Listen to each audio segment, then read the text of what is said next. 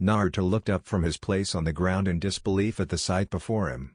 Sasuke, his teammate and rival, for whom he shared a mutual hatred, was riddled with senbon needles. They covered his arms, legs, and torso, and 5 were lodged in his neck. The Uchiha coughed up blood as the life-giving fluid flowed from all his wounds. Sasuke felt his body getting colder, weaker, and both boys were absolutely certain he had no chance of survival. "What's with that look, loser?" Sasuke asked as he turned his head and looked down at the blonde. "Why? You saved me," Naruto said/thought as he ran through all the events of the day in his mind. How he had woken up that day and waved to find his team missing, how he saved Inari and his mother from those 2 thugs. Then when he arrived at the bridge, he had to admit this was stupid in retrospect, announced his presence and then entered the Dome of Ice Mirror as Sasuke was fighting the imposter hunter Rinnegan. Maybe, if he had concealed himself or done something different, Sasuke wouldn't be. Sasuke thought of all his interactions with Naruto before then. He was an annoying fool, deserving the title of dead last, and it was irritating that the blonde seemed to think of himself as his rival. But as annoying as he was, he had saved him, likely at the cost of his own life. He didn't know why, it was just instinct. Maybe, he thought to himself, briefly remembering his family. "It's because I didn't want to lose someone again." Much as he hated to admit it, Naruto and Sakura were the closest things to friends he had. "I hated you," Sasuke said. "Then why? Why did you save me?" Naruto asked. "I never asked for your help," the blonde yelled, refusing to accept that someone else gave their life for him. "I don't know," Sasuke admitted. "My body just moved on its own." "Idiot." A moment later, the black-haired boy was unable to stand anymore and fell backwards. Naruto caught him and Sasuke began to say what he believed would be his last words. "That man. My brother. I told myself I wouldn't die until I killed him," Sasuke told the blonde, shocking him. "Don't let yourself die too." The boy's eyes closed and he became still. Naruto's eyes widened and tears began to flow from his eyes. "He landed a blow on me without flinching. And died protecting you," Haku said as he got himself off the ground. To protect a precious person, knowing it was a trap, he was still able to jump in. "He is a shinobi that deserves respect," he said on one knee. "Is this the first time you saw a friend die?" he asked, now standing. "This is the way of the shinobi," he said as he entered a nearby mirror. "Shut up," Naruto said quietly. "Sasuke. I hated you too. And yet," Naruto thought as he felt a stinging sensation in his eyes, far more intense than what would normally accompany tears. "I won't forgive you." These were his last thoughts before his mind blanked out. A few moments later Naruto gently laid the seemingly dead Jonan on the ground, his eyes hidden by shadows. He stood up and remained stationary, displaying no visible emotion. Haku's eyes narrowed behind his mask. The boy's demeanor had changed entirely. "What's wrong? Have you given up?" Haku asked, hoping Naruto would give up. His eyes widened and his jaw dropped behind his mask when the boy raised his head and glared, revealing his eyes. His once blue eyes had turned entirely purple, marked with concentric rings centered on his pupil like ripples in a pond. "Wah! What? A dojutsu? But I've never heard of one with this description. And as far as I know, Konoha only has the Sharingan and Byakugan." The now purple-eyed blonde stared at him, his face emotionless and his eyes deathly cold. Kakashi and Zabuza continued their own battle. Despite his words that he believed in his students, which were largely true, the copy ninja couldn't deny that he was worried. The two were fresh out of the academy, and while they both had a lot of raw talent, the imposter hunter ninja had obviously received training for many years from a ninja of the same caliber as him, and he knew little of the boy's bloodline. Even if Sasuke awakened his own bloodline, it would be at its lowest level and at best allow him to follow his opponent's movements. These thoughts in mind, he decided it was time to put his plan into action. He quickly pulled out a scroll, flipped it into the air, ran one of his thumbs across a wound on his chest and in one fluid motion, unrolled the scroll and ran his bloody thumb across it. "Zabuza. Can you hear me? Neither of us has time to waste," Kakashi said as he whipped the scroll around him. "This might not suit your style, but let's end the fun." The Sharingan wielder threw the scroll into the air, caught it and made hand sign. "And finish this now." "Humph, sounds interesting.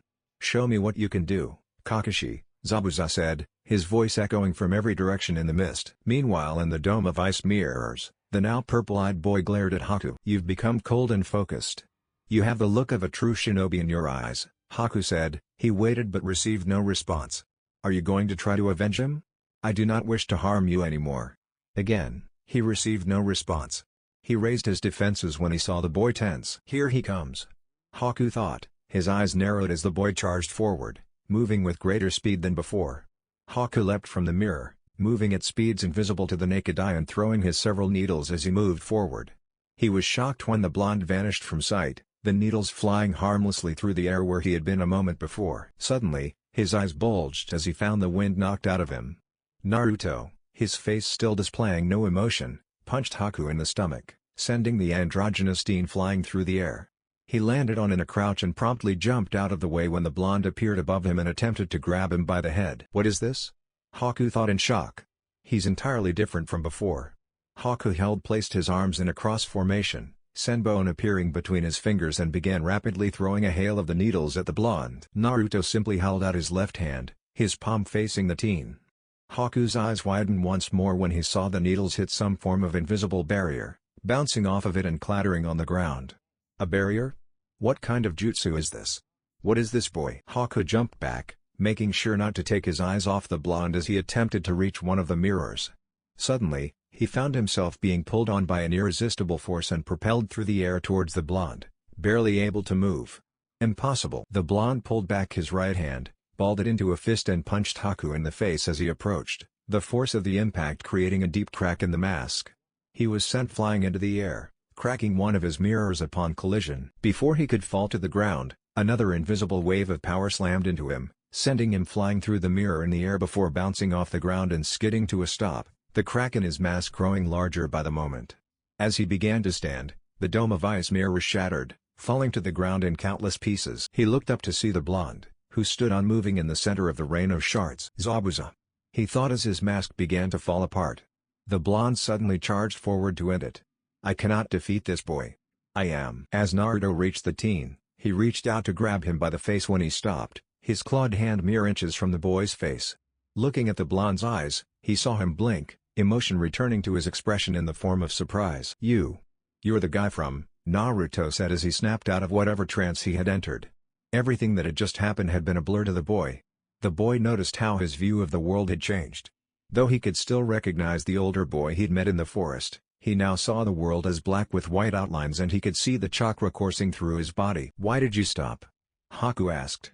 I killed one of your precious friends, why can't you kill me? Naruto looked back at Sasuke's unmoving form, the chakra-filled mist obscuring the boy, before finishing his motion and punching Haku, though his strength had returned to normal and it merely knocked his back to the ground. Haku coughed up blood as he raised himself up on his arms and began to get up again. What happened to that power? You can't kill me like that, he said as he wiped away the blood on his mouth. To show mercy to those who stand against your master is a betrayal to your life's purpose. What use are you to anyone then? Your life has no meaning. Well, speak for yourself, Naruto said. I am speaking of myself. I am no longer of any use of Zabuza, Haku said. Why would you devote your life to someone like that? Someone who works for scum like Gato has no honor, Naruto shouted, unable to understand why Haku would give his life for someone like Zabuza. There were once others who mattered to me. My father and my mother. Haku began. I was born in the land of water, in a small village heavy with snow. My parents were farmers and very poor, our life was hard but we were happy, but then everything changed. Because of something that happened long before I was even born. What do you mean? What happened? Naruto asked. It is in their blood. Blood? My father killed my mother and almost killed me, Haku said to Naruto's shock. After years of suffering civil wars, the people of my land came to fear and hate anyone who carried a Kekkei Genkai. Kekkei Genkai? Its special powers or jutsu passed on through certain clans, passed down from generation to generation. The clans were exploited for all sorts of battles because of their powers and were much feared. Once the wars were over, it was feared their presence would only bring more war. So after the wars were over, they hid their abilities, knowing that discovery would mean death. If you were to search the memories of that boy or your clan, you would probably find this too. My clan? Naruto asked. Have you noticed a change in your vision? You seem to have a dojutsu, like that boy's, Haku said and Naruto's purple eyes widened, now understanding the change in his sight. Haku then went on to explain how his mother had hidden her bloodline and married a farmer, but because of him they were discovered. His father then killed his mother, before he instinctually defended himself, killing his father and those who were helping him in the process. How he had lost his purpose and that no one wanted his. That Zabuza was the first to acknowledge him. I'm no longer useful as a tool to Zabuza. Naruto. I want you to kill me. Kakashi made hand signs and slammed the scroll he was holding into the ground. Ninja art, summoning. Earth Style, Fanged Pursuit Jutsu. Kakashi called out and the kanji in the scroll took on a life of its own and traveled into the ground. Humph, whatever you do, it's useless. You can't find me, but I can find you, Zabuza said with his eyes closed. Kakashi, you are completely in my hands, Zabuza said before a rumbling sound caught his attention. Suddenly a dog ripped itself out of the ground and bit at his left foot which he lifted out of the way, but another came up and bit into his right foot. Suddenly, all of Kakashi's remaining ninja hounds erupt from the ground and bit into him, completely immobilizing him. I realized if I couldn't see you, I'd have to smell you. My ninja hounds can follow a scent anywhere. I let you through my guard. I wanted you to cut me so the scent of my blood could lead them to you. Ah, the mist is clearing. Know what I see? You're deaf. Do you intend to talk me to death? Zabuza growled. In a way, yes. With a single command, my ninja hounds will tear you apart. See where your ambitions got you? After your assassination of the Mizukage and coup failed, you were forced to flee with your remaining followers and became a missing nin. You needed money to strike back and hide from the hunter nin, that's why you're working for Gato. Kakashi said, alright Zabuza, now, I'll show you my own jutsu. Kakashi made 3 hand signs, held up his right hand and grabbed his wrist. Lightning and chakra gathered in his palm. Reikiri. His chakra is so strong it's visible. Zabuza thought in awe of the jutsu. I won't let you kill Tezna. He is the symbol of courage in this land. This bridge is the hope of this land. Your ambitions will sacrifice countless lives.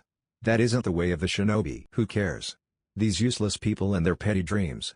I have dreams of my own, but to have a dream you need to have a future, and yours is all used up. Haku stood before Naruto, waiting for the boy to deliver the final blow. Go on, kill me, why do you hesitate? Haku said, his voice devoid of emotion. Naruto shook his head in frustration, clenching his fists as he tried to comprehend why Haku wanted this.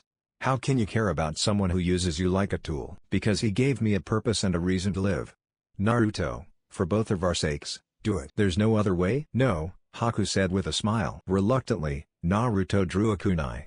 He paused for a moment, thinking about what he was about to do. I feel like, if we had met differently, we could have been friends, Naruto said as he closed his eyes before he drew a kunai and charged forward. At that moment, Kakashi charged at Zabuza, intent on ending it. Haku sensed his master was in danger. Naruto had almost reached Haku when he reached up to and caught Naruto's hand. The blonde had seen the move but wasn't fast enough to react. Naruto's eyes narrowed as he struggled to move his hand. Forgive me, Naruto, Haku said before looking to Zabuza and Kakashi's battle. Naruto caught this and followed his gaze. His eyes widened when he saw through the thinning mist Kakashi and Zabuza, his eyes showing him their chakra too. He saw Kakashi charging towards Zabuza holding a massive chakra in his hand, intent on impaling him. I can't die yet, Haku said before disappearing in a body flicker. Naruto's new eyes allowed him to follow Haku's movements somewhat and see the other's chakra in the mist. He saw Haku appear between Kakashi and Zabuza, intent on taking the blow for his master. What Naruto didn't see was Haku throwing Senbone at Kakashi's summon scroll, which lay where he left it. As he ran towards them, something clicked inside Naruto. On instinct, he held out his hand just as Kakashi was about to reach Zabuza and Haku. Stop, Naruto yelled, and with that, a wave of pure gravity, not that those there knew what it was, all they could tell was that it was an unstoppable force, was unleashed at the battle. Kakashi, Zabuza and Haku were all knocked off their feet and driven into the bridge hard enough to crack the stone, Kakashi's attack disrupted by the force and his hounds dispelled as they flew through the air as Haku had pierced the summon scroll with his senbone. Naruto's eyes widened, wondering if he had done that and if so, how? What the hell? Zabuza asked as he began to get up. He looked up and saw Haku before him, picking himself off of the ground. The masked ninja's eyes widened as he realized the boy almost sacrificed himself for him before he shook himself out of it. Well, look at what we have here. A voice rang out from behind Tazuna and Sakura. The ninja and Tazuna turned to see a diminutive figure in the fading mist. Their eyes widen as the mist clears enough to see that the figure is in fact Gato, and behind him stood a massive horde of thugs, all wielding weapons. I pay for a top-quality ninja, and he gets laid out like this? You're a real disappointment, Zabuza. Zabuza's eyes narrowed as he glared at his employer. What is the meaning of this, Gato? And who are these thugs? Well, I just had a change of plans. New plan, you die right here. What? Zabuza asked and Haku's eyes narrowed. You're too expensive, so I decided to take you off the payroll. Of course, even these guys cost something, so do me a favor and kill some of them. Think you can handle that, demon ninja of the mist? Look at you, You look about as demonic as a wet kitten." The thugs behind him began to laugh with cruel smirks on their faces, unaware they were basically about to commit suicide by ninja. "Well, Kakashi, it would seem our fight is at an end," Zabuza said. "Yeah, I suppose you're right," Kakashi replied in a crouch. He noticed Naruto's eyes but said nothing. At first, he thought they may have been an affect of the Kyuubi's chakra, but he quickly dismissed that thought. He decided it would be best to talk about that later. "Naruto," Sakura said as she and Tazuna wisely decided to run to the other side of the pair of Jonin now that Gato and his thugs were over there. "Where's Sasuke?" "Sakura," Naruto began sadly. "He's fine," Haku said, getting their attention. "In order to remove him from the battle, I placed him in a death-like state as I did for Zabuza earlier. He'll wake up in a few minutes." "What?" Naruto asked as all the Leaf Ninja and Tazuna's eyes widened. "Why didn't you tell me? You let me think he was dead." "I wanted you to kill me after I lost. Had I told you, you wouldn't have done as I asked," Haku replied. "Humph. You're still too kind-hearted, Haku. I've told you countless times you should always finish off your opponents. Though I suppose that for once it's paid off," Zabuza said. "Enough of this. Take them down," Gato said as Sakura ran to the immobile Sasuke. She held back tears upon seeing Sasuke's condition, remembering Haku's words but still worrying about the Uchiha. With Gato's command, the thugs charged.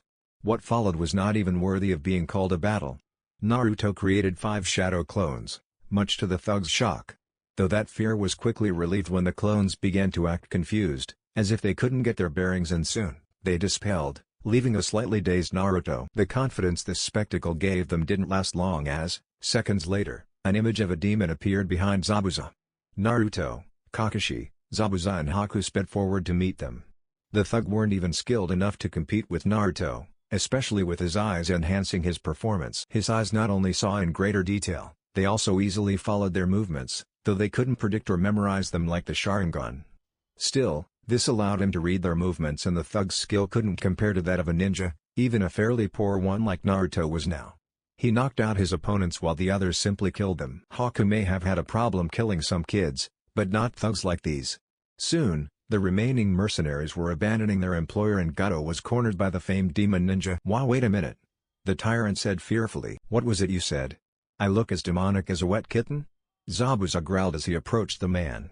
The midget backed away, holding his hands in front of his body in a vain effort to protect himself, his eyes wide with terror. He briefly looked backwards when he felt the back of his foot touch the air and saw it was halfway off the bridge. There was nowhere left to run. Hang on. Let's be reasonable. I underestimated you. You're more than worth your payment. In fact, I'll pay you triple.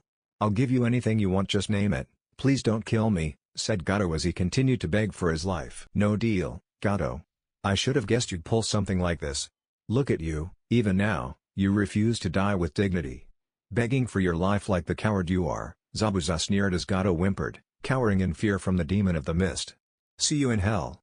Zabuza swung his sword and cut the midget's head off. What? Did I die?" Sasuke asked himself before he heard Sakura calling his name. "Wait. Sakura? Am I?" Sasuke's eyes slowly opened and Sakura looked into his eyes, her own widening as she saw him look at her. "Sakura?" Tears welled up in Sakura's eyes, even after Haku told them he was just in a death-like state. When she saw him, she had feared he was truly dead.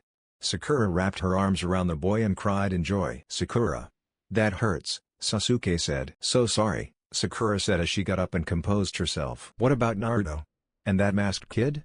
Sasuke asked as tried to stand. "Don't move, you're not fully recovered yet. Anyway, don't worry." He switched sides. "So did Zabuza," Sakura said, trying to put him at ease. Sasuke turned to her with a quizzical expression. "What?" he asked in confusion. "Apparently, Gato decided they cost too much and hired a bunch of thugs to take us all out," Tazuna said. "Bastard learned the hard way street thugs don't match up to ninja." Sasuke's brow furrowed as he processed this information. Did Naruto defeat the masked guy? "I don't know. I couldn't see through the mist and there's a lot I don't know. But there's something up with his eyes.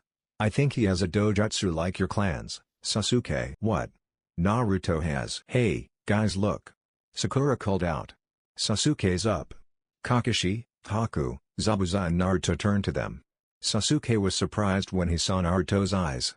For some reason, he found them vaguely familiar, but couldn't place where he had seen or heard of them before. "Hey guys!" a voice called out. They all turned to see Inari standing there with all the villagers. This is... Tazuna began in shock. Pride welling up inside him at seeing his entire village had been inspired to stand up to Gato. Sorry, looks like we were a little late, Inari said. Don't worry about it, it was nothing we couldn't handle. Naruto replied. What shall we do now, Zabuza?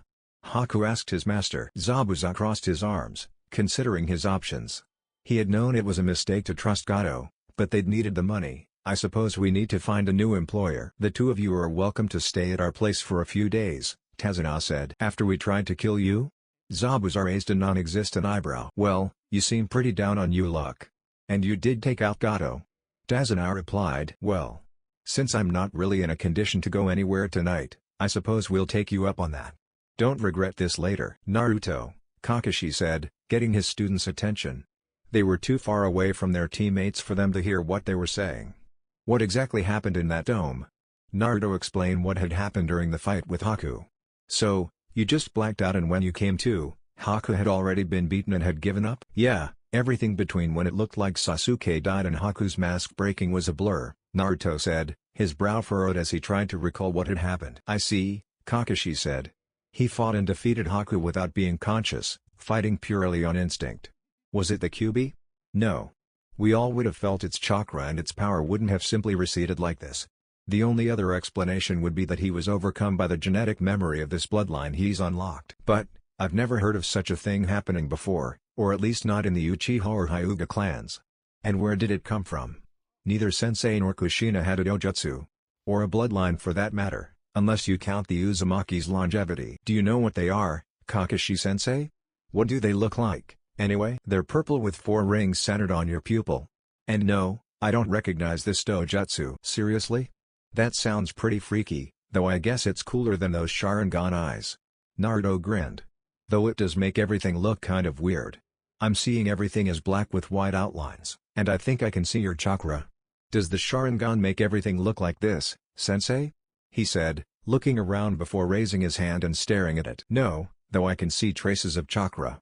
Naruto. You should know dojutsu are coveted by the villages. It would be bad if word got out about those eyes. What's to worry about? I'm sure we can handle it, Naruto said confidently. Yes, well, just in case, deactivate those eyes for now. I'd like to keep this under wraps. Naruto looked at the copy ninja curiously. Okay. How do I do that? You should be channeling chakra into your eyes to keep them activated. Really? Doesn't feel like I'm using any chakra. Try to cut the flow of chakra to your eyes anyway, just humor me. Naruto closed his eyes and tried to do as he was told. He closed his eyes and focused on cutting the flow of chakra to his eyes. When he opened them, he saw his vision was back to normal. He looked at his hands, seeing them in normal color and without chakra once more before speaking. All right, back to normal. The blonde said with a grin. Kakashi deadpanned at him. Actually, they still look the same. What? Really? But everything looks normal again. Naruto asked in shock. Kakashi sighed. With a sigh, the Sharingan wielder stated. I get the feeling that's the best we're going to get. He then turned and began walking towards the others, gesturing for the blonde to follow. Come on, we'll have to figure out something later. After the celebrations were over, the shinobi all stayed at Tezuna's house. Zabuza was standing outside the building, looking up at the sky deep in thought. This wasn't the first time they had been double-crossed by an employer, though they did build a reputation of killing everyone who did so. That didn't stop some arrogant power-hungry fools like Gato from thinking they could pull it off. Truth was, his ambitions had long since become impossible, and he knew it. Hey, you. He turned to see the now purple-eyed blonde walking out of the house giving him a hard look, though it was hard to tell with the sunglasses he was wearing. After trying to turn off the dojutsu for a while longer, Kakashi eventually gave up and decided that either Naruto had too much chakra and not enough control, or they were like the Byakugan and their presence would be obvious even when inactive. After this, Kakashi got him the sunglasses to hide his new eyes. Huh? What do you want, kid? Do you care about Haku at all? Naruto asked angrily. Humph, is that what's been bothering you all day? Kid, you're naive. That's how the ninja world works. Haku's nothing but a tool to me. You say that even after he was ready to give his life for you? Naruto almost yelled. After he lost, he asked me to kill him. All because he thought his loss meant he was of no further use to you. He respects and cares about you that much and you don't care at all? I can't stand the thought that someone as kind and loyal as Haku would give his life for someone who wouldn't care about it. Kid. Stop talking. Naruto glared until he noticed the look in his eyes. We shinobi are still human. It's not easy to become an emotionless tool. It may be impossible. The masked nin said. Go back inside, I'm done talking. The next morning, it was the day they would set out. They were all eating breakfast at a table, except for Zabuza, who was leaning against a wall with his arms crossed. Sasuke seemed to occasionally glare at Naruto, but hadn't said anything. The Uchiha was intrigued by Naruto's dojutsu, but was also slightly upset about the outcome of the fight. He could still hardly believe that Naruto, the class clown, had managed to defeat an opponent that he couldn't, even if it was due to the blonde's bloodline. Naruto noticed Sasuke's glare and seemed annoyed but also didn't comment. Sakura was alternating between acting normal and swooning over Sasuke as usual, while Zabuza and Haku stayed silent. Hey, Zabuza? Naruto spoke up. What is it? The missing ninja asked, glancing at the blonde. Why'd you betray your village anyway? Were you really just that greedy, or was it something else? If you must know, I was trying to save my country, Zabuza said with a glare. He decided to indulge the brat due to the epiphany he helped him to the other night, but he really didn't like talking about this subject. You tried to save your village by taking it over. That seems like twisted logic, Zabuza. Kakashi replied, not believing it. Have you ever heard of the bloodline purges, Kakashi? This caused his eye to widen in realization while Sasuke's and Sakura's widened in shock. Naruto had heard of this already from Haku. Wait, bloodline purges? What's he talking about, Kakashi-sensei? Sakura asked. Kakashi paused a moment before answering. Kiri has a long history of civil wars.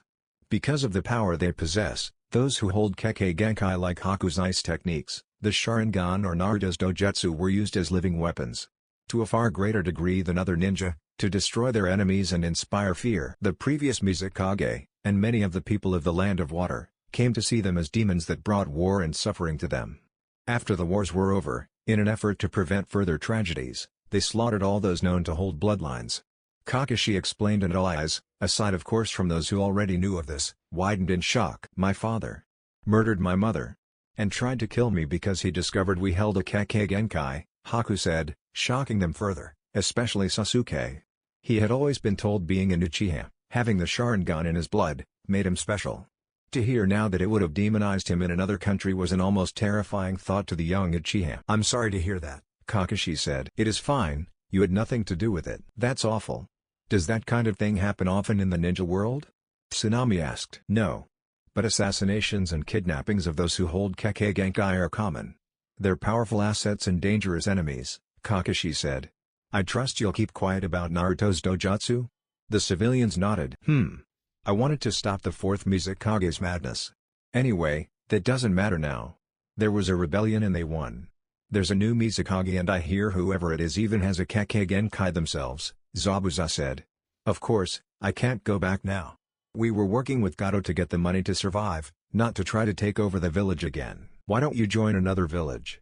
Kakashi asked. What village would take in someone who tried to kill their Kage? I could put in a good word for you with the old man, Naruto said. Old man? Haku asked. He has a kind of bond with the Hokage. Kind of like a grandson to him from what I've seen, Kakashi said. Are you kidding me? This kid? Zabuza asked skeptically. I'm serious.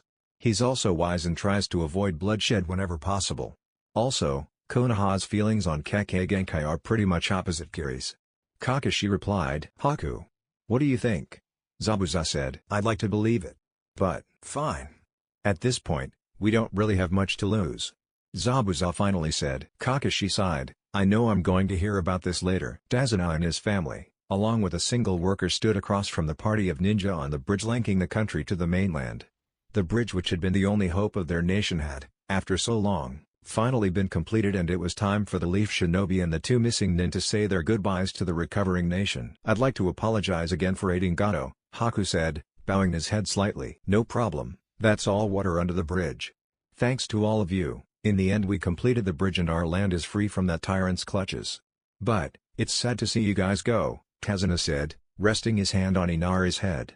Thanks for everything. Don't worry, we'll be sure to visit. Naruto grinned. You better, Inari said, shaking with the effort of holding back his tears. Naruto's smile fell as he too struggled to hold back tears before his expression returned to a grin, though he continued shaking. You sad, Inari? It's okay to cry, you know. I'm not going to cry, Inari yelled. But you can cry if you want to. Fine. Later. Naruto replied, turning his back on Inari. Looking back at Naruto, one could see that, like Inari, he now had tears streaming from his eyes. Sakura looked at Naruto with a slightly annoyed expression. Jeez. They're like twins. This kid's got a long way to go before he becomes a true shinobi. Zabuza thought. That boy. He changed Inari's heart. And Inari changed the people's hearts. That boy brought courage back to this nation. The bridge builder said as he watched the ninjas' retreating figures. Oh, yeah. We need to name this bridge, don't we? The worker asked. Well, I have a perfect name for it. Oh? What is it? Tsunami asked her father. How about the Great Naruto Bridge? Tazuna replied. The smiles from the others told him they agreed. That night, Team 7, Zabuza and Haku rested at a small camp, sitting around a campfire. What's Konoha like? Haku asked, glancing around the campfire. You said they see Kake Genkai as valuable? That's right. The philosophy is that every true Konoha shinobi must love, believe, cherish and fight for the village's sake, as many previous generations had done before them. Bloodlines are seen as a valuable tool for the shinobi possessing them that allow them to better protect the village, and as such are seen in a more positive light than in Kiri, where it's believed they exist solely to wage wars. Kakashi explained. I see. I must admit, I'm looking forward to seeing this, Haku said. I still find it hard to believe that your Hokage will give us a chance just like that. Zabuza spoke. Don't worry about it. You'll see, the old man's sure to help you guys. Naruto assured them confidently. Naruto. Sasuke's voice was heard the first time since they left Wave. It surprised Team 7 even more, since Sasuke rarely spoke to the blonde, out of all people. Huh? What do you want, Sasuke? Naruto turned to his teammate. Sasuke seemed to be more condescending to him than usual. Naruto was unaware of the reason behind it. Sasuke believed Naruto was becoming stronger than him. Part of him found it unacceptable while the other side refused to acknowledge the possibility. How did you beat Haku? Sasuke asked. Naruto stared into the campfire, trying once again to recall the events of the battle in vain. After a moment, the blonde replied, I don't know. Sasuke's eyes narrowed and Sakura's raised an eyebrow at the blonde. What do you mean? How can you not remember winning the fight? Just that. After it looked like Sasuke died, I blacked out. I guess that was the same time my bloodline activated. When I came to, I was about to kill Haku. Everything between that time was a blur. I believe he instinctually called upon the genetic memory of his dojutsu. It overwhelmed him and he fought purely on that instinct. Kakashi explained his theory. Huh. Never heard of something like that happening with the dojutsu before. Zabuza commented as he turned to the copy ninja. Neither have I, Kakashi agreed. But it's the only explanation I can think of. What did it do to him?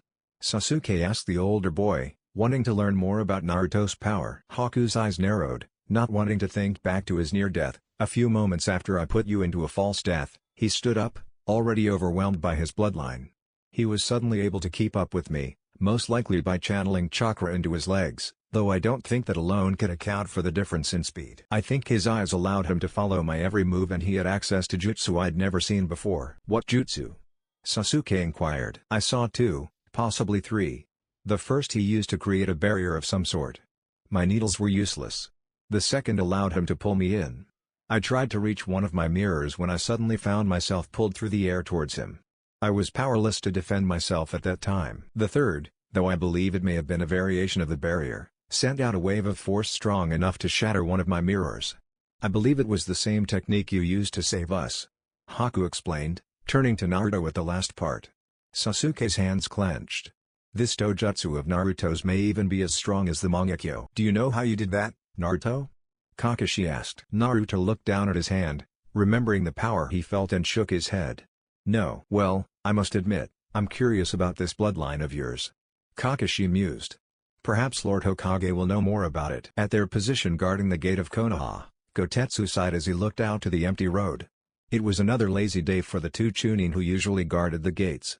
Though Izumo was perfectly content with this, Gotetsu was a little irritated at the monotony of guarding a gate day in and day out and was considering suggesting they take a mission for a change. Looks like another boring day on guard duty, Gotetsu said. You shouldn't complain about it. The pay's good and there's no real risk. Besides, would you rather we be under attack or something? Izumo replied. I guess you're right. Still, I wish something interesting would happen for a change. Minutes later, Team 7 along with Zabuza and Haku approached Konoha. As the group was walking towards the gate, the guards at first moved to greet them, but stopped when they saw Zabuza and instead stared in stunned silence of the infamous demon ninja of the mist. Hey, Guys, what's up with you? Naruto looked at them with raised brows. These were two people he knew fairly that didn't see him as a demon. You guys know who that is behind you, right? Kotetsu asked, slightly on guard. Yeah, he wants to join the village. Naruto replied. Both looked down at the blonde in shock before Izumo voiced their thoughts. Are you serious? Humph, nice to see my reputation precedes me, but do you think I could fool someone like Kakashi that easily? Zabuza said. Believe it or not, he's being sincere. If the Hokage is willing, he and his protege here will be joining our village, Kakashi said. Now, if you'll excuse us, we really should give our mission report. As you can see, we have a lot to talk about. And I'm going to be scolded for not coming back or asking for reinforcements when the mission was upgraded to an A rank, and for bringing Zabuza here, knowing how Kiri will take it. Oh, and probably for teaching them so little too.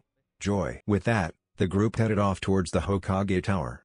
The guards were so stunned they didn't even question Naruto's sunglasses. Well, you got what you asked for, Izumo said, still a little shocked. Kotetsu blinked before looking to the sky. Yeah. Think it'll work if I ask for a bonus? Izumo shook his head. Not a chance. Kotetsu sighed before propping his arm on the table and resting his head on his hand.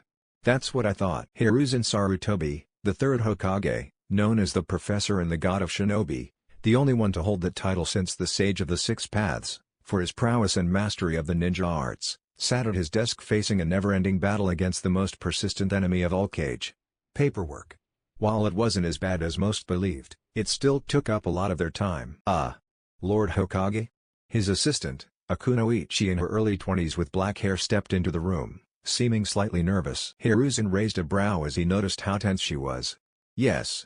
What seems to be the matter? Team 7 has returned. She replied. His expression didn't change since that didn't answer his question. That wouldn't be enough to make her nervous. And Zabuza Momochi's with them. It seems he wishes to join Konoha. The old man's eyes widened at this. How could they have encountered someone like that on a C-rank mission? And why would Kakashi believe he would be a loyal Konoha ninja? I see. Send them in. He ordered as he sat back in his chair, hands clasped on his desk. She gave the group the okay to enter and left the room after they did. That's the God of Shinobi? He looks like he should be in a retirement home. Zabuza thought. Then again, that says nothing about his skill. Haku doesn't exactly look menacing either. Hey, old man, Naruto said, grinning as he saw his grandfather figure. Welcome back, Naruto, Sakura, Sasuke and you as well, Kakashi. The old man said with a smile which fell into a more serious expression as his gaze turned to the missing nin. I must admit, I was a bit surprised to hear you wish to join our village. Yeah, make that two of us. Part of me can't believe I'm actually here. Zabuza replied. I'd imagine so. Kiri and Konoha are very different, as you may find out soon enough, depending on the outcome of this meeting. Kakashi, I have to ask how you came across the Demon of the Mist and this boy, who I assume is with him. Yes, well. It seems Tazan lied to us about the scope of the mission. It was more like an A rank. Kakashi explained. Hiruzen's eyes hardened when he heard that. There was a tense pause before the professor spoke up. I'm sorry, I must have misheard you. I thought you said this mission was upgraded to an A rank. Hey. I'm afraid you heard right. Kakashi gave a nervous eye smile. I'm going to have to ask you to elaborate. The Hokage said. A while later, Hiruzen sighed at having heard the full scope of the mission, and why Kakashi decided to give Zabuza a chance. He should have known something like this would happen. Things with Naruto always seem to become complicated. How did all of this come from a simple C-rank mission? Hiruzen sighed again. Although I have to disagree with your course of action, what's done is done now. Huh? Naruto started, surprised. He had thought that the old man would be proud of them. But they couldn't afford anything else. You can't be saying we should have just left them to deal with it. Of course not. Had we known about the state of their country, we could have worked out some way for them to compensate us in the future. Perhaps an IOU to be paid when the country was back on its feet or a trade agreement, rather than risking the lives of 3 newly graduated Genin. At the very least, we could have sent back up. Wait, these 3 are fresh out of the academy? Zabuza gestured toward the Genin, obviously surprised. Kakashi, what did you teach them?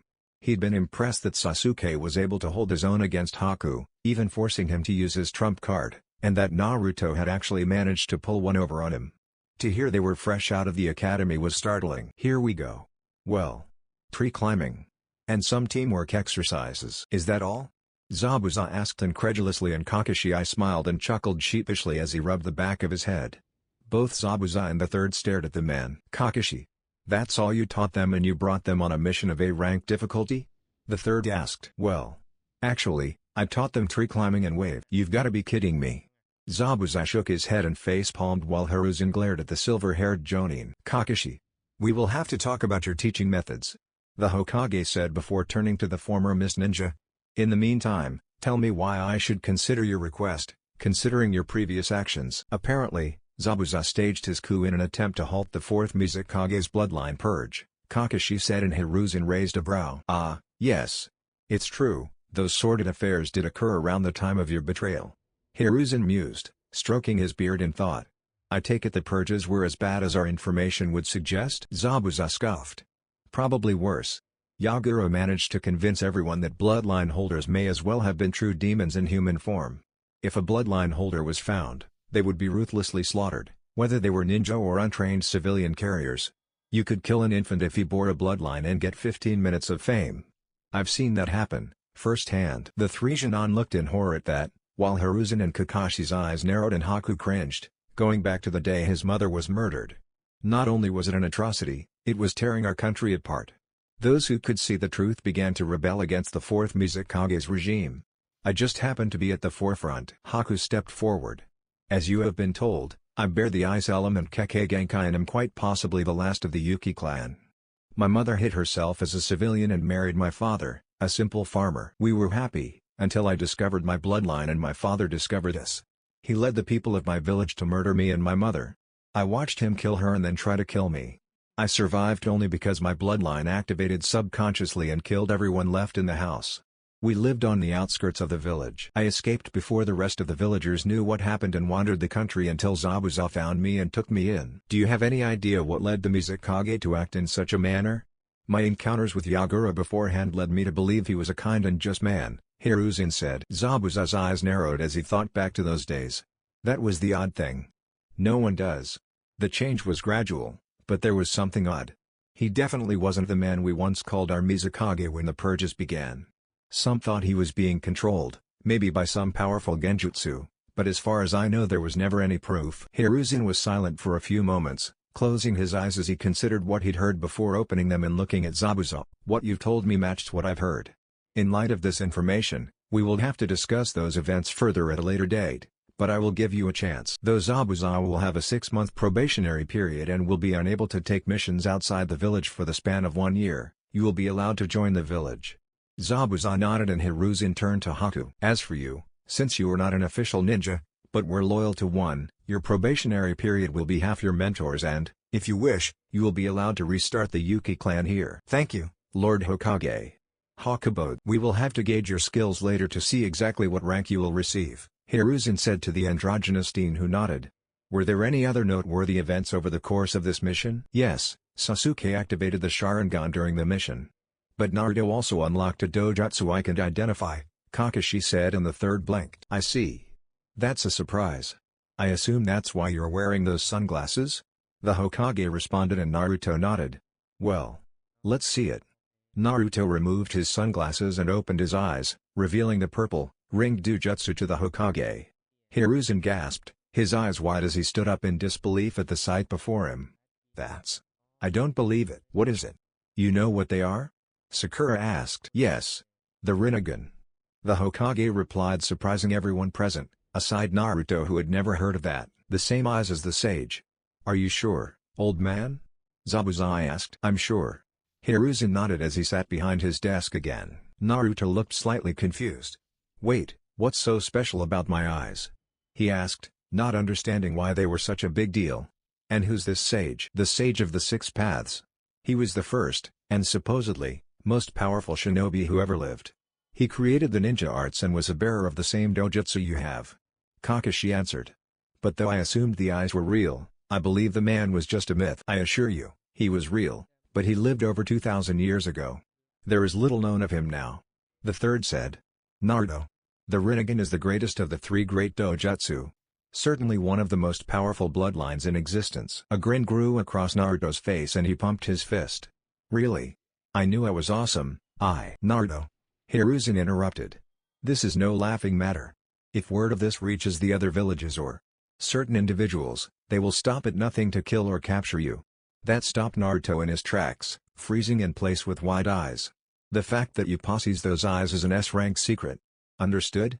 All the ninja present nodded. "Lord Hokage, Naruto can't change his eyes back," Sakura said.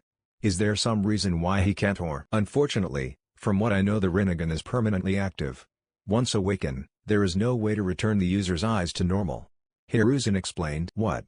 You mean my eyes are going to look like this forever?" Naruto asked, surprised. "I'm afraid so." The old man replied. "Lord Hokage, how did you recognize the Rinnegan?" Kakashi asked. "A student of mine, Jiraiya, trained a Rinnegan user in Ame years ago. He told me about it. That aside, I'm not called the professor for nothing. I know of many legends, and though there are various different accounts on its abilities, its description is constant in all the legends." The third replied, and Naruto looked excited. "Wait, if these bloodlines travel through families, then we must be related. Can you contact him for me or?" Naruto said, excited about the possibility of meeting family for the first time, only to be cut off when the Hokage shook his head. "I'm sorry, Naruto. I was told he died many years ago, before I even knew of him," Hiruzen said sadly. Fearful that certain elements in Konoha would find out, such as Danzo, Jiraiya had kept knowledge of his Rinnegan-bearing student to himself until he heard of his death. The blonde's mood immediately dropped. "Oh," was all he could say. It tore at the old man's heartstrings to see his surrogate grandson's hopes rise so, only to be dashed by reality. "I wasn't told much about the Rinnegan's abilities. I'll ask Jiraiya to return to the village to aid you.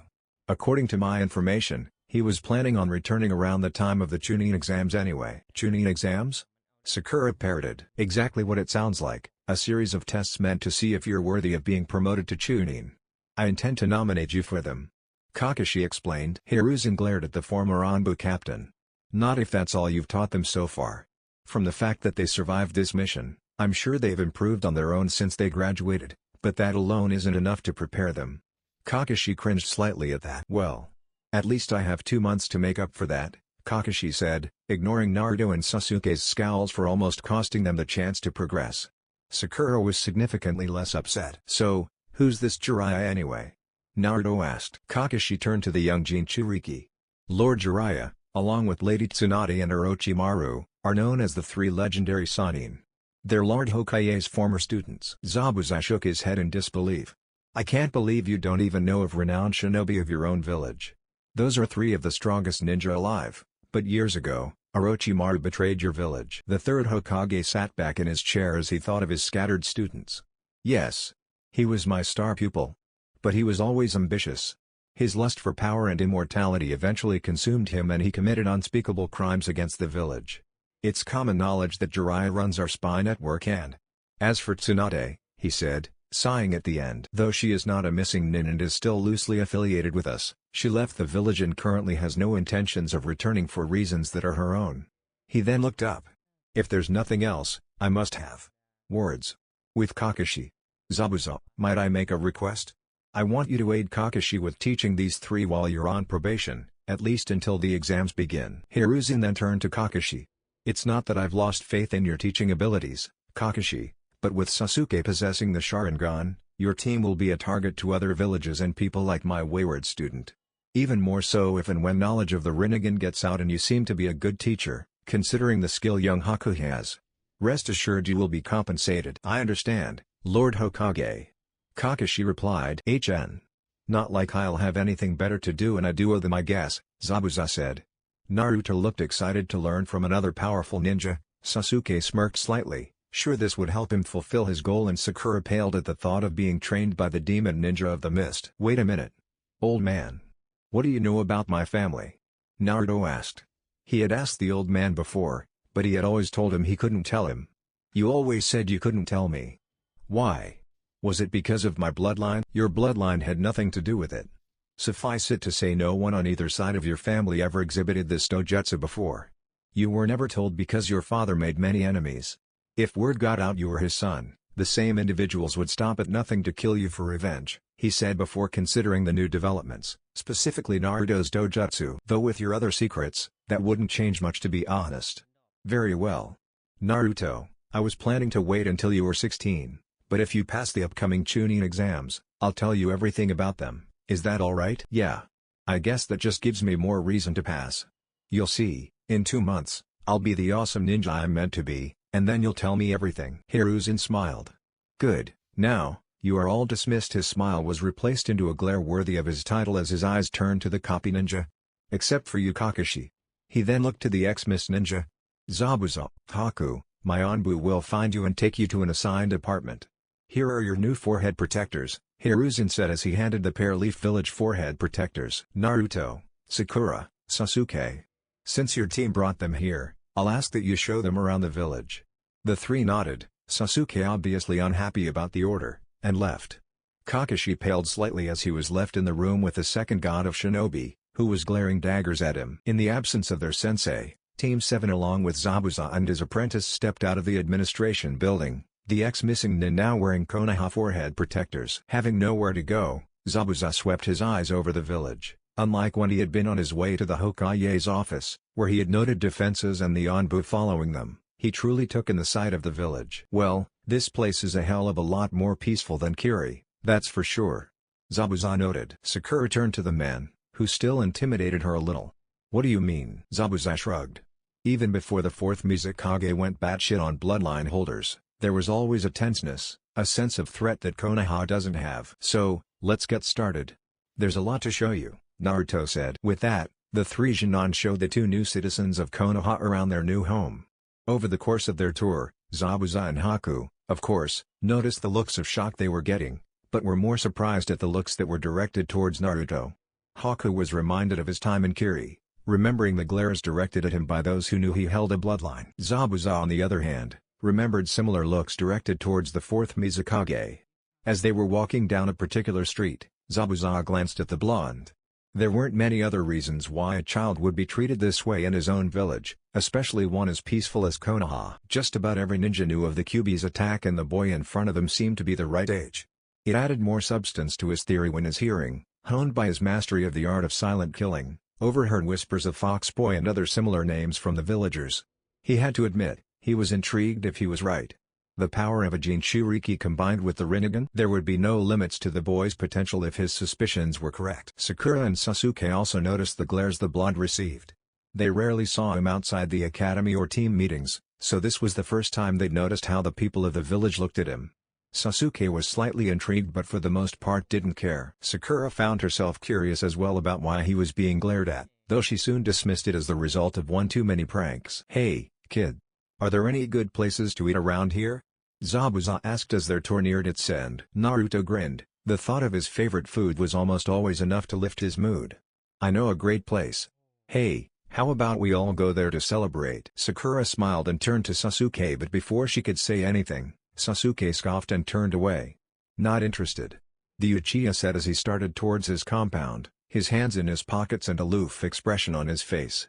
He wanted nothing more than to return to his home. The revelation that the Sharingan wasn't the most powerful dojutsu in the village anymore, he was certain his clan's dojutsu was superior to the Hyuga's Byakugan, and vice versa, let alone that the more powerful dojutsu belonged to the dead last of all people, not to mention the events in Wave, had increased his desire for power tenfold. He was determined not to let Naruto surpass him, Rinnegan or not. Come on, Sasuke, it's my treat.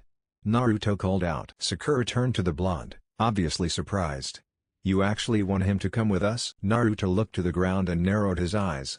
It was obvious he didn't particularly want Sasuke to come along. Well, he did take about 100 needles for me. I think I kind of owe him. Naruto replied. Haku looked away nervously at that. Sasuke didn't seem to care. First of all, why should I waste my time? Secondly, if you owed me, I wouldn't squander a favor on something frivolous like this anyway. Naruto glared at Sasuke's retreating figure. Fine then, be that way. He then turned to Sakura hopefully. Sakura, want to come? Well. Sakura began. Hang on a moment. A familiar voice called out.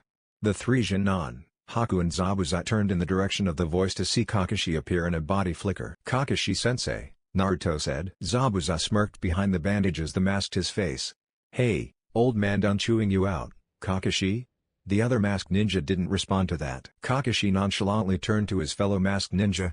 Huh, you say something, Zabuza? Far away, Guy felt the urge to curse his eternal rival's hip attitude and challenge him once again. Zabuza simply scoffed. Sasuke turned away. "Unless you're going to suggest we start training, I'm not interested." Kakashi turned to the last Uchiha and Konoha. "Hold on, I've got something I need to say to all of you." Sasuke stood still for a moment before turning around and facing him. Naruto and Sakura were already giving him their attention. "Alright, listen up. I know I haven't been serious about teaching you until now. By all accounts, I should have taught you the tree climbing exercise long before our trip to Wave.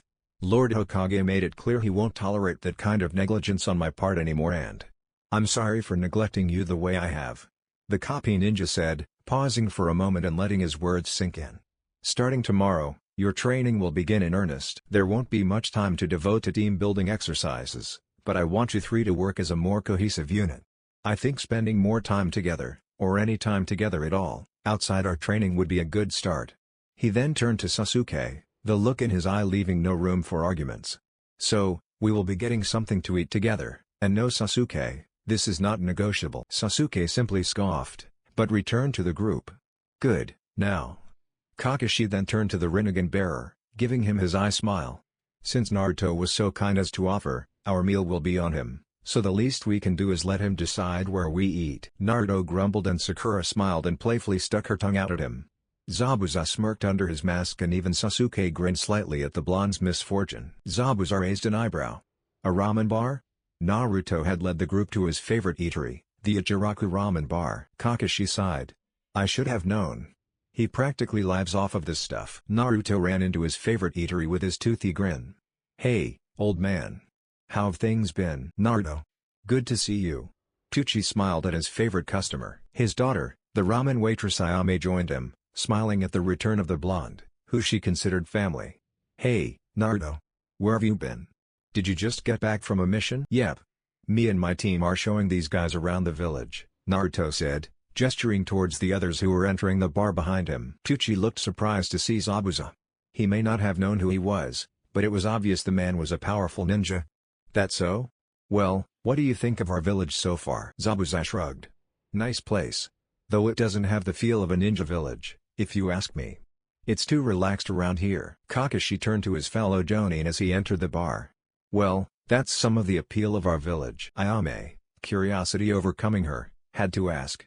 "So, is there any particular reason why you're the one showing them around?" Naruto was first to answer the question and soon he, along with Sakura and occasional input from Kakashi, Zabuza and Haku, began to explain the details of their mission, leaving out some sensitive topics such as Naruto's eyes of course, as the stand owners took their orders and brought their food. By the time they were finished with the explanation, 3 of the teens were halfway through their first bowls. Zabuza and Kakashi had somehow finished theirs and replaced their masks quickly enough so that no one could peek, and Naruto was on his 4th. "Wow, you're just starting out and you get a mission like that?"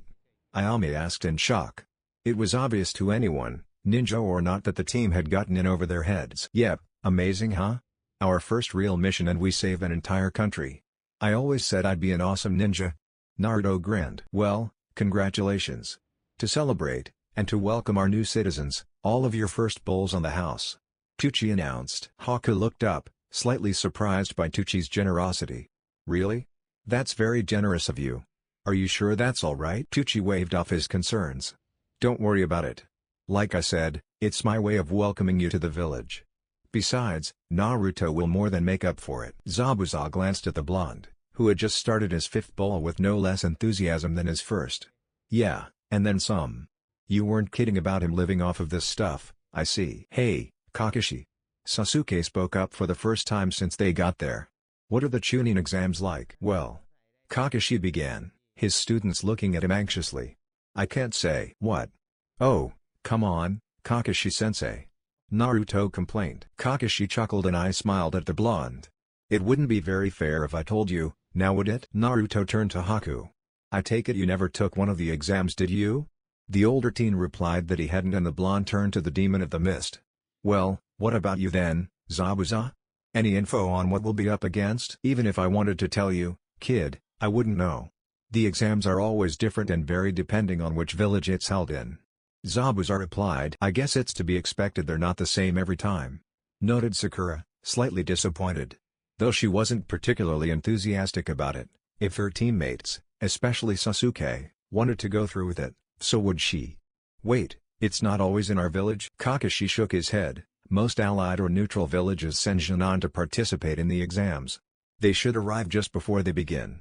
The exams are held in one of the participating villages. You're in luck, it's our village's turn this time around. Why are we taking our exams with foreign ninja? Sakura asked. That'll be explained during the exam. Kakashi replied. How are exams in the same villages different? Inquired Sasuke. Well, the proctor, a jonin or special jonin from the hosting village, decides on the tests. Of course, different proctors means entirely different tests and they make sure to never give repeat performances. Kakashi replied. Sasuke nodded, satisfied by the information. I can tell you this much. Everyone sent to participate in the exam will be skilled ninja in their own right. Many elites among Junon from all over the elemental nations will be participating. It won't be easy for you. Sakura looked a little nervous while Naruto looked excited, as did Sasuke, though one could only barely tell. Fortunately, I intend to make sure you three are ready when the time comes. That night, Sasuke walked into the secret area in the Naka Shrine, his clan's secret meeting place. He had to admit, he was a little anxious to do this, to see the secrets of his deceased clan. Itachi had instructed him to discover those secrets on that terrible night all those years ago, but he'd been unable to. It hadn't taken him long to figure out the Sharingan was necessary to decipher what was written there. For years, the information contained on it eluded him, but now he finally had what he needed. As he stepped into the secret meeting place in the Naka Shrine, he briefly glanced at the tapestries on the walls of the room before his eyes turned to the tablet that held all the secrets of his clan. He grinned as he activated his Sharingan and began to read, soaking up the knowledge left behind by his nearly extinct clan. Minutes later, his expression fell into a scowl. Though many of the previously indecipherable secrets of his clan were now clear as day to him, a lot was still impossible to read. Apparently, the basic Sharingan could only translate so much.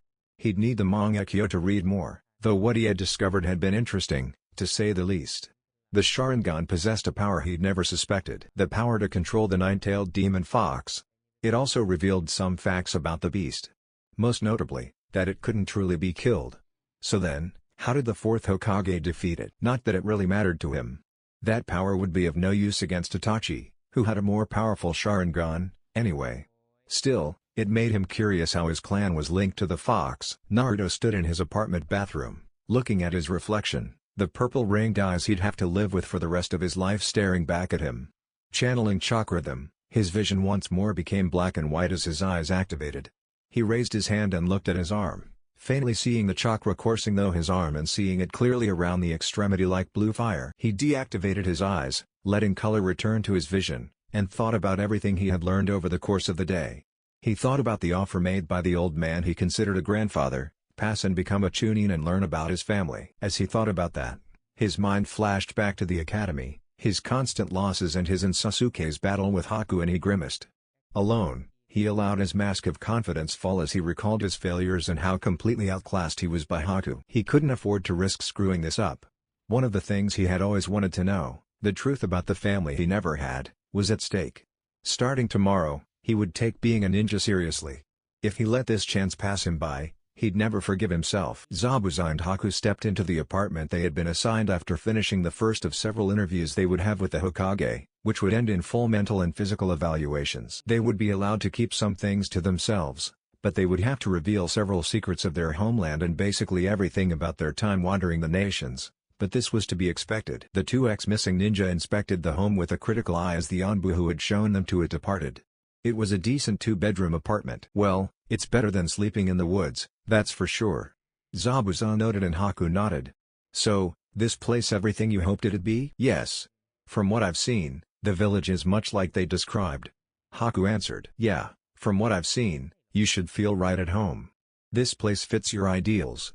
Zabuza replied. It was a bit too peaceful for him, but he'd adjust. It was better than wandering from place to place with no real future. Although, Haku began and Zabuza glanced at him. The way they looked at Naruto. It reminded me of the glares I received that day. Zabuza knew he was referring to the day his parents died. This land is much more peaceful than our homeland, and its people seem welcoming. Why would they treat the boy in such a way? I have a hunch. Zabuza replied. It's become common knowledge for those around at the time that around 12 years ago, the nine-tailed demon fox attacked this village. It could be that he's the same as Yagura. Haku's eyes widened in shock. Well, either that or his old man did something he's being blamed for.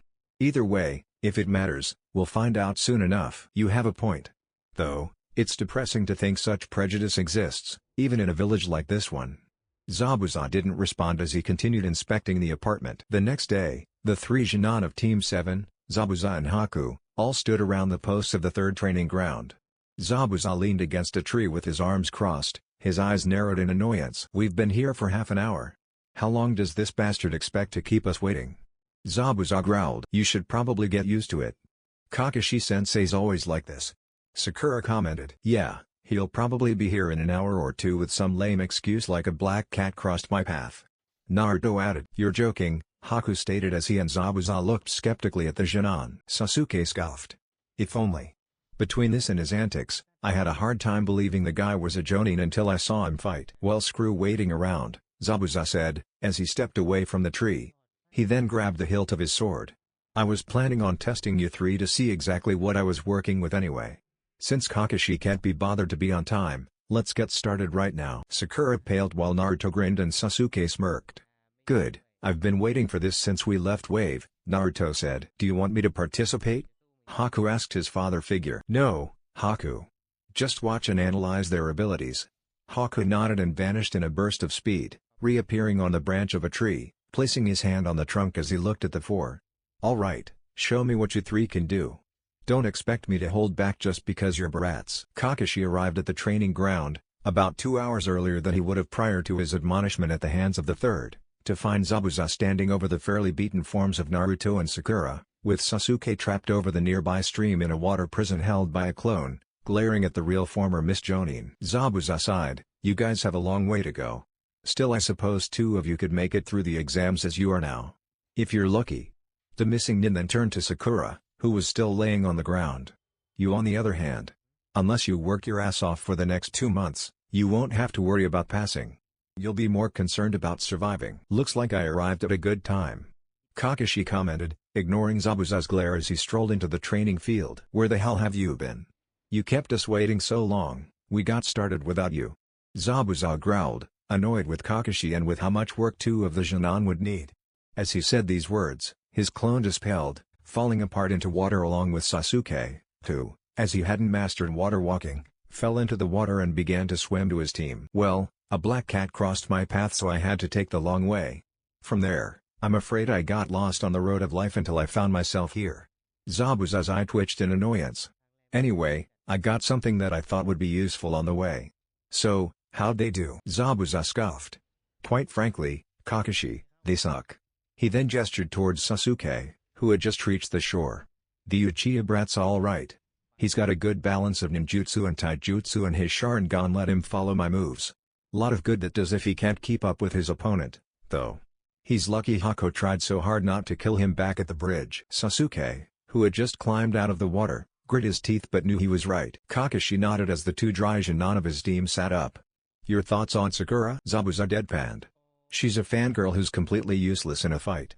I really have to question your village's standards for letting her graduate. She has no unique talents and her taijutsu's pathetic. Hey, take that back, Sakura yelled indignantly, insulted enough to voice her objection, despite still being slightly afraid of the man who almost killed her team. Yeah, don't say things like that about her, Naruto yelled.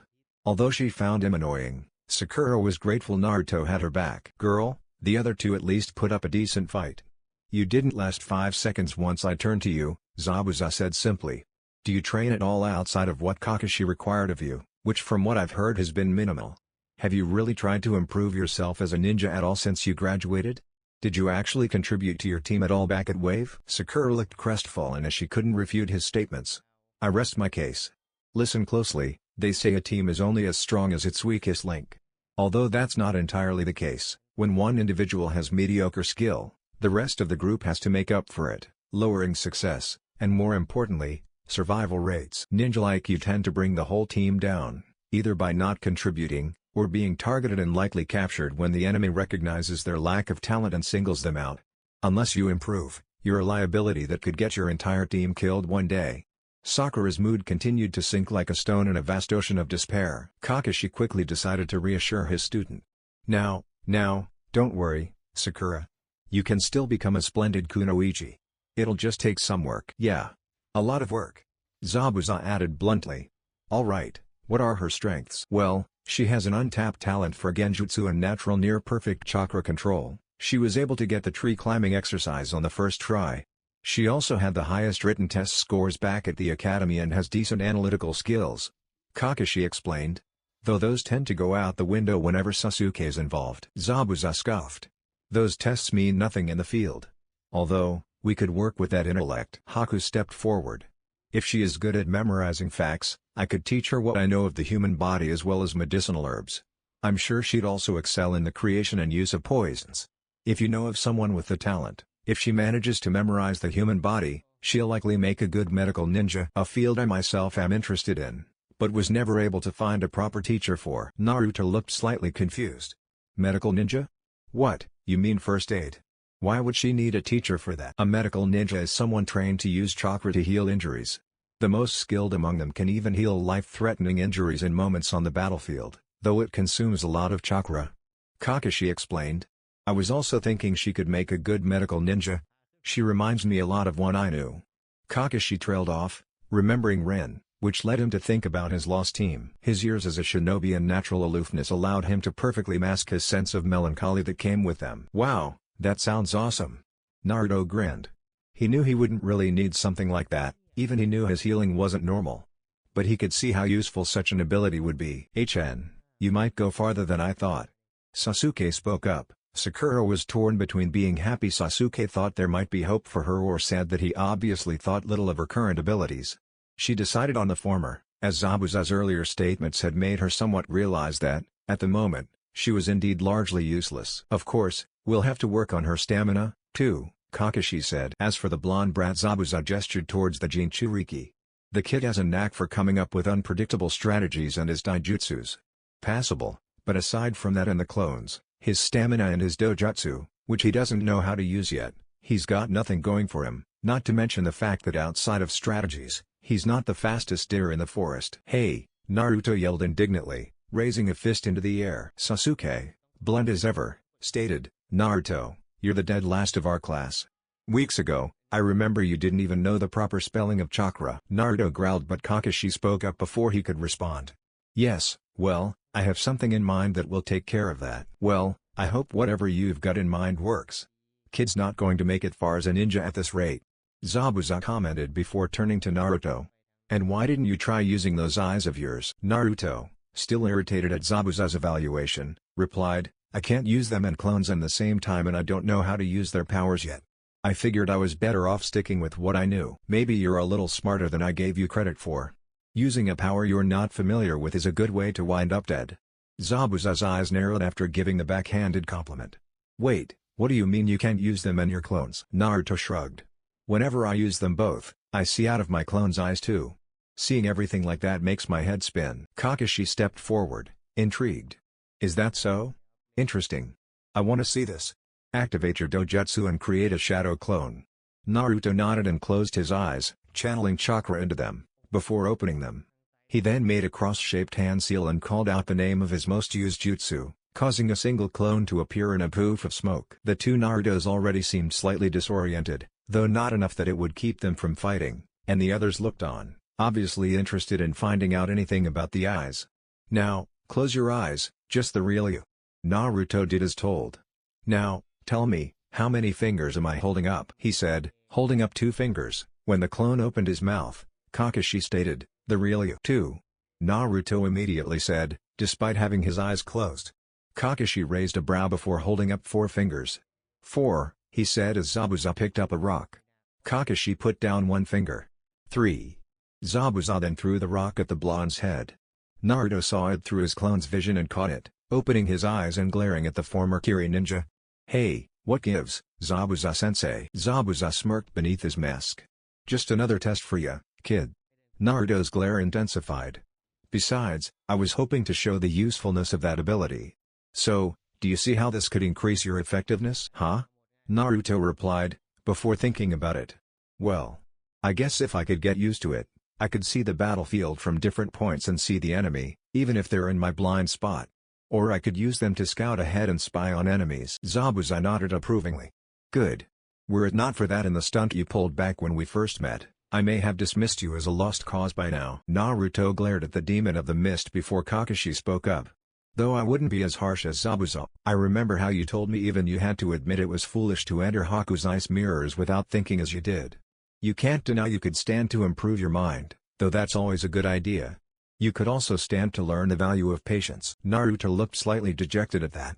Fortunately, as I said, I have an idea for how to catch you up in that respect, and every other for that matter. Naruto's expression brightened at that. Really? What is it? Let's hold off on that until we begin training. Now, before we move on. Kakashi began, reaching into his pocket and pulling out 5 slips of paper. We may as well get this out of the way. He said. Ah, you're going to test their affinities? Not a bad idea, Zabuza stated. Naruto quirked an eyebrow. Affinities? Yes, your nature, or elemental, affinities, said the copy ninja. You don't remember? They explained this to use in the academy, Sakura said, raising her hand and pointing her index finger to the sky as she began to explain. There are 5 basic elements: water, earth, lightning, wind and fire. Obviously, Sasuke's fire-style jutsu or Zabuza and Kakashi's water jutsu are good examples. Everyone has a predisposition towards a single element. Naruto smiled. Oh, I get it. So, you're going to see what our elements are, Kakashi-sensei? That's right. You're going to channel your chakra into these. How your chakra affects them will depend on your affinity. For example, he channeled his chakra into the paper and they all watched as it wrinkled. My affinity is lightning, so my chakra will cause the paper to wrinkle. Fire nature chakra will cause it to ignite and turn to ash, water will cause it to grow damp, earth will turn to dirt and wind will cause it to split in two. But, what about Haku's ice element? Naruto asked. Kakashi gave a nod. Good question. Haku, if you don't have a problem with it, he said as he held out another piece of chakra paper to the boy. It's no problem. Haku replied before taking the paper and doing as Kakashi did. The paper split in half and grew damp. My ice element Kekkei Genkai allows me to combine the water and wind elements to create ice. So, no one else can use it because they don't have both affinities? Naruto asked. Well, there's more to it than that. Kakashi replied. Even if you have both affinities, it's very difficult, if not impossible to combine the 2 elements together unless you have the Kekkei Genkai for it. Although, the third Tsuchikage possesses something more advanced. What do you mean?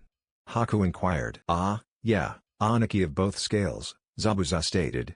He uses the dust element, a Kekkei Toto or bloodline selection. It combines the fire, earth and wind elements to manipulate molecules, allowing him to reduce his opponents to dust. The black-haired Jonin explained, shocking the younger shinobi. Kakashi nodded. The dust element was taught to him by the second, who he had no relation to as far as I know, implying that all one needs to use it is the proper training and the 3 affinities, although, possessing 2 of the affinities is very rare outside of bloodline holders. Kakashi explained. There are also the ninja of the land of snow, who use the ice element. Though in their case, rather than combining elements to create ice, all they can do is use their chakra to manipulate already existing ice and snow. Their abilities can't compare to the real thing. Haku seemed slightly surprised that there were other ice elements users, even if they didn't hold the bloodline. In any case, let's get started. And just to be safe, we'll test Sasuke's too. Sasuke's eyes narrowed and Naruto looked slightly confused. Why? I mean, don't we already know his element? No, we know he can use fire jutsu. I can use jutsu of all the elements, although I only have the affinity for lightning. The affinity makes it much easier to learn to use the element in its jutsu and few ever truly master more than 2, their affinity and 1 other. The only reason I can use so many is because I've copied jutsu of the other elements. I'm not known as the man who copied a 1000 jutsu for nothing, he said with an eye smile at the end, reminding the others that, despite his attitude and laziness, he was one of the village's strongest jonin. The Uchiha take pride in their affinity for fire and teach all their members to use it. They even view learning the fireball technique as their coming-of-age test, so it's doubtful they actually tested his affinity, did they, Sasuke? He turned to the Uchiha, who glared but said nothing. As I thought. Now, ladies first, he said, handing a slip of paper to Sakura. Sakura took it and channeled chakra into it. In moments, the slip of paper turned to dust and crumbled away. The pink-haired girl looked at her now empty hand. I have the earth element? Kakashi hummed. The earth element. With it, one can harden and strengthen anything they channel it into, increasing its defensive and destructive power. You can also manipulate dirt and mud and move through the earth in various ways. He turned to Sasuke with an eye smile. Like when I buried Sasuke up to his neck. Sasuke glared at his sensei before his gaze turned the Jonin's hand as he handed him his own piece of paper. Your turn. Sasuke closed his eyes and snatched the paper from the Jonin. He glanced at it as he channeled his chakra into it. And his eyes widened in shock as the paper wrinkled. What the? Was all the Uchiha could say. Well, what a surprise. It seems you don't have the fire affinity after all. Kakashi commented. Sasuke continued to stare at the paper in shock. But my entire clan has the fire element. Yes, well, clans are never completely uniform in affinities outside of those with elemental bloodlines. I guess you're just one of the unique ones. Kakashi mused. Naruto snickered. Too bad, Sasuke. Looks like you're the black sheep. If looks could kill, Naruto would have been reduced to a smoldering corpse by Sasuke's glare. Kakashi said. Now, your turn. Naruto grinned. Finally. He took the piece of paper and did as his teammates had and watched the piece of paper grow damp. Before anyone could comment, an unexpected series of events left everyone's mouths agape. The damp piece of paper wrinkled before splitting in half, one half then burned to ash while the other turned to dust. Zabuza's brow furrowed. The hell? Kakashi-sensei. I thought you said it was rare that anyone has more than one affinity, Sakura said. Well, I guess this is proof that his eyes are the real thing. What do you mean? Naruto asked. It's said that the Rinnegan grants its bearer the ability to master all 5 elements in virtually any jutsu, not counting those that require bloodlines. I guess that would include possessing all the affinities. Kakashi explained. So, I can learn every element? Naruto asked excitedly. Sasuke once more glared at the blonde, seeing another example of the Jinchuriki's growing power. Kakashi nodded. Yes, though it will take time. Do you think I could learn to use Hakuzai's style, too? You did say any technique. Kakashi cupped his chin and hummed in thought, looking to the sky. Well, that's what the legends say. And since you have all the elements, considering the dust element is similar and requires no such bloodline, it's possible. In theory, anyway. We'll have to be sure and explore the possibility, he said before looking back to the Genin. Now, I figured Zabuza would get impatient and get started before I got her, so I brought lunch. Let's get started once we've finished eating. Hiruzen Sarutobi sat in his office, once again taking up his endless battle against paperwork while taking the occasional puff from a pipe in his mouth, when he heard a knock on his door. Hiruzen raised his head and quirked a brow. Come in. He beckoned. The door opened to reveal his former friend and rival, Danzo Shimura. Hiruzen's eyes narrowed.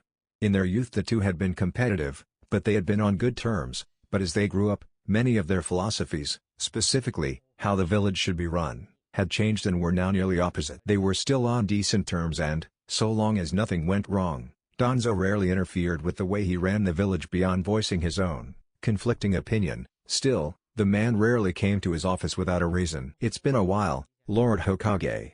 It's good to see you're still managing. The War Hawk of Konoha said. Hiruzen gave a slight chuckle. I still have a few years left in me. But don't you think you should worry more about yourself? You're almost as old as I am. Indeed this is true, Danzo said, turning to the window and looking out the village both loved and desired to protect in their own ways. Time will soon pass us by. I can only hope the next generation lives up to the challenge, he said before turning back to his old rival. And hopefully, they don't take the teachings of the Senju to heart. Hiruzen's eyes narrowed slightly. It would be better if they found their own way, based on their experiences. Hiruzen nodded, inhaling deeply before breathing out a plume of smoke. Enough beating around the bush. What has brought you here? I have heard that you have allowed the infamous demon of the mist a chance to join our village. Danzo replied. I merely wish to inquire why you would give him a chance. It's a long story. The short version is that the purpose of his coup is to stop the Mizukage from destroying their nation with his prejudice against bloodlines, and he was vouched for by 2 people whose intuition I trust, one of whom being Kakashi Hitake. Know that I am keeping him under observation and intend to speak with him more on these matters. Do you intend to have him interrogated? With his knowledge, several of the Land of Mist's secret arts could be ours. Danzo inquired. And perhaps it would be wise to have some insurance in case he decides to use our trust to get back into Kiri's good graces. I believe his student is young and quite skilled. Perhaps he would benefit from my old teaching methods. If we could ensure his loyalty to our village, I'm sure keeping Zabuza under control would be a simple task. No. While I do intend to give him and his apprentice the standard interviews and evaluations one would expect, I will not force him to reveal his village's hidden jutsu, and he will be allowed to keep some things confidential. And we will certainly not use the boy against him. That isn't how this village operates. Danzo's eye narrowed. Once more, Your sentimentality prevents the tree that is our village from growing stronger. It is a shame that you follow your sensei's views so wholly." Hiruzen met his glare before Danzo turned towards the door. "In any case, I can rest easier now," the man said, turning to the door. In truth, he intended to make his own observations as well. He already knew how the former Kirinin was working with Kakashi's team and believed it foolish that Hiruzen had allowed the man to get close to the last Uchiha in their village and their Jinchuriki. Though, with Kakashi near and Zabuza's own skill, he likely wouldn't be able to spy on their training. He would make sure the man wasn't doing anything that could potentially harm their village. And if he did, Danzo was interested in restarting Orochimaru's experiments on bloodline transfusion. Even if he was not allowed to use him against the Demon of the Mist, the man's protege would provide a powerful new bloodline for the village and his followers in particular, provided his experiments were successful, and if not, he could still acquire the genetic material needed to restart the clan in Konoha. After the ninja finished their meals, the Jonin stood before the Jonin and Haku. "Alright, I'll focus on Sasuke right now. Haku will take Sakura while Zabuza trains with Naruto. But first, you're going to learn a more advanced chakra control exercise," Kakashi said. Reactions among the Jonin were varied. Sasuke looked indifferent, Naruto looked glad to be trained by a Jonin who was equal to his sensei, but more serious, and Sakura looked relieved. "Now, as for the idea I spoke of earlier. Naruto, I want you to create 10 shadow clones." "Huh? Why?" Naruto asked. "Tell me, have you ever noticed anything odd anytime you've used that technique?" Kakashi inquired. "No. I mean, I don't think so," Naruto replied, and Kakashi sighed. "I guess I should have seen that coming. You rarely use them outside of a fight." "Okay." Naruto listened closely. The blonde nodded. "Whenever a shadow clone dispels, any experience or knowledge they gained is transferred to the user of the technique, understand?" Sakura and Sasuke's eyes widened in shock at that, while Naruto just looked blankly. "Huh?" Naruto responded dumbly. Sakura groaned. "Ugh, I can't believe you graduated." Zabuza facepalmed. "Kakashi, I hope this works," he said, already seeing where Kakashi was going with this. "Yeah, you're not the only one," Kakashi replied. "Alright, look at it this way. Let's say one of your clones were to read something." Naruto nodded. "When it disperses, you would learn what it read, understand any better." Naruto looked excited. "Yeah." Before he took on a confused expression. "But, why didn't I notice that sooner?" "Like I said, you've never used them outside of battle. What they experienced was too similar to what you did for you to notice," Kakashi explained as he pulled out a scroll from his vest. "Now, as I said, I want you to create 10 shadow clones. While we work on this new exercise, your clones will work on improving your mind." He then opened the scroll, revealing 10 books, including a dictionary, 1 book on anatomy, 1 book on math, and the remaining a few on the finer points of being a ninja. "Could I use this to learn jutsu faster?" Naruto asked excitedly. "I think it would be best if you limit their use to gaining knowledge and catching up to your other classmates. This method of learning causes a great deal of mental strain," Kakashi replied. "Besides, considering you were able to learn the Shadow Clone Jutsu in a single night, I doubt that will be necessary." "Alright. At least I'll be able to get all this without all the boring reading. Sucks for my clones though." Naruto grinned and did as he was told, his clones groaning at being forced to read, while Sasuke scowled. "Kakashi, why does the dead last get this special treatment? Couldn't you teach us this jutsu so we could train like this, too?" Sasuke asked, more concerned about his own training than Sakura's. Kakashi shrugged. "It's not special treatment. Naruto has unusually large chakra reserves. To be more exact, his reserves are massive, even compared to mine. Only someone with reserves as large as his could benefit from training like this. Creating enough clones to really take advantage of this method would cost anyone else too much chakra. Even I wouldn't be able to gain anything from it." Sasuke's scowl deepened. "Now, before we begin training in earnest, we're going to teach you 3 to walk on water." "What? Are you serious, Kakashi-sensei?" Naruto asked. "I take it this is more difficult than tree climbing," Sakura commented. "That's right. Due to the shifting surface of the water, you have to constantly calibrate the chakra, rather than maintain a steady flow, or you will fall in anyway." "Allow me to demonstrate," Kakashi said. They'd seen it before, but it was always during the heat of battle. The masked ninja casually walked over and onto the stream, the water rippling at his footsteps as he walked to its center before turning to face them. "Alright, your turn. Let's see if any of you can make it to me." The 3 Jonin nodded before running forward, focusing on their chakra until Naruto and Sasuke immediately noticed how much more difficult it was. Naruto made 10 steps before failing and falling into the water. Sasuke made it farther but soon suffered the same fate as the blonde. As they both resurfaced, they looked over to see Sakura standing next to Kakashi, looking triumphant. "That was easy." Well. Looks like I underestimated the girl," Zabuza commented. "Well, this certainly causes a sense of deja vu, doesn't it?" Kakashi commented, his gaze turning to his two submerged Genin. "It seems you've once again been outdone. At this rate, you may not make it to Chunin. After the tree climbing exercise, I expected you to work on your chakra control without my need to say so, but I guess I was wrong. I'd thought an Uchiha would know how important control is, but I guess, like most of your clan, you're all talk." Zabuza smirked beneath his mask as Sasuke's eyes, blazing with fury, turned to him. "And Naruto, how will you ever live up to your end of the bargain you made with the Hokage at this rate? Don't you want to learn about your family?" Kakashi's statement added fuel to Naruto's determination. "Now, Sakura, you'll move to the next step." "Next step?" Sakura inquired. "Yes, I'll let them take care of that," Kakashi responded, walking towards his two soaked students as Sakura's eyes widened as they shot to the Miss Jonin. Zabuza's smirk widened. "Good, as entertaining as it is to watch Genin fail miserably, this is far more amusing. It's a lot more difficult to maintain control while in a fight, so you'll be sparring with Haku until controlling your chakra becomes second nature to you." Sakura paled as Haku stepped onto the water, an apologetic look on his face before several senbon appeared in his hand and he fell into a combat stance. "Prepare yourself, Sakura." Naruto walked down the streets of Konoha, covering his mouth as he yawned. The sun had only risen a few short hours ago and most of the people of the village were still within their homes, leaving the streets almost empty. Making his way to the training ground his team frequented, the blonde raised his hand to his eye, moving his sunglasses out of the way before rubbing it. As he neared the gates, he saw his teammates coming from different directions. He smiled and waved at Sakura as she approached. "Morning, Sakura," Naruto greeted before turning to Sasuke, his hand clenching as he glared at the Uchiha who glared back before scoffing and turning towards the training ground. Sakura sighed at their behavior before she and Naruto followed after their teammate. "Jeez. They're at it already? Ever since Wave they've been even worse, if that's even possible." Naruto turned to his crush. "Hey, Sakura. You think Kakashi-sensei's going to be on time today?" Sakura looked at him as if he'd just asked if the sky was blue. "You must be joking. You should know better than that by now." Naruto sighed, hanging his head down. "Yeah, guess you're right." He then looked at her with a slight grin. "Good thing we have Zabuza and Haku to help us out now, huh? I'm sure they won't keep us waiting until we're dead on our feet." Sakura shivered slightly at the thought of the former Kiri Jonin. "Are you crazy? At least with Kakashi we didn't have to worry about him actually killing us." Haku seemed alright to her, though she did hold some negative sentiments towards him for what he did to Sasuke, but after nearly killing them and learning what she did about him she still found Zabuza a frightening figure. "Oh, come on.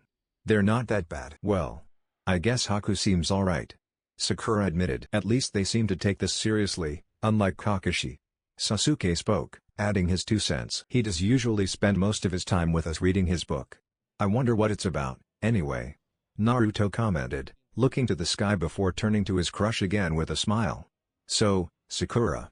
How about after we finish training today you and I?" "Shut up, Naruto," Sakura suddenly yelled. Naruto backed away slightly when the girl balled her hand and raised her fist over his head, but was unable to get out of range before she brought it down on his head, causing him to kneel down, grabbing his now aching head. "It's too early to deal with that." "Aw, come on. He's not the only one with an awesome bloodline anymore," Naruto said as he raised his head, nursing the lump that had grown through his hair. He didn't think much of it yet. After all, he didn't even really know what they did yet besides what it did to his vision and those 2 abilities that he still had no idea how to use, but he hoped that might appeal to Sakura. "And you think that makes up for everything bad about you?" the pink-haired girl grumbled as she turned away before adding in a slightly wistful tone. "His Sharingan isn't the only thing that makes him amazing." Sasuke seemed unaffected by her comment. Naruto hung his head dejectedly. "Sakura." The trio soon reached the clearing, before stopping dead in their tracks, almost comical expressions of shock on the 2 more expressive Genin's faces. Even Sasuke's eyes widened and his mouth opened slightly at the sight that awaited them. Zabuza and Haku had arrived before them. That, they had expected. What they hadn't expected was to see Kakashi leaning against a tree, reading his book, having arrived on time despite all the evidence that such a thing would never happen. Even more surprising was his reaction to their arrival. He glanced at them out of the corner of his exposed eye before putting his book away. He then stepped away from the tree and gave them a slight wave. "Hey guys," the copy ninja greeted. "What's wrong? You look like you've seen a ghost." Naruto stared at him incredulously. "K Kakashi-sensei. You're actually on time?" "B, but you've never been on time." "Not since the day we became a team," Sakura said, looking as if she thought the world might be ending. "Have I really given you the impression that I can never be punctual?" the copy ninja asked. Silence answered him. The Jonin sweat dropped.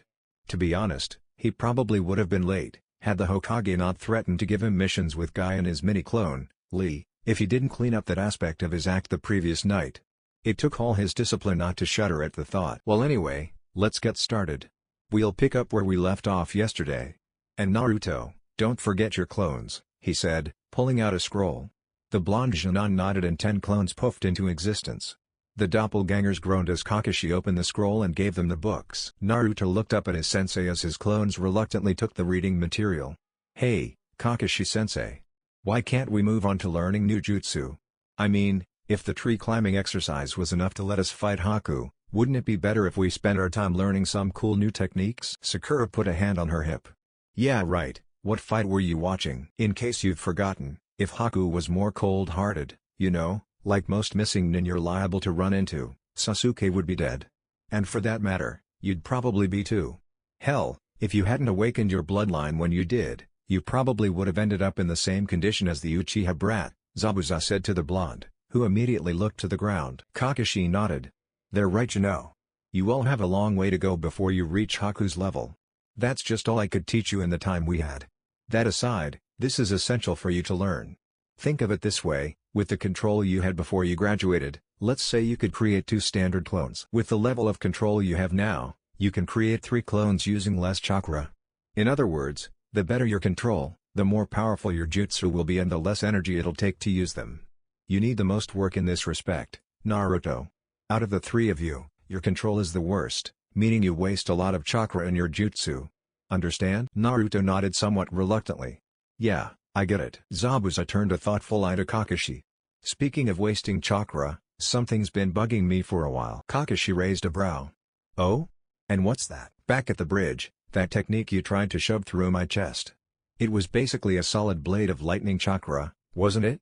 Sasuke looked up at that, now more interested because an apparently powerful technique of his element was being discussed. Kakashi nodded. "That's right. It's my signature technique, Reikari." The demon of the mist tilted his head. "Something like that's gotta be a bitch on the reserves. In fact, I can't remember you using another jutsu for the rest of our fight or against those mercenaries Gato hired. On top of that, I know from an old acquaintance of mine that transplanted dojutsu like your Sharingan take more chakra to use than they do in a natural wielder. My guess is you didn't have enough chakra to pull off another one of those, or any other high-level jutsu for that matter. So, why did you use that attack on me when I was pinned down by those hounds of yours and I couldn't move or defend myself? You could have just thrown a kunai for the same effect." The copy ninja remained silent as the group stared at him. "You just wanted to be flashy and show off your best move, didn't you?" Kakashi chuckled and gave them his eye smile as he rubbed the back of his head sheepishly. Zabuza face-palmed while Haku gave the Jonin a neutral expression and the Jonin gave him looks that showed he'd lost some of their respect. "You stupid bastard." Naruto's eye twitched, a tick mark developing on his forehead as he glared at his sensei. "What was that you were saying about wasting chakra, Kakashi-sensei? For all you knew, Sasuke and I were still screwed and you go and tire yourself out like that. And he has the nerve to tell us not to waste our energy." Sakura thought. "There are times I question how he made it to Jonin." Sasuke thought. Now, I had the utmost confidence in you." Kakashi spoke to the 3 Jonin in a placating tone, which obviously didn't work in the slightest, before turning back to the former Mistanbu. "And you know, you should be grateful I opted to use my best move. If I had simply thrown a kunai as you suggested, you would have died." Zabuza scoffed at that while Kakashi made a mental note not to waste chakra like that again. "Hey, it's not too late to learn something new until you're dead." The silver-haired Jonin cleared his throat. "Anyway, isn't it about time we got started?" The other masked ninja let out another scoff before responding. "Guess you're right." He crossed his arms and grinned under his mask as he turned to the sole female in the group. "Hope you do better than you did yesterday, Pinky.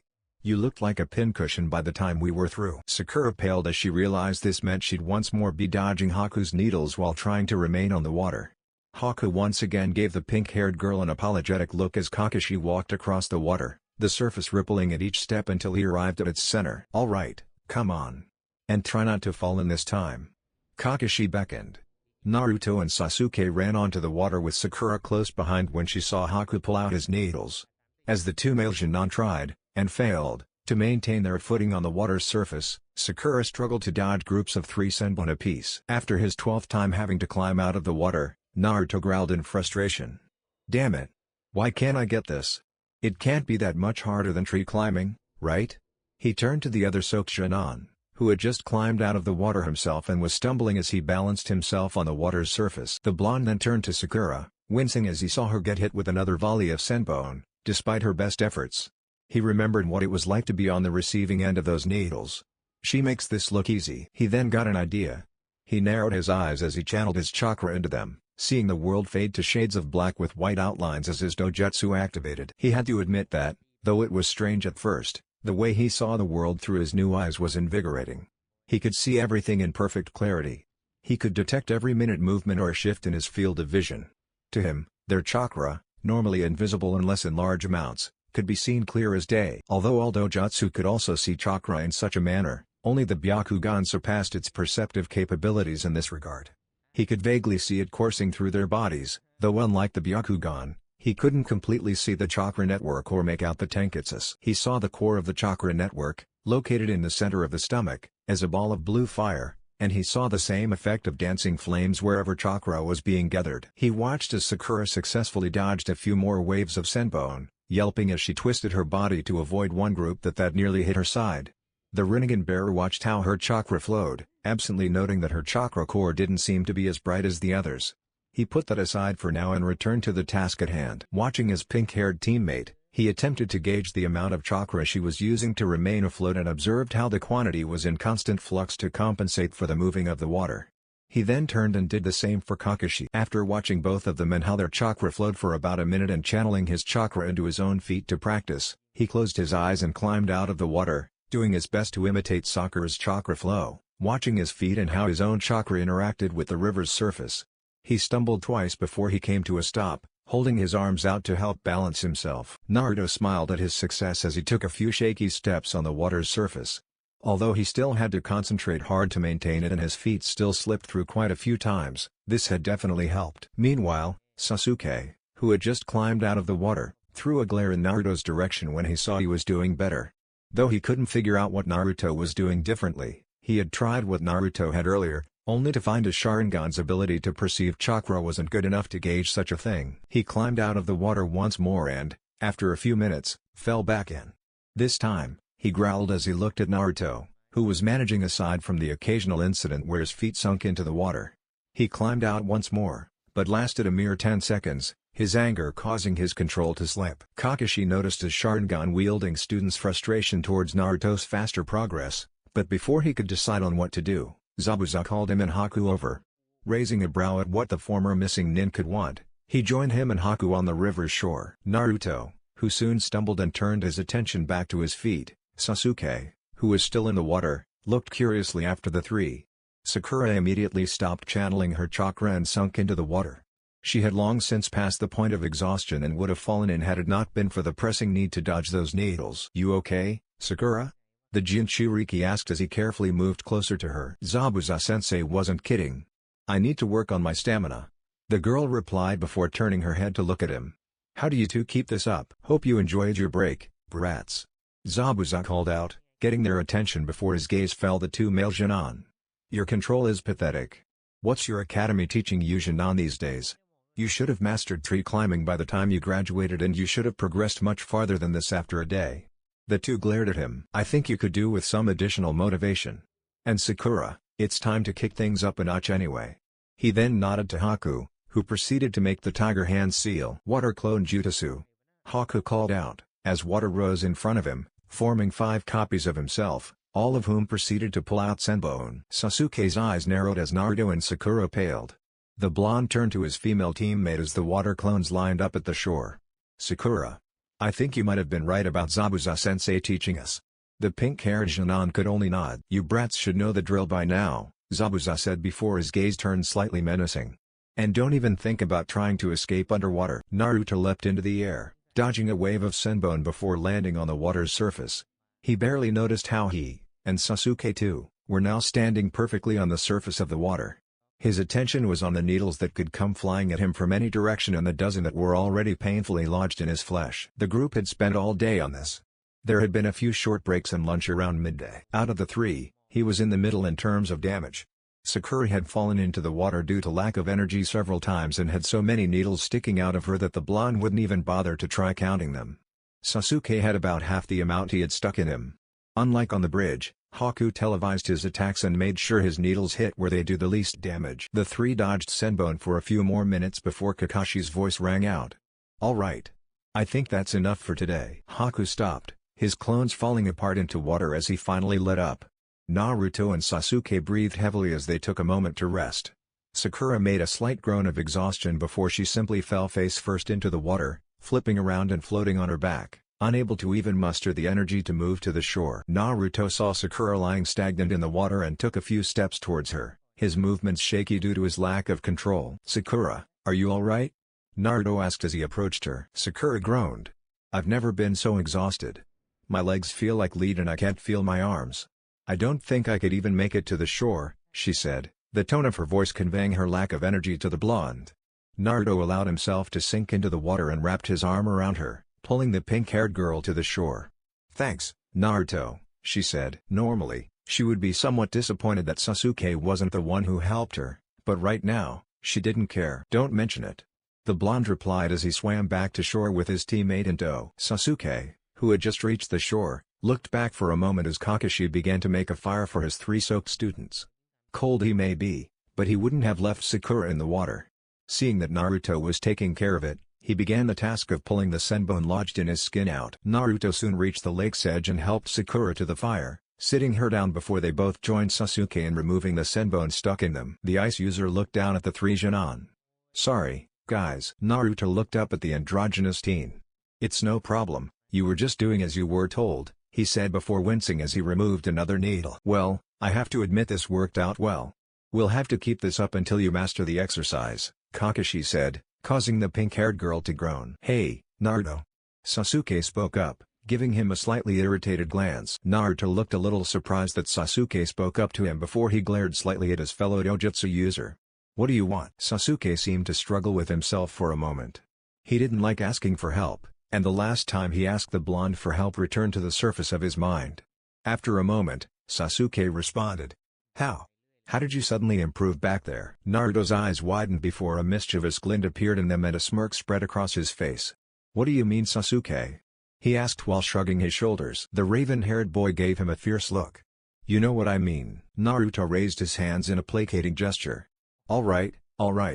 I was just playing," he said, the smirk never leaving his face. "I just used my dojutsu to see what Sakura and Kakashi were doing with their chakra and imitated it." Sasuke's eye twitched. "What? Don't tell me the Sharingan can't do that. Guess the Uchiha clan's not so great after all." His rival grit his teeth in anger at that. Sakura threw the blonde an angry stare. "Naruto, shut up and stop mocking Sasuke. Don't act all superior just because you have a better bloodline." She normally would have hit him for that, but one, she was currently too tired, and two, she was kind of grateful to him for pulling her out of the water. Naruto squinted his eyes and pointed at the raven-haired Genin. "But he thinks he's better than everyone because he's from the great Uchiha clan," he said the clan's name with sarcasm.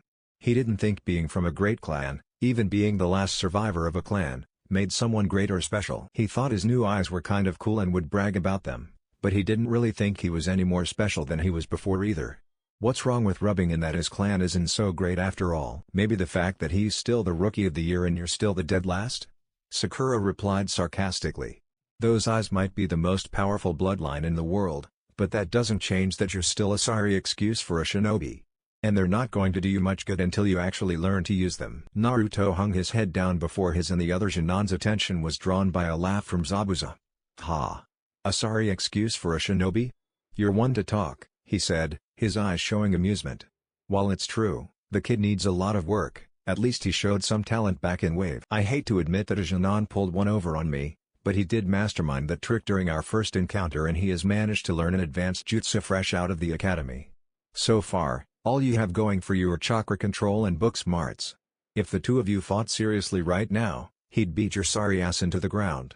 Now Sakura hung her head. Naruto, though grateful that for Zabuza's support, was about to protest what he said about Sakura when Kakashi spoke up. "Alright, settle down, guys," Kakashi commented before directing his gaze to the three Jonin.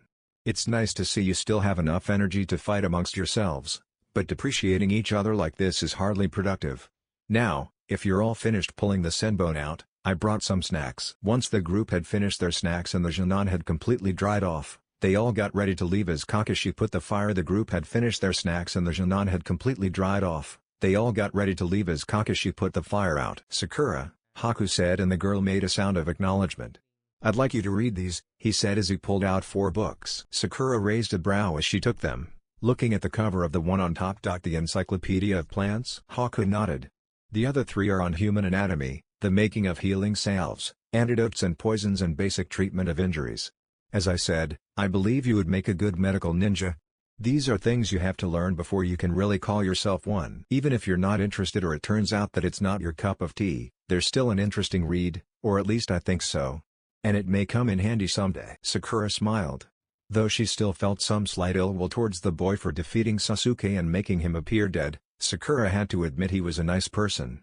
"Thank you, Haku. I'll be sure to take a look at them." The older boy smiled back. "You are welcome. I hope there's no animosity from our training." Sakura shook her head. "Nah, it's like Naruto said, you were just doing as you were told," she said before seeing Sasuke walking away. "Hey, Sasuke. How about we go get something to eat on our way home?"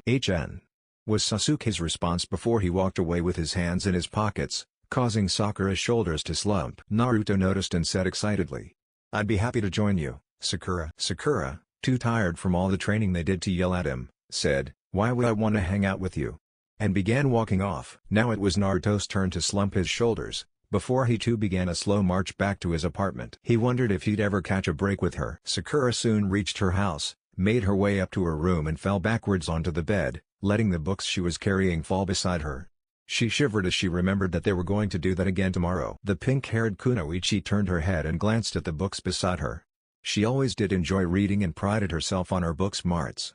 Taking the Encyclopedia on Plants and opening it to the first page, Sakura began reading. Half an hour later, she was thoroughly engrossed in what she was learning. The Jonin returned to the training ground the next day and spent the first half of their day dodging senbon on the water's surface. They continued until their break, when Naruto once again had to pull a completely exhausted Sakura out of the water. They had lunch together and now stood before their senseis. "We're going to do something a little different today," Kakashi began, taking a few steps forward. "You 3 are going to spar with each other, first Naruto and Sasuke, with the winner fighting Sakura. Normally, it would have been Naruto and Sakura first, but with the blonde's crush on the young kunoichi, he may hold back or let himself lose. When we started, Zabuza took stock of all your abilities. Today, we want to focus on your taijutsu." Naruto raised a brow. "What?" he said, drawing out the word. "But Kakashi-sensei, weren't we going to work on our chakra control some more? I think I almost got the hang of walking on water." Sasuke smirked. "What's wrong? Afraid I'll put you in your place?" Naruto glared at his teammate and snorted. "Hardly. I'll be happy to kick your ass any day of the week. I just want to hurry and get to our elemental training so I can learn some cool new jutsu." Sasuke grunted in response. He had to agree with the Rinnegan bearer there. Though he was still a little irritated by the fact that he didn't have the affinity his clan prided itself on, he wasn't going to let that hold him back and he was looking forward to seeing what he could do with his element. "Well, we felt that, since we were working on your chakra control, we should look at all your basic skills. They are important, you know. You'll suffer down the line if you skip ahead to the more advanced arts without mastering the fundamentals," Kakashi explained. Zabuza crossed his arms as he looked down at the Jonin. "Once we see how far along you are with the basics, we'll correct anything that's lacking and work out what fighting style would suit you while perfecting your water walking skill. After you've got a handle on the basics and begun forming your own fighting style, we'll start your elemental training. You should be able to work all this out and at least learn a few elemental jutsu before the exams start. We'll also try to improve your teamwork, though as I mentioned earlier, we won't devote as much time to that. And if you learn quickly enough, we'll get you started on collaborative jutsu." "Collaborative jutsu?" Sakura inquired and Naruto looked at the Jonin with a curious expression. Those words also caught Sasuke's interest. The Uchiha frowned slightly as he listened intently. Collaborative jutsu refers to techniques that are a combination of several jutsu or a jutsu that requires multiple users. Zabuza explained. Kakashi nodded. For example, you've all learned that the wind element is weak to the fire element, right? If you were to try to combat a wind technique with a fire one, unless the wind technique is far more advanced and powerful, the wind will feed the flames and backfire on you. However, if you were to combine a wind technique with an ally's fire jutsu, Naruto grinned. I get it. You'll get a huge firestorm, right? Kakashi nodded. Correct. Another example would be a barrier technique that requires multiple users to create and maintain. Anyway, for that reason, we've decided to start Naruto off with the water and wind elements. That way, you'll have all the elements and potential combinations between you. Naruto looked excited as he thought of what lied ahead of them. And what about trying out sub-elements? I think you should master all the primary elements before you try to learn those, if you even can. You would need to master the composing elements anyway, so even attempting that is a long way off. And of course, it wouldn't matter if Haku isn't willing to share his family's unique jutsu with you, Kakashi said, giving Haku a glance at the end. The androgynous teen shrugged. I don't mind. If he is capable of learning it, I have no problem teaching him my clan's arts. Kakashi gave the boy one of his eye smiles. Glad to hear it, he said before moving to the center of the clearing. Now, let's begin. Naruto, Sasuke, take your places. And Naruto, don't forget your clones. The two Jonin took their places, Naruto taking a few moments to create 10 shadow clones, who were given a scroll containing a few books by Kakashi and, after groaning about the titles and some coaxing, began reading on the outskirts of the training ground. Sasuke smirked as he got into his combat stance. Ready to lose, Naruto? Naruto gave a grin. That's my line. Today's the day I finally wipe that smug look off your face. In your dreams, loser. The Uchiha scoffed. There was a moment's pause before Kakashi raised his hand. Alright guys, no dojutsu okay? And begin. The two Jonin charged at each other, both looking forward to this fight. Naruto wanted to show his rival that he wasn't the same person he was in the academy, and Sasuke wanted, if subconsciously, to prove to himself that he was still above the blonde after the events at Wave. As Naruto neared his opponent, he threw a punch at the raven-haired boy. Sasuke grabbed his wrist with his right hand as the fist approached and redirected the blow, bringing his own fist up to deliver an uppercut to the blonde's face. Naruto leaned back, narrowly evading the attack before lashing out with a sweeping kick, forcing the Uchiha to let go of his hand and jump backwards. Before Sasuke had even landed on his feet, the blonde Jinchuriki had launched himself at his adversary.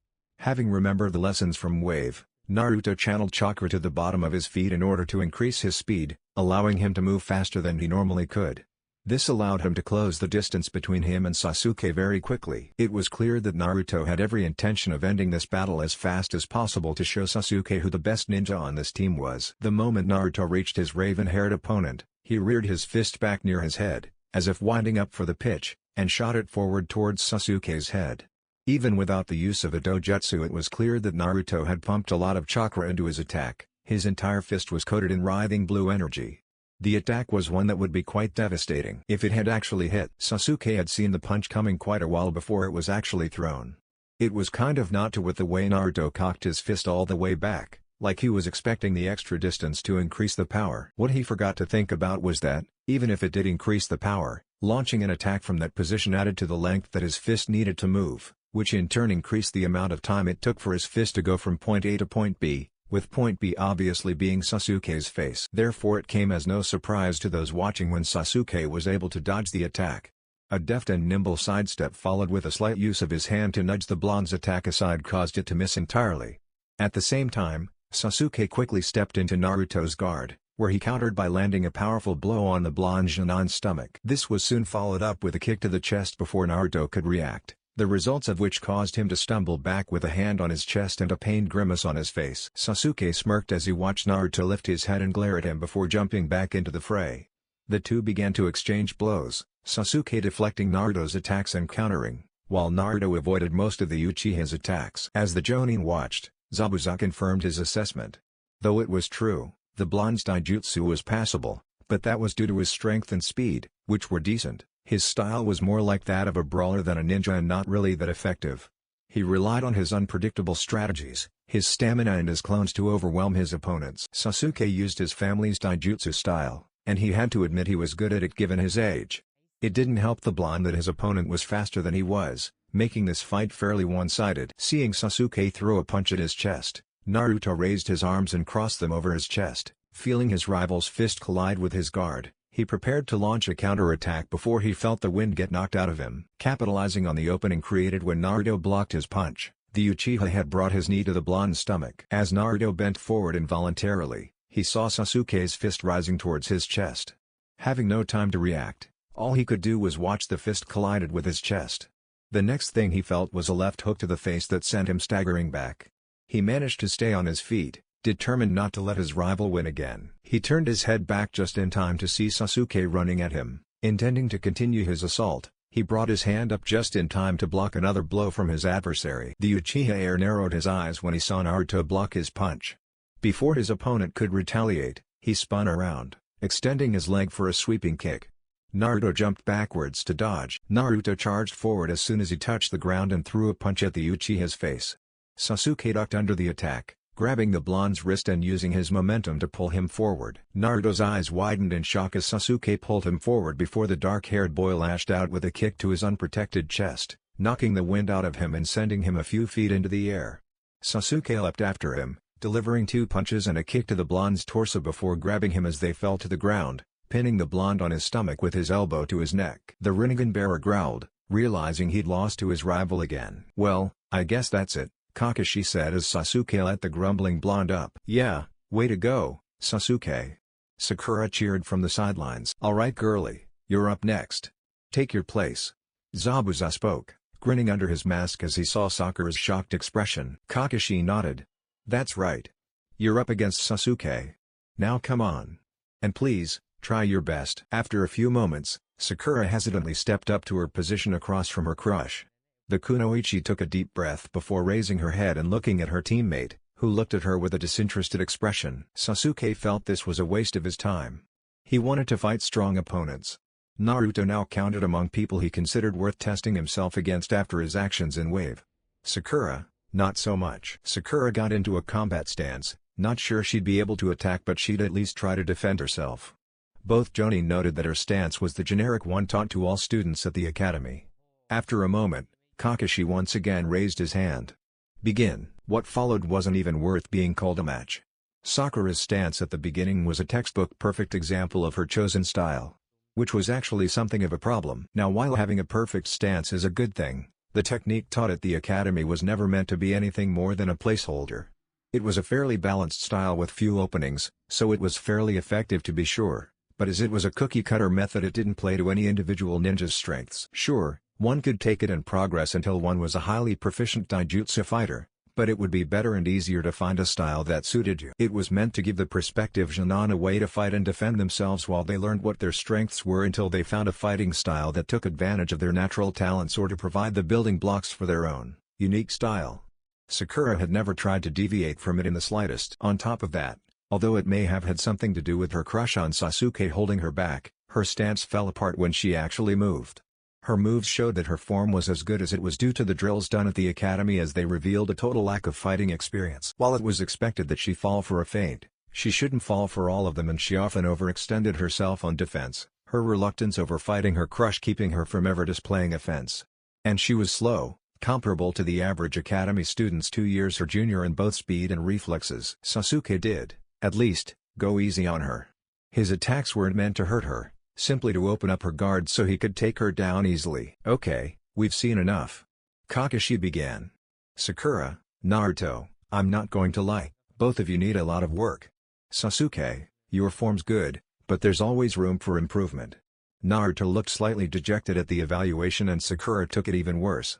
Sasuke simply grunted in acknowledgement.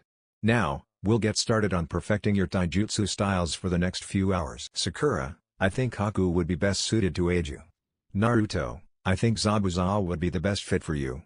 And that leaves me to take care of Sasuke." Sasuke smirked at getting the teacher he considered the strongest, his satisfaction all the greater after his earlier defeat of his rival. Naruto looked shocked before clenching his fists. "Of course. You're going to hand us off so that you can focus on Sasuke," he said angrily, emphasizing his rival's name. He was so tired of everyone treating Sasuke like he was the best. Sakura glared at the blonde. "Naruto, don't talk to our sensei like that. she chided. Zabuza tilted his head to the side and raised a brow. "Oh? You don't like the idea of training under me, brat?" he asked in a slightly annoyed tone. "No, I just don't like that he's playing favorites." Now, Naruto, calm down. "I have my reasons for this," Kakashi said, moving his hand in a placating gesture. He actually wanted to train Naruto as much as he wanted to train Sasuke. The two were the last relatives of the deceased members of his team, not counting Sasuke's brother. But the less said about him, the better. "Oh yeah? Like what?" "Zabuza's just better suited for what I have in mind for you, and I'm better suited to help Sasuke." Kakashi shrugged. "One of my own teammates, from when I was a Jonin to a Jonin, was an Uchiha, so I have a good grasp of their fighting style. I'm also the only other person in the village with the Sharingan. You Naruto, right now, are a power-type fighter. You overwhelm your opponents with your strength, which is how Zabuza fights when he's not relying on stealth." The explanation calmed the young Uzumaki down a bit, though he still looked annoyed. "On top of that, I think you might have some untapped potential in stealth. You did manage to paint the Hokage monument without anyone noticing." Haku gaped while Zabuza gave his fellow Jonin an incredulous stare. "What?" Kakashi shrugged. "Shocking, isn't it? But true. He somehow managed to cover all the Hokage's faces in graffiti and no one noticed until he was almost finished. It should go without saying that such a thing is a quite impressive feat, especially in a ninja village." Naruto gave a prideful chuckle while Zabuza looked at the monument in disbelief. "Yeah, and then he had to spend all day cleaning it up," Sakura reminded him, deflating the blonde. "Fine," Naruto said after a pause before throwing Kakashi a light glare. "I guess I can't complain. I am getting trained by the guy who threw you into a ball of water, forcing your Jonin to bail you out." Zabuza chuckled as Kakashi's eye twitched slightly. "Well, the kid and I might get along after all," Zabuza thought as Kakashi was reminded of his near death. "Don't mock our sensei," Sakura admonished. "Cha, you tell him." Her inner self spoke within her mind. "Let's get started already." "Come on, kid," Zabuza said, walking away and gesturing for the blonde to follow as Haku did the same for Sakura. The former Miss Ninja led the blonde into the forest until they found another clearing. "Boy, let me be frank. I'm surprised you managed to graduate." He spoke in a blunt tone, causing Naruto's eyes to widen before his expression shifted into one of anger. The blonde took a step forward in an attempt at a threatening gesture. "What? Until now, your control sucked. You fight like some brawler instead of a real ninja, you have no real stance or taijutsu style. And from what I've been told, you only know one jutsu outside the basic ones. If that stunt you pulled on the bridge is any indication, you don't even have a real grasp of the basics of shinobi combat. Let's face it, you haven't shown any actual talent. The only way you could possibly win a fight is by overwhelming your opponent with the sheer number of clones you can make." "Shut the hell up. If that's true, then how did we get Kakashi-sensei out of that mess you put him in?" Zabuza's eyes narrowed and Naruto smirked. "What's wrong? Embarrassed that you got outsmarted by a Jonin?" "Well, if you're so confident, why don't you show me what you've got?" "Gladly," Naruto said as he charged at Zabuza, activating his dojutsu as he closed the distance. Naruto reached into his weapon pouch and threw 4 shuriken at Zabuza, who easily deflected them all. Thinking he saw an opening as Zabuza knocked the last projectile away like the back of his hand, threw a punch aimed at the Jonin's chest. Zabuza easily caught the attack, brought his knee to the blonde's chest and kicked him hard enough to send him across the clearing and into the tree, hard enough to shatter the bark, causing splinters to rain down as the boy fell to the ground. Naruto shifted into a crouch and deactivated his dojutsu, bringing his hands together to form a cross-shaped hand sign.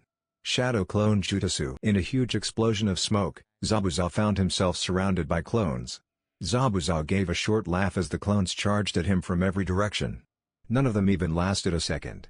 Zabuza felled each clone in a single attack. "Come on, kid. Do you honestly think this is going to help you?" All the clones jumped back and launched shuriken at the former Miss Ninja from every direction. Zabuza grabbed his sword and spun, deflecting them all with a single movement, only for everyone to transform into a clone of the blonde. Zabuza scoffed, easily destroying all the clones. Only for his eyes to widen as Naruto's fist came out of the smoke cloud inches away from him, using the smoke from the clones as a cover. "Pretty good." He smirked as he leaned back and spun, extending his leg and kicking the blonde, sending him into the ground, bouncing twice before coming to a stop on his stomach. Naruto got on one knee, wiping some blood off of his mouth as the remaining clones prepared to launch themselves at the masked Jonin, who simply crossed his arms and waited. The Rinnegan bearer threw every attack he could at Zabuza, to no avail. Zabuza destroyed the final clone with a kick before finally deciding enough was enough. Seeing Naruto brought his hands together to create more clones, the swordsman shot forward, punching Naruto in the stomach before delivering another harsh blow to his face, sending him to the ground. When he tried to get up, Zabuza brought his foot down on his back, pinning him to the ground. "You done yet?" Zabuza asked as he looked down at the Genin, who struggled for a few moments before giving up. Zabuza moved his foot off of his back and Naruto slowly rose to his feet. "See, kid? Your entire fighting style revolves around overwhelming your opponents with those clones. Without them, you've got nothing. You're not even throwing your punches or kicking properly. You've got a pretty good grasp of exploiting weaknesses, not that that's going to do much good with your limited abilities. Those eyes of yours won't help you either, if you don't know how to use them. From your lack of control, I'm guessing you can even dispel genjutsu and you've got one technique outside the basics. I'll admit, your strategies are good, but you're not going to get anywhere relying on clones and that ridiculous stamina you've got." Naruto hung his head. "But, this means you're a blank slate. You're just a rookie. It's not surprising you've got nothing going for you yet. Everything you're lacking, you can learn as long as you actually put some effort into it and don't expect everything to just come to you. Even geniuses have to work at this. As for your taijutsu, all we've got to do is find the style that best suits you. Your strategies and your ability to learn such an advanced jutsu despite how recently you became a ninja shows you have potential that hasn't been exploited yet." Naruto's head rose as Zabuza continued, until a smile spread across his face when he finished. "So, kid. You ready to get started? Do you even have to ask? You're talking to the guy who's going to be Hokage someday," Naruto said. Zabuza gave a short laugh. "That so?" "Yep, so throw everything you've got at me." Naruto pumped his fist confidently. His confidence didn't waver, even as a sadistic smirk broke out under Zabuza's mask. The door to Naruto's apartment opened, revealing a beaten and bloody blonde who entered and closed and locked the door behind him. He then dragged his feet through his apartment, heading straight to his bed before falling face forward onto the mattress, not even bothering to change out of his bright orange tracksuit. After the fight and his lecture, Zabuza sparred with the blonde, pounding him into the ground with little mercy, analyzing the Genin's strengths and weaknesses, taking note of every aspect of the blonde's fighting style and how he moved, attacked and dodged. By the end of it, Naruto had barely been standing. Thankful for his natural healing ability, Naruto's purple-ringed eyes closed and he soon fell asleep, aware that by the time he woke up, he'd be fully healed. Naruto once again stood before Zabuza in the clearing outside the third training ground after his team finished their water walking exercises and split into separate groups. The masked Jonin had lined up 2 logs near the edge of the tree line about 2 yards away from each other before the 3 Genin had arrived. Zabuza folded his arms as he looked down at the Genin. "Let's get started. Listen up, kid, I don't like repeating myself." The blonde nodded. "Before we begin, the first thing we're going to have to do is unlearn everything you know right now." Naruto gave him a questioning and slightly shocked stare. "What do you mean, I have to unlearn everything? I spent years getting these moves down." "You shouldn't have wasted your time. Like I said, you can't even throw a decent punch. You fight like a brawler, putting all of your weight into every single one of your attacks and hoping they'll hit something. This not only means that if you miss, you'll overextend yourself, but it will also leave you open to counterattacks. You also waste a lot of movement and you broadcast your attacks. A fighter with any experience would see your strikes coming from a mile away." As Zabuza spoke, Naruto's shoulders kept slumping more and more, like a several-ton boulder was falling on him with each remark Zabuza made about his taijutsu style, or lack thereof. "What this means is that we need to start from scratch," Zabuza continued, either not noticing or not caring about the blonde's increasing depression. It was likely the latter. "I'm going to teach you how to throw a basic punch and string them in combinations. You will then copy my movements, got it?" "Got it," Naruto mumbled lowly. "What was that?" asked Zabuza. "I couldn't hear you. Did you say I need a good ass-kicking, Zabuza? Well, okay, but don't say I didn't warn you." "I said I got it," Naruto shouted, paling at the threat. Zabuza smirked underneath his mask. "Oh, well, you should have spoken up then. Just for that you're getting extra sparring tonight." Naruto groaned while Zabuza moved up to one of the training posts. "Now watch carefully, brat, because I'm only going to show you this once." Zabuza suddenly lashed out with his fist, punching the log with enough force to make it shake. It was fast enough that it was enough to leave a small dent in the log, but slow enough that Naruto could see it. "Notice then when I throw a punch, I always start from the waist. This is so that my punches have enough power to actually do some damage. You should also notice that when my fist is near my waist, my hand is running perpendicular to the ground, yet when I throw it out, the fist corkscrews and ends up running horizontally by the time it's fully hyperextended. That is how a basic punch is thrown, Now hop to it, brat. Naruto stepped up to the unoccupied log and imitated Zabuza's motion, through his punch wasn't strong enough to budge the hunk of wood. Good, now repeat with your other hand. The demon of the mist watched as Naruto did as told before turning to him, waiting for his next order. Don't just stop, dumbass. Keep it up until I tell you otherwise. Naruto growled slightly at the insult. What was that? Rather than answer, the blonde began throwing punches at the log. Zabuza watched Naruto continue this for a few minutes before stopping him and showing him a 4-hit kata comprised of 2 punches identical to the previous ones with 2 kicks in between. The Jonin then stepped back and watched as his temporary student repeated these movements. Eventually, due to the monotony of the act and muscle memory, the boy put too much weight into one of his punches. Zabuza's eyes narrowed as he saw the blonde begin to fall back into his old way of fighting. Stop. Naruto stopped mid-punch and turned to the swordsman with a raised brow. What's wrong? You screwed up, that's what. You lost focus and let your moves get sloppy. The masked man stated before walking away. Naruto tilted his head and then his eyes widened when Zabuza returned, carrying 2 boulders, each about 3 times the size of the Rinnegan bearer's head. Zabuza walked up to the boy as though the stones were as light as feather before dropping them at the blonde's feet. Pick those up and give me 20 laps around the clearing. What? Naruto yelled. You heard me. Now get to it, Zabuza said before pulling out a kunai. Or do you need some added incentive? It works so well with your water walking. Naruto's eyes widened, a trace of fear spreading across his face. No, that's all right. Naruto spoke in a hurried tone as he shot forward so fast one would almost think he used a body flicker, quickly picked up the boulders, holding them over his shoulders, and began running around the clearing. I'll do exactly as you said. Zabuza crossed his arms and watched. After 10 minutes, Naruto finally finished his laps. He dropped the boulders in front of Zabuza and crouched over, placing his hands on his knees as he breathed heavily. The Jonin allowed him to rest for a minute before jerking his head towards the log.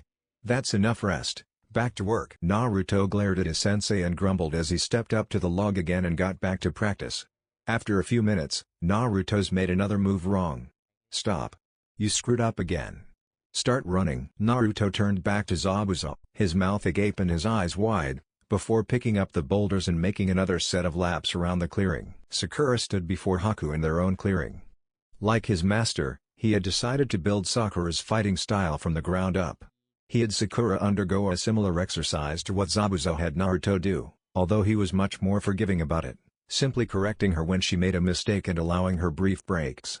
Unlike Naruto, Sakura did know how to throw a decent punch. That's not to say she didn't have her own problems, beyond her physical abilities or lack thereof. Sakura stopped her kata and turned to her temporary teacher.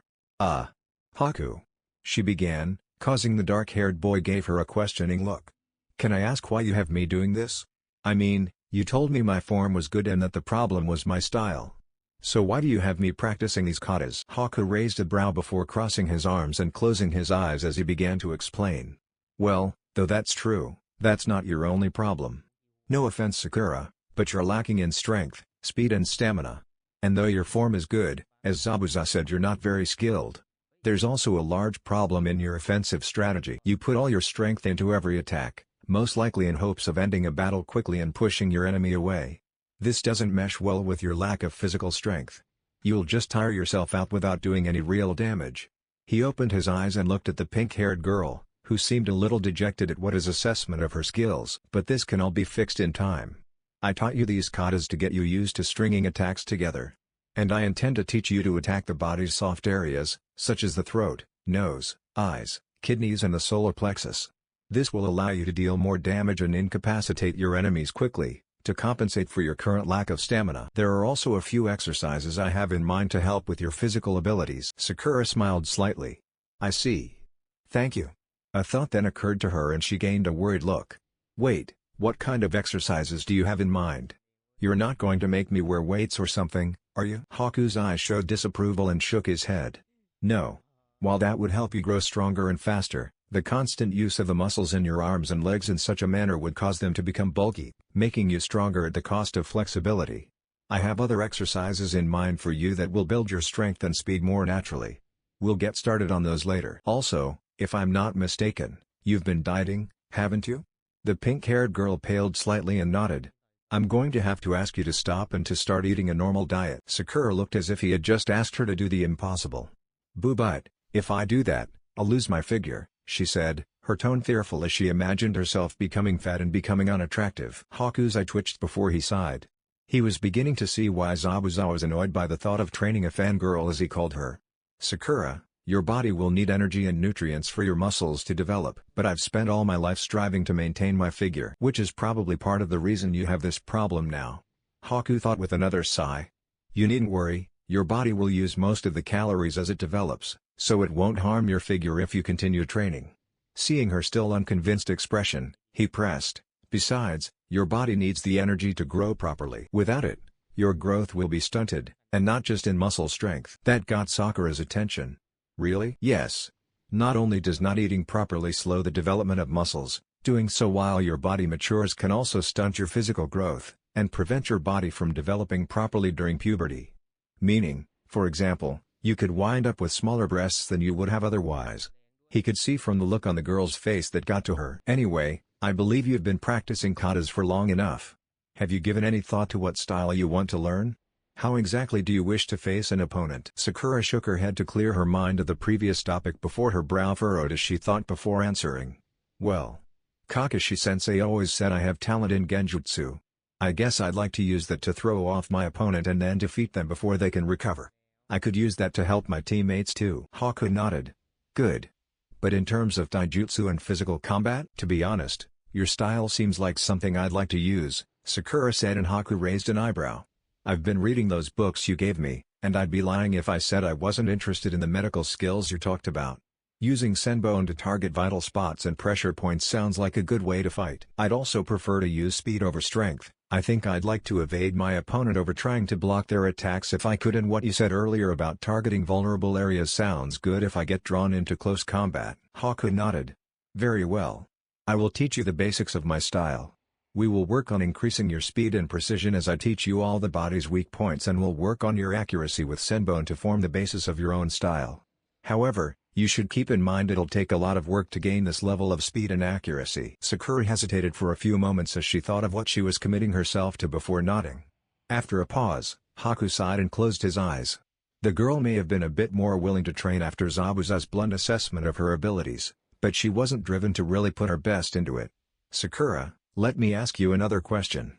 Why did you become a ninja? His eyes opened and his gazed into her questioning stare. Why do you fight and wish to become strong? Why? What do you mean? Exactly what I said. Haku replied before elaborating. You don't seem to be putting your all into this. Unlike your teammates, there seems to be nothing driving you. You're only putting as much effort into this lifestyle as your teacher demands of you. In doing so, you endanger the lives of your fellows. So I ask you, what was your motivation for becoming a kunoichi in the first place? After another pause he continued. In choosing to become a ninja, you've chosen a profession in which you will have to fight, kill, and risk your own life in order to survive. There are many other lines of work you could have chosen in which you would have been allowed to live peacefully. I myself do not like killing or inflicting harm. I became a ninja for two reasons. For the first, given my background and the bleak outlook of my life, I didn't have a choice. The second is loyalty and duty. When I had no future, no purpose, Zabuza was there. He saved me from a life on the streets and gave me a reason to live. For that reason, he is precious to me. To serve and protect him, I wish to become stronger. Sakura's eyes widened. Naruto wishes to become strong to fulfill his dreams and to protect his own precious people. Others who choose this life do so out of duty to their family, clan or village. Which they are more loyal to is up to the individual, but they all fight for the honor and well-being of what they've dedicated themselves to. Others fight because, like Naruto, there's something they wish to accomplish. Some fight for revenge. Though, hopefully, they don't allow themselves to be consumed by the hatred that drives them and may eventually find other things they care about. Their motivation is to gain the strength to strike down those who wronged them. Sakura's gaze fell to the ground as she considered Ice User's words. As she took in everything he was saying, a look of contemplation came over her face. Her brow furrowed when he spoke of revenge, remembering Sasuke's words when Kakashi asked about his dreams. I'm going to restore my clan. And destroy a certain someone. Others wish for power for selfish reasons. They care little, if at all, for the things others hold dear or even the lives of others, and care only for their own advancement, always craving more power and recognition. Perhaps for selfish goals, perhaps simply for power's sake or out of a desire to be the strongest. Either way, they seek to grow strong for themselves. Haku's expression turned serious. What do you fight for? Sakura, Sakura muttered, still staring at the soil. For so long, she'd just been living life carefree. She'd thought only of positive things, like gaining Sasuke's affection. She knew the rules of shinobi conduct and what was expected of her as a kunoichi, but she hadn't really thought about it in so long. Similarly, she hadn't thought of the reason why she had chosen this life in so long. It was buried deep within her mind. Soon, the memory of her original motivation came to her. My father. She finally answered. My father was a shinobi. He died when I was very young, too young to even remember him. She looked up at the androgynous teen. I became a ninja because I wanted him to be proud of me. Haku nodded. So, you chose this life to follow in your father's footsteps. That is a good enough reason, but it doesn't seem to really motivate you. Maybe because, as you said, you have no memories of him. It is hard to fight on behalf of someone you never knew. Personally, I believe that one can only awaken their true strength when they have someone or something important that they wish to protect. He let his words sink in. Think of what I've said, and what you really wish to do or accomplish with what you learn. For now, let us begin, if you are ready. After a moment Sakura nodded. Follow my movements as best you can, the boy said before shifting into a combat stance, which she imitated. Okay, Sasuke. Kakashi began as he looked down at the last Uchiha in Konoha, who was sitting with his arm propped up on his knee, panting slightly.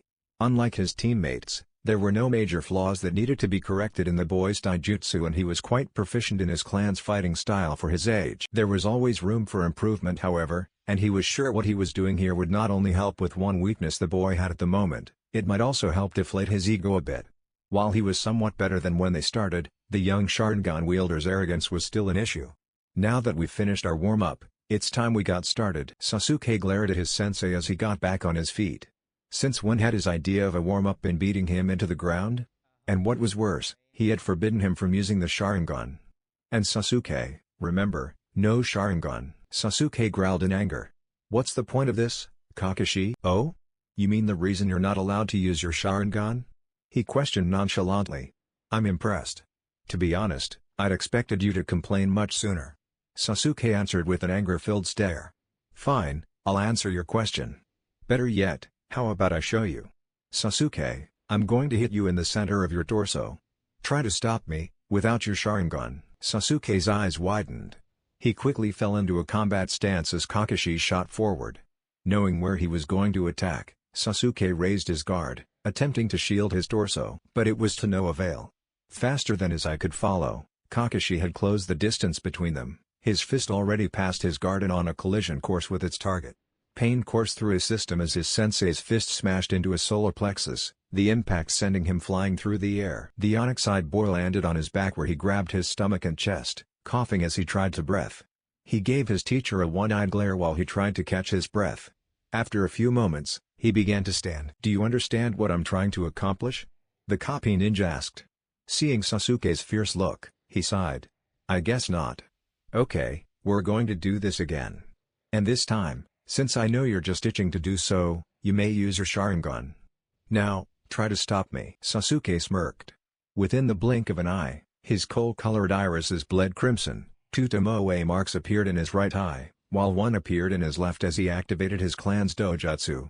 With the power of his clan's Sharingan, blocking his sensei's attack would be easy. Or so he thought. He saw the attack coming a mile away. It was as if Kakashi's fist was moving in slow motion.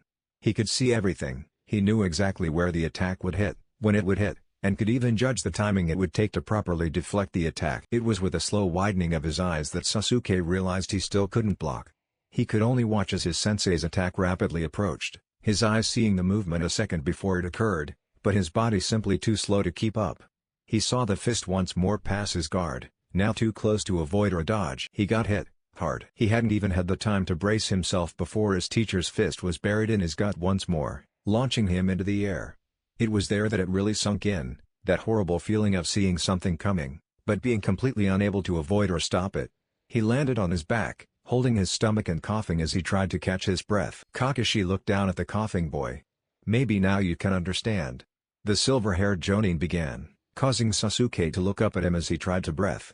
Your Sharingan didn't help you at all, did it? The Sharingan certainly is an impressive tool, but it's just that, and a tool, no matter how powerful, doesn't make a ninja truly great. Even though you knew where I was going to hit you, even though your Sharingan allowed you to predict my movements, You weren't able to avoid my attack. Your body simply wasn't able to keep up. He paused as he allowed his words to sink in and waited for Sasuke to sit up before continuing. As you know, the Uchiha style relies on your ability to predict your opponent's moves and counter them, which is why you're not allowed to use your dojutsu. We're training to improve your speed and reaction time, and using your eyes would hamper that. After all, if you see my attack coming from a mile away, then you would prepare for it rather than simply react. Realization dawned in the Jonin's eyes at that, now understanding the reason he wasn't allowed to use his clan's famed eyes. Now, answer me this, Sasuke. My attack just now. If you were able to respond quickly enough to deflect it without the Sharingan, what would you be able to do with it? A smirk spread across Sasuke's face and the Jonin nodded. I see you understand. Good. Of course, we'll need to train your Sharingan too, but that will come later. Now, get back on your feet. The silver-haired man waited for his student to stand and hoped he took his words about his bloodline to heart. As the sun stood just above the horizon, Naruto laid on the ground before Zabuza. Zabuza looked up at the darkening sky for a moment before his gaze fell back to the blonde. Alright, I'd say that's enough for today. I'd say we made some good progress here, Zabuza said. That's good, Naruto said weakly. Good night. His head then fell, hitting the ground as he went limp. Wah! Hey! Zabuza stepped forward, eyeing the unconscious Jonin. He nudged him with his foot twice, hoping for a response. When there was none, he sighed. He then kneeled down, picking the blonde up and swinging him over his shoulder. He then stood up and walked through the trees back to the main training ground. When he neared Kakashi, who was standing before an exhausted Sasuke, turned to him. Ah, Zabuza. I see you pushed Naruto a bit hard. Zabuza snorted. I see the stories I've heard about you left out that you have a talent for stating the obvious. Kakashi smiled at the former Mist Ninja. They also tend to leave out my humble personality and glowing sense of humor. Yeah, I'm sure they just forgot to mention those. Zabuza replied in a deadpan voice. Now, you mind telling me where this brat lives? The next day, Naruto continued to repeat the set of moves that Zabuza had shown him. He could at last throw punches and kicks that met Zabuza's standard, though he still had no real style. Okay, brat, that's enough. Zabuza spoke up, surprising the Jonin a bit. It's about time you decided what kind of fighting style you want to learn. The boy's eyes gained an excited gleam, which was quickly taken away by the masked Jonin's next words. And for that, I want you to head to the library. What? Naruto almost yelled. Why do I have to go to that place? Because brat, it's the best way for you to see what's out there. There are countless fighting styles in existence and I'm not a walking encyclopedia of combat styles. If you had more of a fighting style to begin with, we might have been able to work with it and develop a style for you, but that isn't the case. Do you even have any idea how you want to fight? Besides wanting to beat up the enemy with strong attacks? Naruto looked to the ground. Well, Zabuza crossed his arms. Exactly. Now get to it. Naruto took a step forward as if to challenge the man, desperate to avoid going to one of the places he considered the most boring on the planet. Aw, come on. He then pointed in the direction of the main section of the training ground where the two Sharingan wielders trained. Can I just ask Kakashi? With his Sharingan, he's probably copied dozens of different styles. The former Mist Ninja raised a brow. That's a good point. He conceded. But I think this will prove the better option. Now go. And I won't teach you anything else until you come back with something. Naruto's eyes widened before he quickly agreed and bolted off as Zabuza watched. Once the blonde was out of sight and he was alone, the former missing nin made his way over to a nearby tree, pulled out a familiar orange book and leaned back against the trunk as he flipped open to the page he left off and began reading. He may not borderline worship the text like a certain silver-haired Jonin, but he did enjoy it. As he began catching up, he considered what he was going to do with the rest of the day. The blonde wouldn't be back until at least tomorrow if he knew what was good for him. This would serve as a major part of his fighting style for the rest of his life. After making a brief stop at his apartment to get his backpack, Naruto found the village's library easily enough, though it had taken a while to find someone willing to give him directions. He stepped in through the building's double doors and his arms fell limp at his sides as his eyes scanned the massive room, looking over all the bookcases and walls covered in books and scrolls. Aw man. How am I ever going to find anything in all this? He asked himself as his eyes continued to wander. With a sigh, he decided he might as well get started. The blonde walked to the nearest bookcase, skimming over the titles in search of taijutsu style. 10 minutes later, Naruto let out a slight growl, his fist trembling at his sides as he walked down an aisle. He had found nothing even close to what he was looking for and he would have long since given up had it not been for Zabuza's threat. The Jinchuriki was about ready to pull his hair out as he reached the end of the rows and examined a wall of books, finding nothing on taijutsu. "I can't believe this. How hard could it be to find one subject in this place?" the blonde said, not noticing a nearby door opening silently. He turned and took 3 steps before suddenly crashing and falling backwards, landing on his rear and hearing someone else do the same. A noise of shock, feminine in origin, reached his ears and he opened his eyes to see who he'd run into. Before him sat a girl who seemed to be a little older than he was. She was wearing a white lab coat with a red dress. Her eyes were hidden like his own, though instead of sunglasses she wore odd, swirl-tinted glasses. She had a forehead protector wrapped as a sash around her waist, showing the girl was a kunoichi. Littered on the floor were 3 scrolls and a box the girl had been carrying. "Ow. Oh, sorry about that." Naruto started to get up. "No need to apologize. It was my fault, I wasn't paying attention," he said, extending his hand for her. She took it and he pulled her up. "I've been told that happens a lot." The girl chuckled slightly as she brushed her coat and dress off as Naruto gathered the things she dropped. "Thanks. I'm Shiho," she said as he handed her the box and scrolls. The blonde gave her a wide smile. "The name's Naruto Uzumaki. Good to meet you." The girl seemed slightly surprised but then nodded. She had heard bad things about the kid in front of her, but he didn't seem that bad at all. With a smile of her own, she spoke. "Well, it's nice to meet you too, even if we had a bumpy start. What brings you here today? Are you looking for something?" Naruto's grin became tinged with excitement as he realized that this girl could probably help him locate what he was looking for. "Yeah, is there a section on taijutsu styles around here?" Shiho raised a brow. "Of course. It's next to the weapon styles and physical conditioning segments. Do you want me to show you?" Naruto nodded enthusiastically. "Thanks a lot, I've been here forever." Shiho gave a giggle as she turned, leading him through the aisles until they reached the back wall. "Whoa," Naruto said as his eyes roamed the wall before him, each shelf full of scrolls on various taijutsu styles. "Well, I'll leave you to it. Good luck finding what you're looking for," Shiho said as she walked away. "Thanks for the help," Naruto called back to her before turning back to the wall. Taking the nearest scroll, he began reading. Half an hour later, he sat on the floor, reading an open scroll. Surprisingly enough, he found he actually enjoyed this. The scrolls had detailed illustrations of the awesome moves he'd eventually be able to do if he chose this style, and he found himself imagining performing these attacks and counters usually on Sasuke. As he read on, after another half hour, he found there were 3 styles he was interested in. His favorite relied on misdirection. On using counters and feints to make openings and baiting an opponent into seeing a non-existent opening. Problem was, it was lacking in offense. That was when he remembered Zabuza's words and got the idea to take the best of these different styles to form the base of his own unique one. Rolling up the scroll with a smile, he began to walk out before a thought struck him from out of nowhere. He quickly ran off to where he met Shiho and searched. After a few moments, he grinned before making a cross-shaped hand sign. In a flash, 5 shadow clones appeared and scattered, looking all over for the blonde girl. As soon as one clone located her, it dispersed, followed by the others since the search was over. The blonde quickly made his way to her location. He found her waiting, having noticed the clone and guessed that the real one wouldn't be far behind. "Is there something else I can help you with?" "Yeah. Do you have anything on chakra control?" "Thanks again," Naruto called back, waving at the girl wearing the swirl-tinted glasses standing outside the library's door.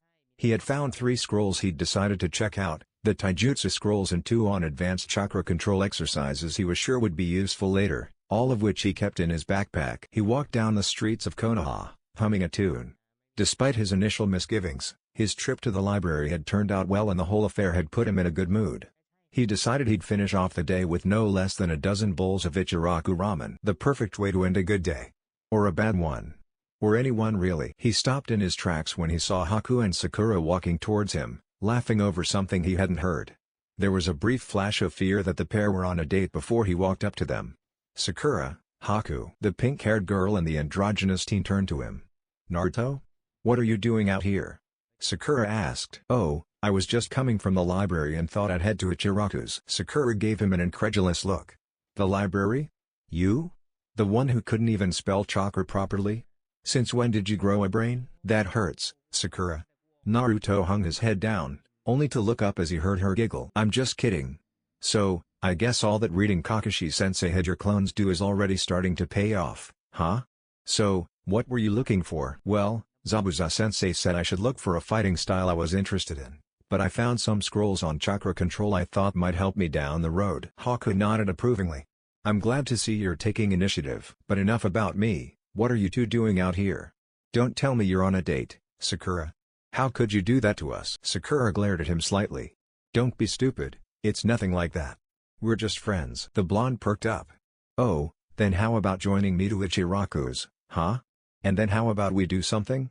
Just the two of us. Not a chance, Naruto, Sakura said flatly. Oh, come on. It could be fun and I'll pay for everything. What have you got to lose? How about my dignity? Sakura asked, getting annoyed. Naruto, get it through your head that I'm not going to date you. Ever. Not if you were the last male in the village. She then sighed and placed a hand on her face, not paying attention to the blonde's hurt expression. I was having a good time, and you've ruined it, as usual. Just go, okay? Haku looked shocked at the pink-haired girl as Naruto's face fell and he walked off dejectedly.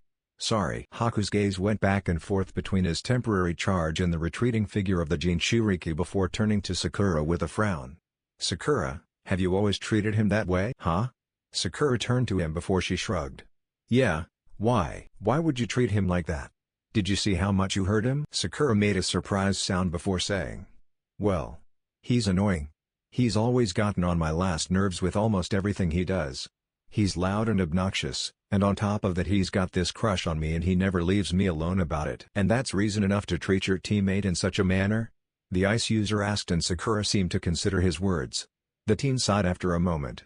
Sakura, have you noticed how everyone looks at him? How much hatred he has directed at him by the people of this village? Sakura blinked. Well, recently yeah. But it's probably something he brought upon himself with all his stupid pranks, she said, though she secretly enjoyed the pranks and her inner self voiced that. Sakura, do you honestly think he could have pranked everyone in Konoha to the point that they'd all glare at him like that? Haku asked, causing the pink-haired Kunoichi to think about it for a moment. Sakura, do you remember what I told you about why he wants to get stronger? He would go to any lengths to protect those precious to him, and I'm sure you're among those people. Please ask yourself, are you being a good teammate, a good friend, to him? He said before heading off after the blonde, leaving Sakura standing in the middle of the street, lost in thought. Naruto sat at the counter of the ramen shop that was almost a second home to him, staring at the counter with a depressed expression on his face. Well. At least he had ramen to cheer him up. Tucci walked over to his place, carrying his order. Orders up. Hey, what's the matter? You look like a lost puppy. Naruto sighed. It's nothing. The old man saw that he didn't want to talk about it and nodded. Well, here's your order. First bowls on the house. Thanks. Naruto replied before he began slurping down the food. He stopped when he sensed someone sit down beside him and looked up to find Haku. Hey! I thought I'd join you.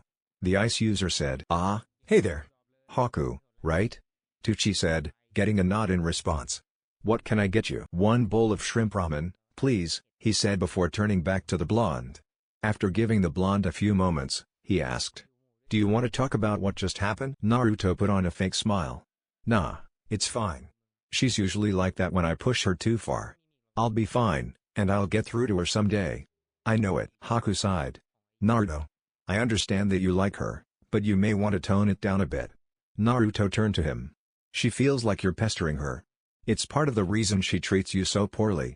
Naruto's gaze fell back to his food, stirring the noodles in his bowl as he thought about what the ice user was saying. Actually, it might help if you learn a bit about manners and tact in general. I could help you with that, if you want. Naruto raised a brow. Huh? Why do I need to learn that? It's not going to help me be a better ninja. Perhaps not, but it may help you become a good leader.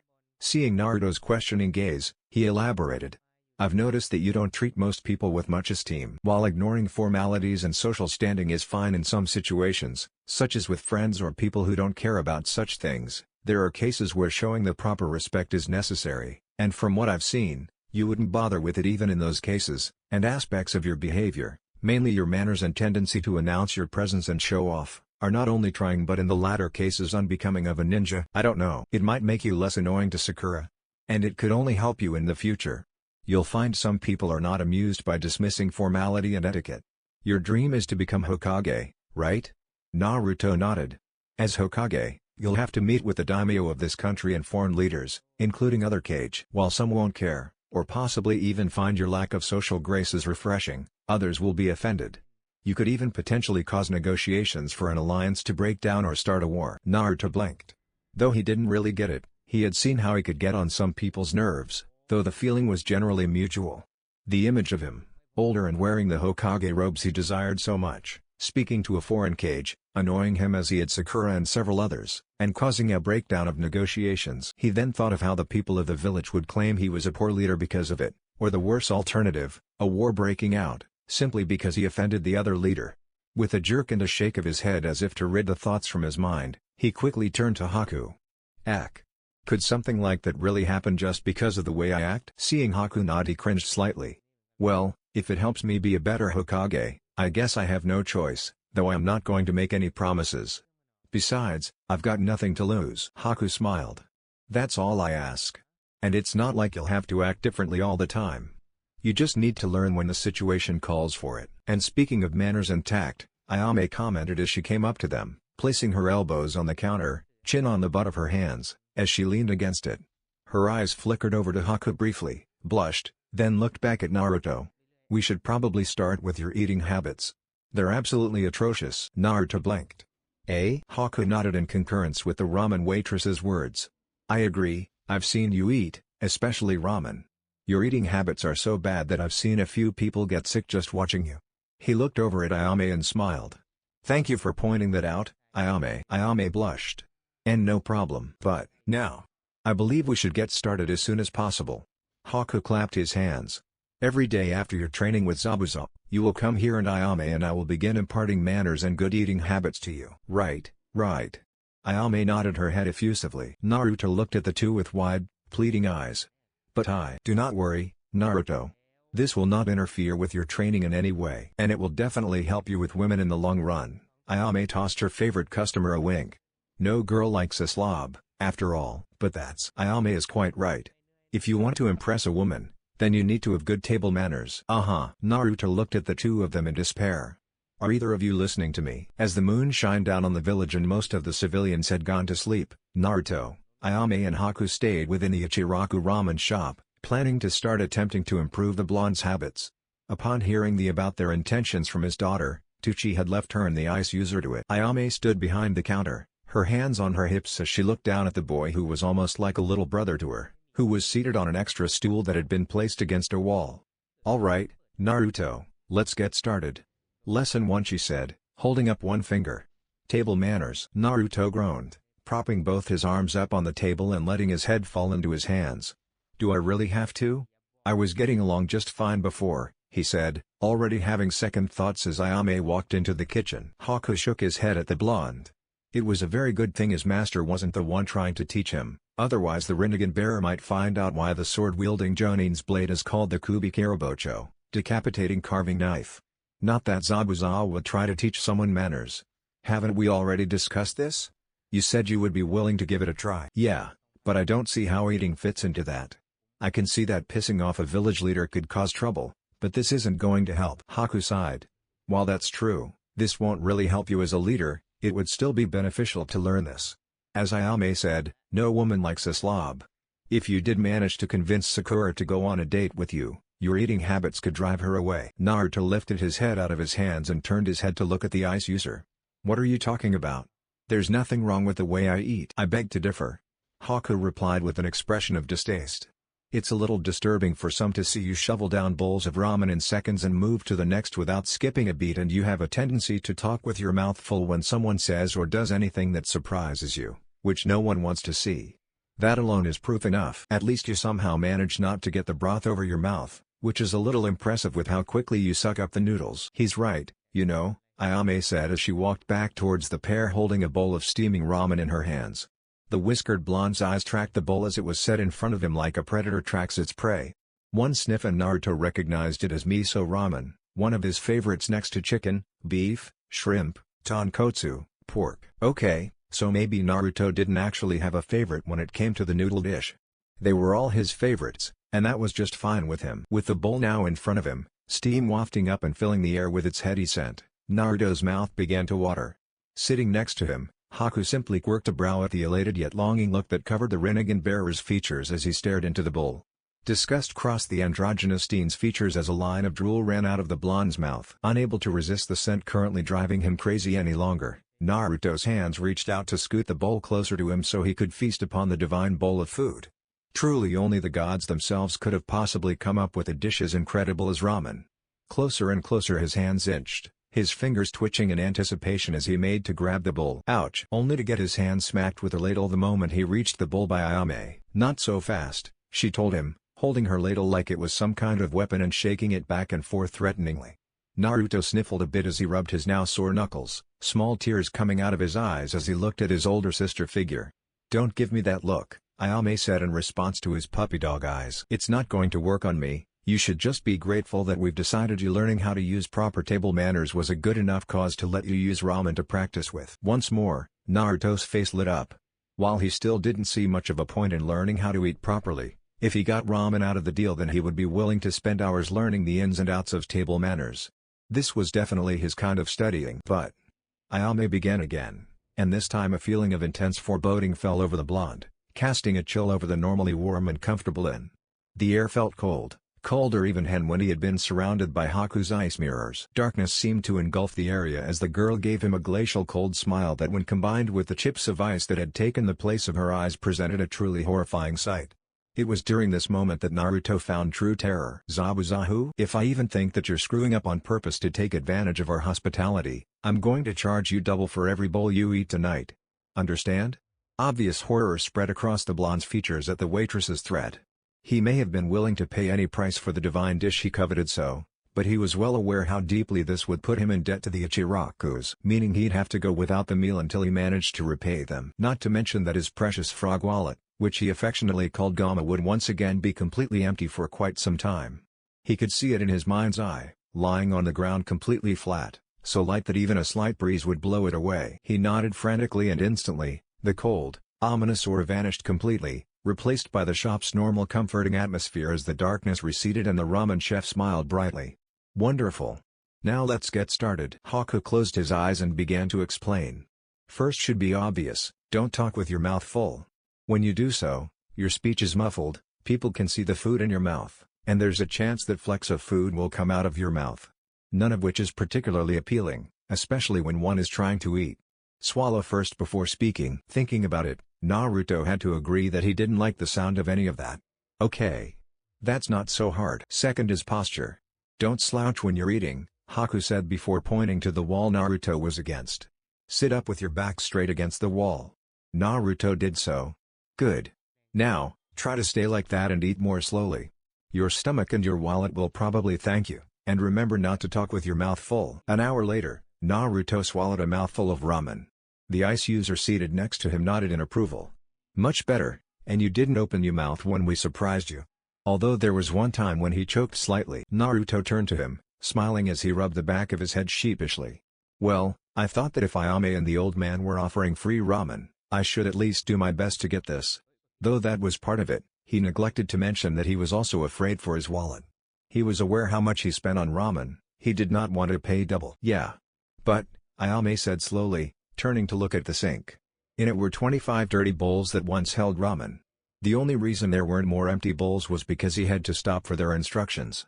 With a sigh, she turned back to Naruto, raising a hand to her face as she calculated the amount of money they lost in this endeavor and would stand to lose during future lessons. She did not like the answer. Still, if it was for her younger brother figure, she'd do it. Besides, if Naruto still ate like that, they'd make the money back in due time. "Sorry Naruto, but for now, lesson's over." "That's alright. I made good progress, right?" Naruto asked. Haku nodded before turning to the waitress sympathetically, aware of how much this was going to cost them. "Are you sure you don't want us to pay? Not even for half of that?" Ayame gave him a grateful look as she answered. "It's alright. Trust me, Naruto will make up for it in the future." Naruto grinned and said energetically, "You better believe it. I'll stop by sometime soon and eat until I can't stomach another mouthful." Knowing how much eating there affected his own wallet, he knew they'd lost a good amount of money tonight. He was kind of on the stingy side, but the old man and the waitress were like family and he refused to leave them in the red because they wanted to be nice to him. That had happened too much back when he was staying at the orphanage. "Glad to hear it. Just what I expect from our #1 customer." "I see. Well, I think it's time we get going. We do have more training tomorrow." Haku smiled while closing his eyes and tilting his head slightly. "Thank you for your hospitality." Ayame blushed. Don't mention it. I mean, he's like family to us." "I can see that. He's lucky to have met people like you," Haku replied, causing her blush to deepen as she turned her head away as she raised a hand to her cheek and chuckled bashfully. Naruto blinked before giving to his older sister figure a look of curiosity. He'd never seen Ayame act that way before. After watching her for a few more minutes as she stared dreamily at the ice user, hands on her cheeks and a blush staining her face, he shrugged it off as some kind of girl thing. From what he had seen so far from Sakura, Hinata, and Ino, girls were just weird like that. With nothing left to do here, Naruto made his goodbyes to Haku and Ayame, and then left the stand for his apartment. He would need a good night's rest.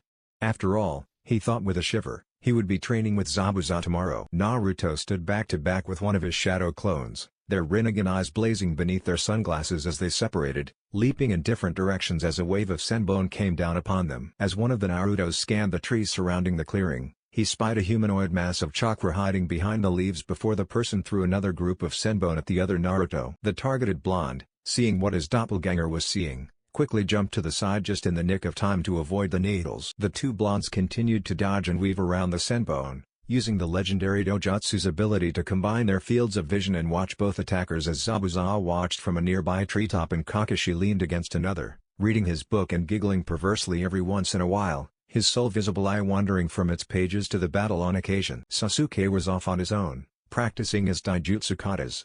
From what Kakashi saw, he didn't really need supervision for this, so he had decided to take this moment and observe his other students' training. After they'd finished their water walking exercises, the copy ninja had made a suggestion regarding their training. Knowing what Haku was teaching Sakura, he proposed that she use the blonde as target practice. Naruto had reacted as one would expect, until Kakashi explained his reasoning. The idea was for the Jinchuriki to use one clone with the Rinnegan active to keep an eye on both Haku and Sakura as they threw senbon at him. This would help Sakura by giving her a moving target. Though her throwing skills were decent enough to hit a stationary target, it needed a lot of work, and it would help Naruto adjust to the Rinnegan's unusual ability to link his and his clone's fields of vision.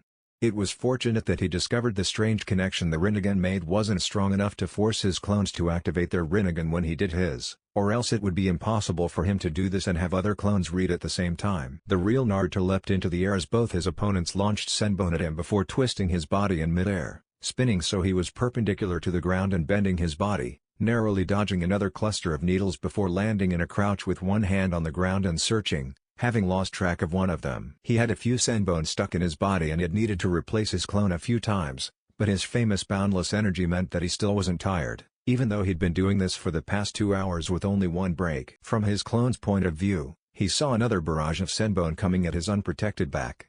As he leapt to the side, his clone followed the needles back to their source, knowing the unique appearance of their chakra enough to recognize the attacker as Haku. This was amazing. He hadn't thought much of it when he first used it. In fact, it seemed irritating how he was forced to see through his clone's eyes if they had his dojutsu active, but now he could see just how useful it really was. He wondered just how far he could take this, how many perspectives could he see through without overwhelming him. Still, for all their good points, 2 visual abilities and the ability to use all the elements, he was starting to find these eyes really irritating. He had spent days trying to figure out how his eyes worked, what other abilities they kept hidden, and come up with nothing for his efforts. He knew from his battle on the bridge, what he'd been told of it anyway, that his eyes had some special powers, and he didn't know what, but something told him that those ringed eyes held incredible power, but he was getting nowhere. It was so frustrating. "Okay, that's enough," Zabuza called out, getting their attention before leaping out of the tree. Naruto ran towards his position as he cut the chakra flow to his eyes and his clone dismissed itself, arriving just as he landed, as Sakura and Haku jumped out of the nearby trees and touched down beside the blonde while Kakashi casually walked over to join them. "Pretty good. You seem to be adjusting to those eyes quickly," he said to Naruto, who grinned in response, before turning to Sakura. "And those senbon seem to be a good fit for you. I can definitely see you doing some damage if you poisoned them." Sakura smiled, this being the first time he complimented her since finding out she was a natural at chakra control. "I have to admit Kakashi had a good idea here, though I don't want you to become reliant on those eyes." Naruto's expression showed excitement as he asked, "Does that mean you're going to teach me that silent killing trick?" Upon hearing the blonde's words about the technique he practically owned due to how good he was at it, Zabuza's right eye began to gain a violent twitch. "It's not a trick, you damn brat," he shouted, air blowing from his lungs in such force that Naruto's hair was buffeted as if caught in a stiff breeze. It's an incredibly useful technique in which one must learn to remain completely silent at all times in order to sneak up on and assassinate their opponent before they even realize you're there.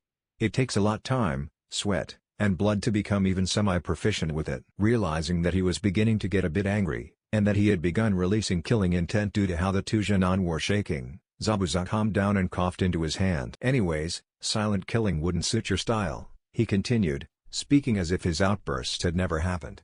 From what I saw of your battle, both with me and with Haku on the bridge, you're an assault type. You prefer getting in close and fighting your enemies head-on, am I right? You may have the capacity to learn my jutsu, though it will take you years to do so, but it would be pointless since you'd never use it. Naruto crossed his arms and turned his head away in a childish gesture. I would so use it. Zabuza tilted his head to the side. Oh yeah, when? Naruto opened his mouth. Besides the first strike. The blonde crossed his arms, his face scrunching up as he thought about it. Were it not for his glasses, his expression would make him resemble a fox. He hummed as he carefully considered the answer, knowing lying would earn him a harsher training session and failing to give a satisfactory answer meant Zabuza wouldn't teach him the technique. Well, if I'm fighting someone I can't beat the way I usually fight, I guess. Zabuza glared slightly. So you'd only use it as a last resort? Naruto met his glare with his own defiant one. Yeah, but I'd still use it. Bah. Why should I bother to teach it to you if you're only going to use it when all else fails? You just want to learn it because you want to learn anything you think is awe-inspiring. Seeing Naruto was obviously about to continue the argument, Kakashi fixed his gaze on his student and spoke up. Naruto, Zabuza's right. He gave the Sharingan wielder a shocked look. Silent killing is not meant to be used that way. Even if it was, as Zabuza said, it takes many years to get it right. Do you really want to spend that much time on a technique you'll almost never use when it could be better spent learning jutsu or something you'll actually make use of? The Rinnegan bearer calmed down, seeing his sensei's point. Looking slightly disappointed, he turned to the other Jonin. Well, are you at least going to teach me some stealth tricks? Zabuza scoffed. Do you need to ask? Stealth is an integral part of being a ninja. And stop calling them tricks. He then turned to Kakashi, who stood off to the side reading his book. Hey, is it all right to leave your student unsupervised? The copy ninja shrugged without looking up from his book. He usually spends most of his free time training anyway. He's practicing katas and he's pretty much got them down, he doesn't need me looming over him at the moment, he said, casually flipping a page. In a while, I'll spar with him for a while using the taijutsu style of an acquaintance of mine. Helped him adjust to facing different combat styles. Actually, the man was one of his best remaining friends. But he'd never admit that to anyone. Zabuza nodded before turning to Haku. That reminds me, what do you plan to do with the girl for the rest of the day? Well, I had intended to get started on her physical conditioning today. Sakura took on a slightly apprehensive look at that. And afterwards, I'll let her cool down by showing her some herbs I found growing just outside the village. I thought I might test her knowledge of plants and their uses, based on what she told me. She's a quick study. Oh, you mean like that time we met in the forest? Naruto asked. Exactly. Huh? What are you two talking about? Sakura raised a brow. Kakashi, also curious, raised his eyes out of his book. That's right. We never told you, did we? Haku and I first met when he was looking for herbs to help Zabuza-sensei. I'd passed out from training and he woke me up. Naruto explained with a grin before turning to Haku. I didn't know before then that plants could be used for medicine. I wonder if any of the plants I keep have any healing properties. Sakura blinked and stared at Naruto. Since when do you know the definition of the word properties or how to use it correctly? Well, my clones have read pretty far into the dictionary Kakashi-sensei gave me, though I'll have to have them go over it a few more times before I really remember. Hey! I was never that dumb. The pink-haired girl smirked. Katara. The Jinchuriki blushed and turned his face away from them with a slight pout, seeing that he'd lost that argument. Wait, you grow plants? Huh? I didn't know you had a hobby like that. There's a lot you don't know about me, Sakura, Naruto said with a slight smirk, although it didn't reach his eyes, revealing it to be fake. His last statement reminded him that neither of his teammates knew of his Jinchuriki status. And he wasn't looking forward to them inevitably finding out. Since the day they officially became a team, he had thought about the day his biggest secret was revealed to them, and how they'd react. The thought of them looking at him the same way the villagers did. He resisted the urge to cringe and decided to change the subject. Have you seen the local flower shop? He asked Haku. Haku shook his head and Sakura spoke up. Oh yeah, Yamanaka Flowers. It's run by Ino Pig's family. My mom has bought some carnations there. Haku gave her an inquisitive look. Ino. Pig? A girl who graduated with us at the academy. She's kind of a rival, they've got the same stupid thing for Sasuke. Naruto clarified quietly, but unfortunately not quietly enough. What was that? Sakura growled, taking a step toward him threateningly. Haku subtly shook his head while giving Naruto a look warning him not to continue, which the Genin missed. The blonde shrugged. I mean, I don't see why you guys like him so much. Sure, he was the top of our class and he comes from some great and powerful clan, he said with sarcastic undertones at the end. Haku sighed and face-bombed. But he's such a jerk. The guy looks down on everyone and he just broods to himself all the time. If you ask me, he seems kind of emo. And you guys and the rest of his fan club keep chasing him around all the time and he never even gives you the time of day.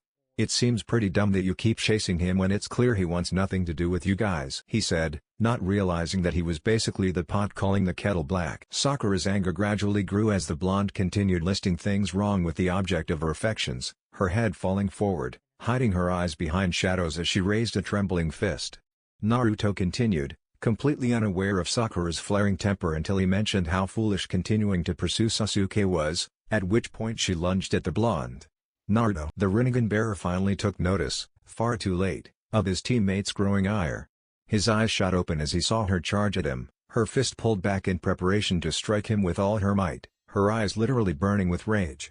Terror consumed him as he recalled the other times he'd managed to anger her this much. Thanks to his recent training, he was able to dodge her first strike, barely. He leapt to the side as the pink-haired Kunoichi brought her fist down. He immediately ran when her fist, filled with pure, annoyed feminine fury, dug into the ground several inches and cracks spread around it. Not wasting a moment, she quickly began pursuing the blonde. Sakura. I get it, you're mad. Please calm down, Naruto yelled at the irate Kunoichi as he dodged another blow. Come on. It was a mistake. I didn't mean it. Shut up and take your punishment like a man, Sakura yelled as she closed in on him. Haku's sweat dropped while Zabuza let out a laugh at the spectacle. Kakashi simply glanced up from his book for a moment before returning to it, having seen this type of situation multiple times before from those two. Wow, so I guess Pinky has some fight in her after all. The masked Jonin commented. Yes. Sakura has quite the temper, and Naruto tends to wind up on the receiving end of it most of the time. Kakashi answered. I can see that, Zabuza said, evaluating the damage her attacks caused. The observers wished the blonde luck, knowing enough not to try to get between an enraged female and her target. Over the course of the next few minutes, the training ground became littered with spiderweb cracks, both on the ground and the trees, some of which had chunks of the sides missing as Naruto struggled to avoid Sakura's attacks. Finally, the blonde, with his back up against a tree, waved his arms in front of him as Sakura's fist neared his head. With an anger-filled cry, she struck him on the upper left side of his head, sending Naruto flying to the ground hard enough to leave a small groove in the dirt. He laid there on the ground, a large lump growing from his head where he had been struck. Zabuza chuckled and shook his head as Haku helped the blonde up before his brow furrowed. Wait, you said Yamanaka? The Yamanaka clan runs the place? Naruto rubbed the lump on his head as he looked at the former Miss Ninja. Yeah, why? Have you heard of them? Are you kidding? They're a major clan of your village. They specialize in jutsu related to the mind and are known to be experts in intelligence gathering and espionage. This was obviously news to the Genin. Naruto, eyes wide, asked, how'd you know that? Zabuza crossed his arms. I'm not a former Anbu for nothing, kid. Back when I was still a ninja of Kiri, I made a point of gathering what scarce information I could on the major clans and rival nations. Haku gained a thoughtful look. If the shop is run by a clan of ninja... Hey, Kakashi. The Sharingan wielder had asked earlier that Haku not use formalities and call him by name. Said Jonin turned his gaze on the ice user, who took that as a cue to continue. Do you know if this flower shop sells poisonous plants or medicinal herbs? Kakashi's gaze turned skyward as he brought his hand to his chin and thought. I don't typically use either and I only have a passing knowledge on that subject, so I can't tell you how extensive their stores are, but I believe so, yes. Haku nodded and turned to the blonde Genin. Naruto, think you could show it to me? I don't think we passed it during the tour you three gave us. Naruto grinned. No problem. I was planning on going there soon anyway. Haku nodded. Thanks. I look forward to it. Even if they don't sell what I'm looking for, it could be a nice hobby, he said before turning. Well, we should get going. I think we've had enough time to catch our breaths after such a light exercise. Come along, Sakura. Hey! Before you go, What are the first steps of water and wind manipulation? Naruto called out. Haku looked at him out of the corner of his eye as he and Zabuza raised a non-existent in the masked ninja's case eyebrow, and Kakashi glanced at him. Huh? Why do you ask? Didn't you agree it was best that you work on the basics before we moved on? The demon of the mist asked. Naruto rubbed the back of his head. Yeah, but I figured that if it was something I can do on my own, you know, at home if I'm up to it after Zabuza-sensei's training or after a mission. I've been doing some chakra control exercises at home and I thought, since I have 2 elements to learn, it might be a good idea to get a head start while we're still working on my taijutsu. Zabuza nodded, giving the blonde a look of approval. Huh. Good idea, brat. Are you actually starting to think ahead? He had drilled the blonde in the importance of thinking things through during their sparring matches, intent on making certain he never did anything as foolish as he had on the bridge when he walked into Haku's dome of ice mirrors after announcing his own presence, ruining the element of surprise. The blonde simply chuckled with a grin in response. Well, the water manipulation exercise isn't something you can do indoors, it requires a large body of water, but the wind chakra exercise is much more convenient. Naruto's eyes lit up with excitement. Really? What is it? He asked, not noticing Haku walk over and pick up a fallen leaf as Sakura watched the raven-haired teen with a look of curiosity. The boy's expression became one of bewilderment as Haku handed him the leaf. Huh? You need to cut the leaf in half with your chakra. Once you can split the leaf in 2 without concentrating on it, you'll have mastered this step of your training. Haku explained. The Jinchuriki raised an eyebrow. Is that all? That sounds easy. Haku shook his head, amusement clear on his features. He was going to enjoy their reactions to what he was about to tell them, and he knew his master would too. Trust me, it's much more difficult than it sounds. It takes the average ninja years to complete the exercise. Both of the Shin'an stared at him in shock, their mouths agape as their minds reeled with the new knowledge. Years? How are we supposed to pull this off in time for the exams if it usually takes years? Sakura asked. You aren't. Zabuza replied with a shrug, enjoying their surprised looks. After a moment, he decided to answer the question that was obviously on their minds. You don't need to master the exercise or have the affinity to learn a jutsu of an element. The pink-haired Shin'an looked at him curiously. Then what's the advantage of having an affinity? This time, Kakashi answered. While it is possible to learn jutsu without first mastering an element or having an affinity, without either, the jutsu will be extremely difficult and time-consuming to learn. On top of that, it'll be relatively weak and ineffective and cost far more chakra than it should. It would take at least half a decade before you were able to use it at the same level that you could if you had an affinity and a full decade to master the element. Why waste that much time when you could focus on the element you have a predisposition for? Then you can use the jutsu effectively from the moment you learn it and master it in less than half the time. The two Shin'an absorbed this information briefly before something occurred to Sakura. Wait, then how's Sasuke use fire jutsu? He has the lightning affinity, doesn't he? Kakashi shrugged. The Uchiha all have a predisposition towards the fire element. Sasuke's primary affinity is for lightning, but he likely has a minor affinity for fire that was overpowered by his lightning affinity. His gaze fell back to his book. Besides, we don't know when he learned his fire jutsu. He's been practicing it for who knows how long. Naruto looked confused, tilting his head to the side as he tried to understand what he was being told. If that was the case, why were they wasting time by not skipping straight to the techniques? He really wanted to start learning the techniques like the ones he'd seen his sensei and Zabuza use and wave. Then why are we even bothering with the exercises? Why can't we just learn jutsu? Well, first of all because the more experience you have with the element and the further along with the exercise you are, the easier it'll be to use the jutsu and the more powerful they'll be. Kakashi explained as he casually flipped a page of his book. That aside, once you master the element, you'll be able to create your own, unique jutsu. Naruto's expression lit up at hearing that he could make his own, original techniques after mastering his element. Beyond his sexy jutsu, he hadn't really considered making his own, original techniques, but now that his sensei mentioned it, he couldn't believe he'd never thought about it before. It was a totally awesome idea. And with the Rinnegan, the possibilities were endless. Kakashi had used his Sharingan to copy 1,000 techniques, but with his dojutsu, he would top that by creating 1,000 techniques. And he'd use them all to finally put Sasuke in his place. Then Sakura would stop fawning over the jerk and the old man Hokage would see his power. He could see it now, the day where the old man said, "Naruto, I never dreamed you would become so strong. You are truly the only one worthy of being my successor." And then he'd finally receive the respect and recognition he always dreamed of. The other individuals standing in the clearing sweat dropped as Naruto stood there with his hands clasped together, wearing a wide grin and chuckling as he daydreamed. Zabuza leaned over to Kakashi. "Hey! Does he do that often?" Kakashi glanced indifferently at his chuckling student before shrugging and returning to his book. "Occasionally. He's just having a daydream, it'll pass in a minute." After a few moments, Naruto's mind returned to the real world. He had the dignity to look embarrassed, rubbing his head and smiling sheepishly as he apologized. "Are you done?" the sword-wielding Jonin asked with a raised non-existent brow. "Yeah," Naruto replied, deciding it a good idea to get back on topic to avoid further embarrassment.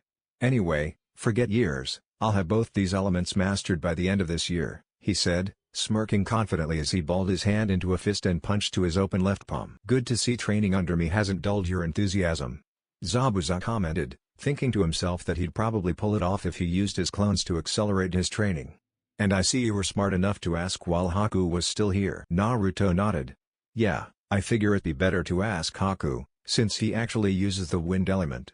So, got any tips before I get started?" "The only advice I can give you is to remember that when manipulating wind nature chakra, you need to imagine splitting the chakra in two and rubbing them together. Sharpen the edges of the chakra as much as you can and make it as thin as possible, then compress the two halves together." Haku replied. "The rest is a matter of experience." "Got it. So, what can I do with the wind element exactly? Any good jutsu you can think of?" Haku looked slightly sheepish. "Well, to be honest, I don't actually know any wind jutsu." Both of the Jonin looked shocked as they turned to Zabuza, while Kakashi gave him an impassive glance. The sword-wielding Jonin shrugged. "What? I'm not exactly well-versed in wind jutsu and we didn't have access to any village's library. Where was he supposed to learn them from? I knew enough to help him get a handle on manipulating wind chakra for his ice style, but that's it," he said before supping his chin in thought. "Although, I may want to look into that, and not just for Haku. Lightning's one of my biggest weaknesses right now and the wind element would help even the odds against a skilled lightning user. At the very least, I should learn wind chakra flow." He thought to himself. Given that it wasn't his affinity and he'd waited so long, it would take at least half a year before he was able to pull that off, but it could be useful someday. Naruto turned to his sensei. Certainly the man who had copied 1000 jutsu knew some good wind jutsu. "Kakashi-sensei." The Rinnegan bearer trailed off. Already knowing what his student wanted to ask, Sharingan wielder shook his head. "Sorry, I'm afraid I don't really know that many wind jutsu either. The wind element is quite rare outside of the land of wind, and a lot of the wind techniques I've seen don't require hand signs, so I couldn't copy them." The copy ninja's gaze rose to the sky. "My skills with the wind element are pretty negligible, but I did learn one good jutsu over the years." Naruto's shoulders slumped. "Just one?" Kakashi nodded. "Afraid so, but I know a guy who's quite skilled within the wind element who might be able to help you. And you could always head to the library and pick out some jutsu scrolls, right?" "Yeah," Naruto replied with another sigh. "Well, what can you tell me? Can you give me some examples of what kind of techniques are out there?" Wind is a very versatile element. Depending on how you use it, it can either create powerful blunt force attacks or precision attacks that deal cutting and slashing damage. There are also various ways you can manipulate air currents. Kakashi explained. "Could I create tornadoes? Or maybe make walls of wind to block attacks?" Naruto asked, his enthusiasm returning. "Depends. If you mean full-size tornadoes, those would be S-class, or in some cases, forbidden jutsu," Zabuza replied. As the four continued talking about elements, Sakura sighed. Hearing all this reminded her of what Haku had said to her on the second day of their taijutsu training. That she was the only one on the team who did the bare minimum of what her teachers demanded of her, aside from bookwork. The young kunoichi thought back to the rest of their conversation. She still hadn't found it, a reason to fight that exists in the present. Though she had to wonder, how would her father feel about how she turned out? Would he be proud of her? Or would he worry or even be disappointed because of her lack of effort? She looked up as she heard Zabuza end the conversation. "Okay, we're burning daylight, here. Haku, get back to training the girl," he said before his gaze fell to Naruto. "And I've got something special in mind for you today, brat. Come on." With that, he began to lead her away as Kakashi vanished in a poof of smoke after wishing his students luck. After saying goodbye to his sensei and Sakura, the blonde took off after the demon of the mist. "So, what is it you have in mind, Zabuza-sensei?" The demon of the mist looked at him out of the corner of his eye. "First of all, stop calling me sensei. I'm only helping you brats until the exams begin. Anyway, I've been thinking about your shadow clone jutsu. Kakashi has a point about the strain it causes, but it's a waste not to take advantage of your ability to produce clones in mass numbers. Kakashi agreed it'd be best provided we keep them in small numbers, for now. Naruto stopped walking as his eyes lit up. You mean you're going to let me use my clones to train hundreds of times faster? He'd already secretly been using his clones to speed up his chakra control training outside of their sessions. He was dying to push it to the limit and see just how fast he could progress with them. I said small numbers, brat. I was thinking more like 30. You should be able to handle that well enough. Naruto jumped into the air. Alright. I'll be the strongest ninja who ever lived in no time. Quiet. Would it kill you to learn some restraint? Zabuza questioned, causing the blonde to immediately stop. That's something else we'll have to work on. He doubted he'd be able to completely curb the blonde's exuberance, but he hoped he'd at least be able to get the brat to quiet down. He was showing some progress in reining in his brashness, though routine beatings tended to do wonders for that. A silence fell over the Jonin and his temporary student. As they walked, the blonde's gaze fell to the ground and became contemplative. After a few moments, his head rose as he began to voice a question that he'd been thinking about since their return. Hey, Zabuza. The former Miss Ninja turned his head to look at the blonde. I've been wondering. What could I have done differently back at the bridge in Wave? Zabuza came to a halt at hearing this and the young Uzumaki followed suit. Turning around, the masked ninja folded his arms and tilted his head to the side. Oh? He raised a non-existent brow in interest. And what brought this on? Well, Naruto began. I've been thinking about how that fight went down. Remembering how close Haku and Zabuza had also come to death, Naruto quickly raised his hands defensively. I mean, not that I'm upset with how things turned out. But... His gaze fell back to the ground as he ran through that battle in his mind again. Having Zabuza and Haku around served as a constant reminder of that day, of the mistakes he'd made. Back there at the bridge. I tried to help, but I just wound up making everything worse.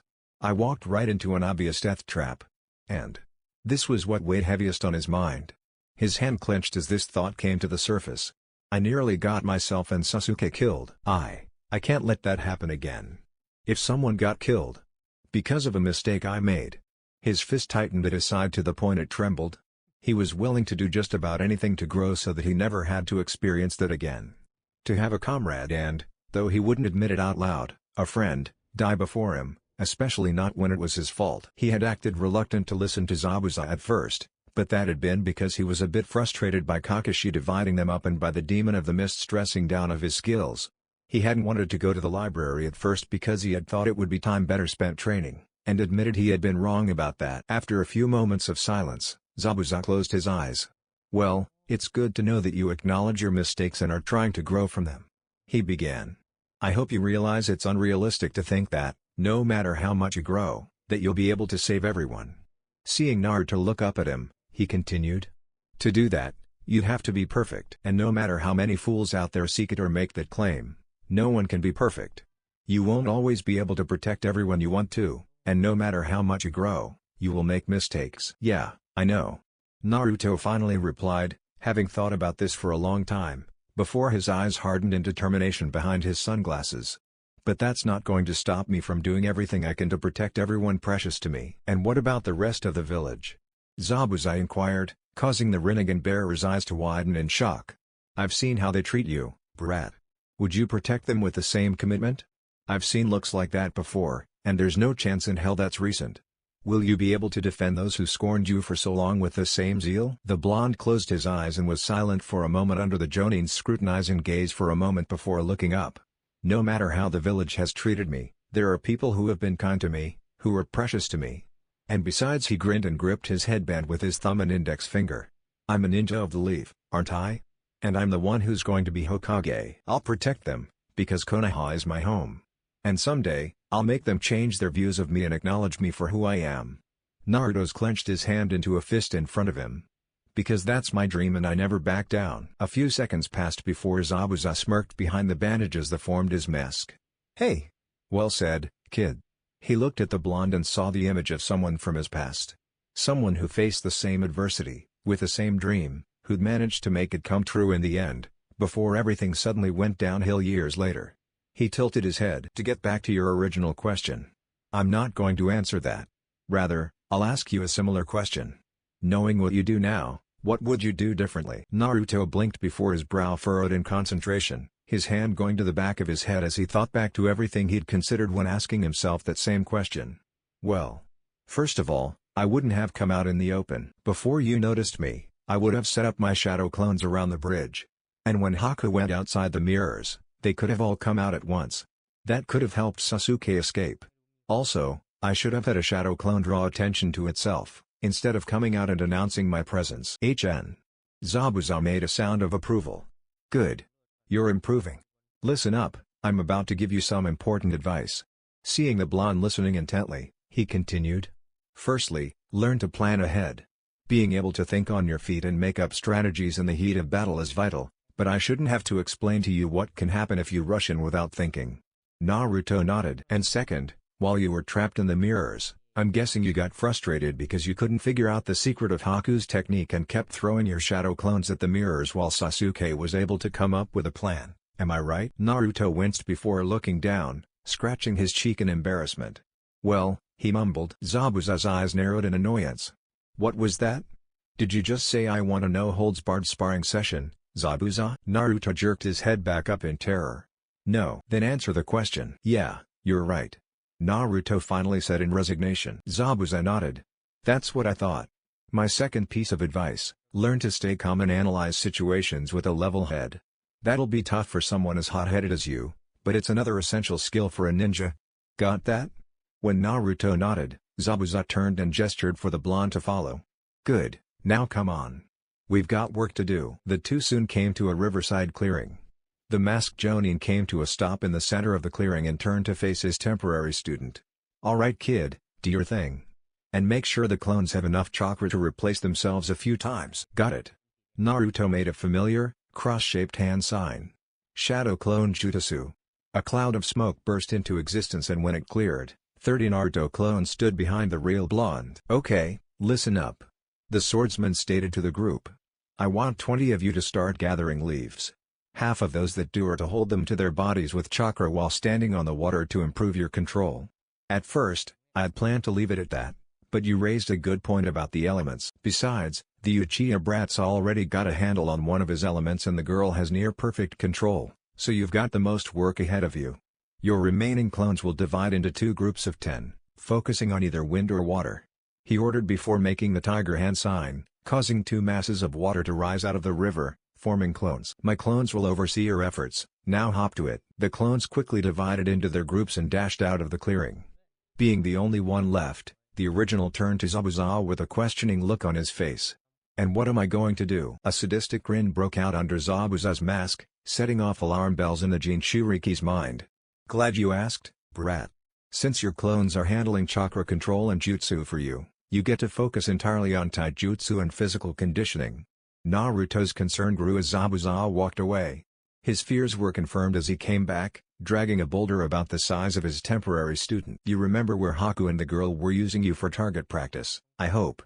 The blonde gulped before he nodded with beads of sweat running down his face. Good. To start, you're going to drag this boulder there and back. And the blonde immediately knew that he was going to collapse as soon as he walked through his door that night. Again. If he even made it back to his home. Meanwhile, Sakura and Haku walked through the forest. The journey so far had been silent as Sakura was lost in thought. Over the past few days, she had been contemplating Haku's words about why she chose to be a ninja and what drove her to fight. She realized that she really didn't have anything she wanted to do with what she learned. Of course, she wanted to serve her village, but she could do that other ways. Similarly, her father would probably have been proud of her even if she picked another profession. So, what was there? She wasn't the type who strived to better herself just because either, at least not unless it involved hitting the books. Haku turned to look at her as he raised a branch out of his path. May I ask what you're thinking of? The pink-haired girl stopped in her tracks, a shocked expression covering her features before her gaze fell to the ground. I was just thinking of what you told me earlier.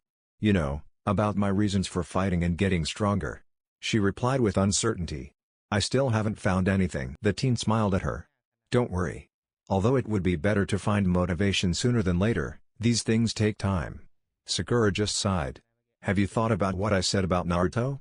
Sakura's eyes returned to his face at that. Sakura huffed and crossed her arms. I was thinking about it, but he deserved it that time. I'll admit, He did kind of bring it on himself back there.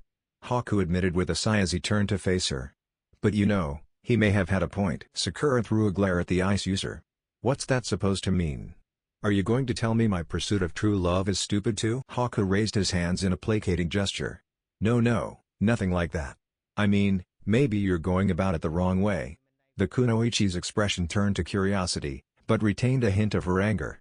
Seeing she was interested in what he had to say, he continued. From what I've seen, you throw yourself at him constantly, and I assume it has been this way since you first developed your crush on him. It's not just a crush, Sakura insisted before sighing and directing her head toward the ground. But yeah, I've tried everything to get his attention. I've been obvious, subtle, given him gifts, and I always make sure he knows how amazing I think he is, but he's never shown the least bit of interest. That's why I said he may have had a point. Sakura looked up at him in confusion. Sakura, I take it from Naruto's comment about a fan club that you and Nishino aren't the only ones that pursue Sasuke. Has he ever responded positively to any attempts to gain his attention from any of you? Sakura searched through her memories for any such occurrence. It didn't take long, as that wouldn't be something she'd forget. Well, no. Now, how do you feel when Naruto asks you out, even though you've already turned him down? Sakura's brow furrowed. It's annoying. He keeps bugging me over and over again even when I keep turning him down. I mean, why can't he just take a hint? I'll admit, there are times when he's not so bad. And his pranks are funny as hell. Her inner self added. Of course, she'd never say that out loud, but I don't think I could ever like him like that. Besides, he should be able to tell that I like Sasuke. Haku nodded. As I thought. Now, do you see my point? Seeing Sakura's confused expression, he sighed and explained. Sakura, some people don't like being fawned over, no matter how kind or flattering the praise is. Has it ever occurred to you that Sasuke might find your pursuits as annoying as you find Naruto's? Sakura froze, her eyes wide with horror. The thought had never occurred to her that Sasuke could find her attempts to be irritating in any way. She had forgotten the time he called her annoying after they had been officially made a team. But I mean, that can't. She stuttered as she tried to think of anything to refute Haku's statement, but found she couldn't. Perhaps it would be better if you toned down your attempts to win his affection a bit. Haku suggested, causing the pink-haired girl to look up at him. I don't mean stop completely, but just let him know you care. Praise him when he really deserves it, not just because or over something small, and maybe you'd have a better chance. Sakura was quiet as she thought about it for a few moments. As much as she hated to admit it, he could have a point. If Sasuke found her as annoying as Naruto, then she really would have to change tactics. After about half a minute, she finally said, I guess I have nothing to lose. After a few moments, her eyes rose to Haku again. I know you've been trying to improve the way Naruto acts. Why are you helping us with this? Haku shrugged.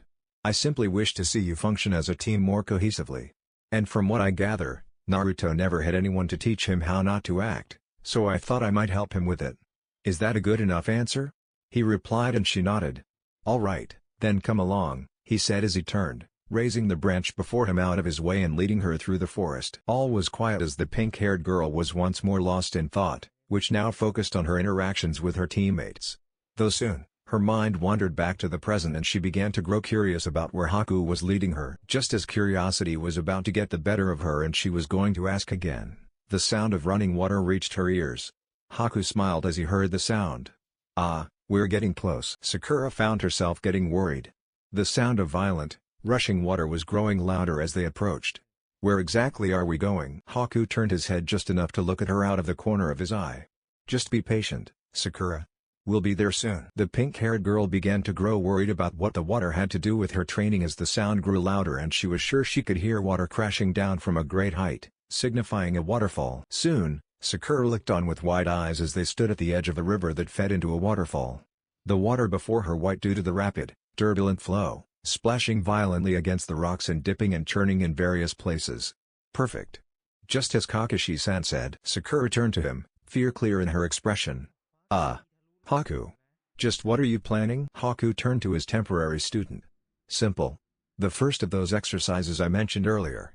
Due to the resistance of the water, swimming, especially against a current, is a good way to build up muscular endurance. Sakura paled, staring at him with wide eyes as she pointed at the violent, churning water. You're going to have me swim in that? Haku shook his head. Of course not. That would be far too much. Sakura breathed a sigh of relief before he continued. We'll be going upstream, to the area just before the water turns white. Sakura cast him a fearful look. That's not much better. Can't we just go to where the water's calmer? Or maybe a pool somewhere? She asked hopefully. The ice user sighed. Sakura, I know this probably seems harsh to you, but this is the best way for you to improve quickly. From what I've been told, the Chunin exams will likely have several exceptional ninja participating in it. On top of that, there are no rules against killing during the combat portion, and some Jinan, either on their own or under orders from their village, take it as an opportunity not only for advancement, but to eliminate outstanding ninja of rival villages. There is a possibility that you'll find yourselves in a situation where all three of your skills are needed to escape with your lives, or you may find yourself on your own. You need to advance as fast as you can, for your own good as well as your teammates. Sakura seemed unsure for a moment before her eyes hardened. She remembered how helpless she felt on the bridge at Wave and the instinctive horror she felt when she saw Sasuke's unmoving self, even if she had been told he was alive. She never wanted to find herself in such a situation again. She gave him a nod. All right. I'll do it. You said it's not going to be here, right? The pink-haired Kunoichi said, gesturing to the turbulent water. Minutes later, Sakura, now wearing a one-piece bathing suit Haku had brought, swam frantically, attempting to keep from slipping into the rapids just a few feet behind her position in the water. Her lungs were burning as she struggled to keep them supplied with sufficient oxygen, a task made far more difficult by the water that constantly obstructed her breathing, and her arms and legs were beginning to feel like lead. The only reason she hadn't already given in to her exhaustion was her fear of being pulled into the blue and white maelstrom behind her. The Kunoichi didn't even want to think about what would happen if she got sucked into the torrent, the image of her body being dashed against one of the many jagged rocks briefly flashing in her mind, causing her to redouble her efforts. That's good, Sakura. Keep it up. Haku called out to her from a rock near her position. Are you out of your mind? Help me. Sakura screamed as she struggled against the current. What was I thinking? This is crazy. Half an hour later, she lay on the side of the river, her chest rising and falling as she breathed heavily, her eyes staring off into the sky. Her body felt as if it was on fire, except her limbs, which were completely numb. She doubted she would be able to stand up without shaking uncontrollably for at least an hour. Haku smiled down at her. See? Was that really so hard? Sakura glared at him. If it's so easy, why don't you do it? She grumbled. Cha. Let's see if you're so calm after I throw you in there. Her inner self yelled. He blinked and raised a brow. I did. Zabuza made me do this when I was 8 years old. The pink-haired girl stared at him in astonishment. Now, as soon as you've rested up, we'll move on to the next exercise. Sakura paled. You mean there's more?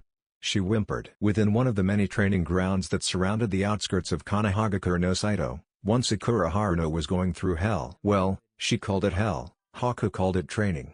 The training she had been given sounded simple enough. She was balancing 2 buckets of water attached to a bamboo pole that was being carried over her shoulder, and in order to complete this level of training she needed to run through the obstacle course that Haku had created for her without spilling a drop. Sakura shivered. Nothing good ever came from spilling water. Nothing. The Kunoichi was panting, sweat running down her face as she ducked under a swinging log, the hunk of wood passing so close to her head she could feel the faint rush of the wind as it passed overhead. Fortunately, it was the last one, but she was allowed no time to breathe as she cleared this obstacle and moved towards the next one. Don't think about it, Sakura, just keep moving. Nothing good would come of thinking of the consequences that would befall her if she spilled a drop of water. If she stopped for a moment. If she fell. She shook her head and moved onward. Springing a few feet into the air, she landed on the first of a long series of platforms, each about the size of her heel, all sticking out of the ground at different, random heights ranging from 1 foot, the one she just stepped on, to 4 feet. She only barely managed to maintain her balance as she touched down on the ball of her foot. Struggling to keep from falling over, her eyes widened in terror as she bent at the waist and the water in the bucket on her right sloshed, almost over the edge. Before going back in and settling as she righted herself, the pink-haired Jinan sighed in relief before something zipped past her face. Following the sound, fear painted her features as she saw 2 senbon sticking out of a platform, a reminder not to stop, and she quickly started to move again. Leaping from one platform to another, Sakura struggled with her awkward footing, shifting her weight and footing almost constantly as she struggled to retain her balance and keep from spilling the water in either of her pails. Gods, this sucked. Haku had told her that he had done this while training under Zabuza, only that the swordsman had tried slicing into him with a kunai when he had undergone this kind of training. While Sakura was very glad she was not training under the Kirei swordsman, very glad, she also felt very inadequate when hearing how hard Haku had it. How pathetic must she be if this was difficult for her? Absently, she wondered how Naruto and Sasuke would do in this. She shook off the depressing realization that they would certainly fare far better than her. Don't think about it. Don't think about anything else. Just get this over with so you can go home and... Oh God, he's going to make me do things like this every other. No. Stay focused. She was nearing the end of the raised platforms now. Seeing this, she prepared, and upon reaching the last platform jumped off. Channeling chakra through her legs to strengthen them, and more chakra to the bottom of her feet to act as a cushion so the water wouldn't slosh around, Sakura landed on the ground and bent her knees slightly to help absorb the shock of impact. Dashing forward, she couldn't help the smile that spread across her face. This was the last challenge, countless lengths of ninja wire crisscrossing over each other, ranging from halfway up her shin to just above her ankle in height. Just one more impediment and she could go home. She thanked all the deities. She knew it was almost over. Her legs felt like they were made of lead and they ached terribly. She would have long since collapsed had it not been for what would happen if she stopped or spilled the water. She shivered again. Don't think about it. Don't think about it. Just get it over with. Seeing how much difficulty she was having, Haku decided to save testing her knowledge of fauna for tomorrow and let her go home as soon as she was done with this. He'd also decided to let her take it easy every other day, something she was extremely grateful for. As she grew nearer, a feeling of apprehension grew within her. So many wires, so few spots where she would actually be safe. She shook her head, clearing her mind of such thoughts. She couldn't stop to try to figure out the safest way through. All she could do was trust in her luck and move forward. Taking the first step into the wire field, she leapt into the air, seeing no area nearby with enough clear space for her to stick her foot without it getting caught. She landed on her left foot, narrowly avoiding the wires that threatened to trip her. Repeating the process, she made it halfway through, the end clear in sight. When suddenly, she felt something catch her leg. Looking down, she saw an almost invisible thread that had been hidden in the shadow of another, pulling on her leg as she fell forward. Oh, come on! She wailed in her mind, struggling to maintain her balance. Stumbling forward, she spied a space before her with enough room to take a step and managed to catch herself, but the water in the right bucket, jolted by her jerky movements, splashed over the side. She watched in horror as about a handful of the clear liquid fell to the ground. No, no, no, no, no. The pink-haired girl's eyes followed as the water hit the ground with an almost inaudible splash. The world seemed to stop dead in its tracks for her. The feeling of dread increased. One heartbeat later, time resumed as barrages of senbon flew at her from 4 different directions. Her scream echoed throughout the area. The pink-haired Janon winced as she wearily pulled a needle out from her arm, one of the last of the dozens that riddled her body mere moments ago. Seeing as the girl was unable to make it on her own after being punished for failing the exercise, Haku had helped her reach the end of the course and aided in removing the needles. Sakura hadn't said a word throughout this, the fear of pushing the needles deeper into her skin being the only thing keeping her from simply dropping to the ground. Tossing the last needle she could remove without taking anything off to the ground, before falling backwards and lying spread eagle. After a few moments of catching her breath, doing her best to ignore the pain the remaining needles caused her, she leveled a glare almost worthy of the object of her affection at the ice user. That whole ordeal had to have been the single worst experience of her life, and she'd probably be screaming at Haku like she often did at Naruto were she not completely exhausted. Haku, of course, had the sense not to say anything beyond "let me help," seeing that the girl's anger of that ending was like an explosive tag waiting to go off. "Why, you're as sadistic as Zabuza," Sakura accused. Haku shook his head. "That's not true at all." He then shrugged. "As I said, I'm only doing this because it's the fastest way to make you stronger. My master would have enjoyed every moment of seeing you suffer." There was no use in trying to deny this. They both knew it was true. "You know this is for the best." Sakura's inner self raged within her mind, screaming out obscenities and promising to make Haku experience the same hell she had, and for once they were in perfect unison, but she was far too tired to vocalize her fury, so she settled for, "Screw you." Haku raised a brow. "So you'd prefer I take it easier on you or train you as you told me Kakashi did prior to meeting us? And risk you not being prepared for the Chunin exams or the next time you run afoul a missing ninja?" Sakura was silent. As much as it pained her to admit it, thinking of the events in Wave, she knew this was probably necessary. After letting her contemplate this for a few moments, he spoke up again.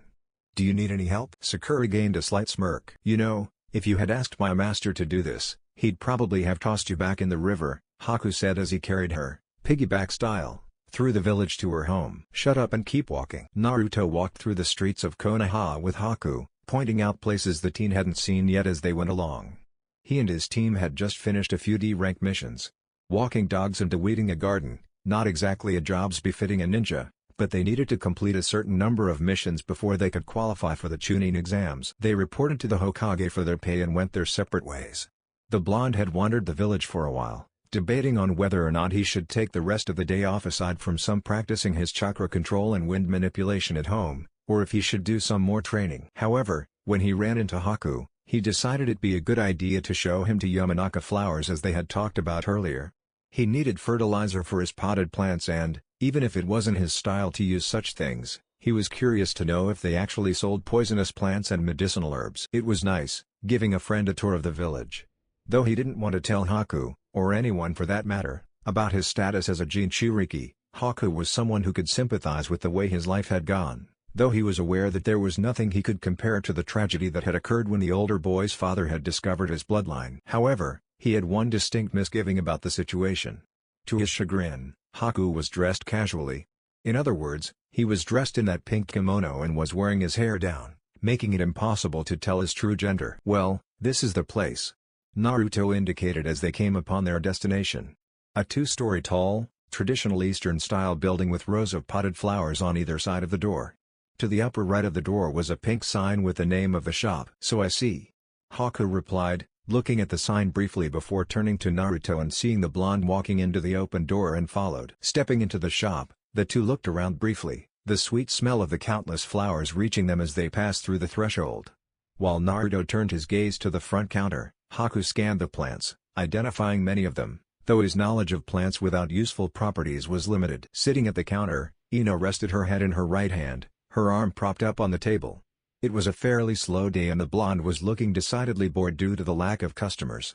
She enjoyed tending to and being among the flowers, but they'd all been taken care of and watching the shop could be monotonous on slow days like this. Hearing someone enter, she perked up and looked towards the entrance and saw Naruto and someone she'd never seen before. It seemed to be a girl, one Ino had to admit was nearly as pretty as her, though something seemed to be off that she couldn't quite place. Still, it intrigued her how Naruto knew this person. She raised her hand and waved at the two. "Hey, Naruto." Naruto grinned as he ran over to the desk with Haku trailing behind, examining the many flowers. "Hey, Ino. How've things been?" You know how Shikamaru and Choji are. A slacker who would rather gaze at clouds more than anything that takes effort and a glutton who'd spend all day stuffing his face with snacks. I pretty much have to force them to do anything. And our Jonin leader, Asuma-sensei's really laid back, so he's no help at all." Naruto chuckled. "Yeah, I know all about laid-back senseis. Kakashi-sensei was too until the Hokage let him have it over it." Ino raised a brow. "Really? Wish the old man would chew our sensei out," she replied before raising an eyebrow. "What's with the sunglasses?" Naruto grinned and adjusted his shades with his right hand. "Nice, huh? I think they make me look cooler.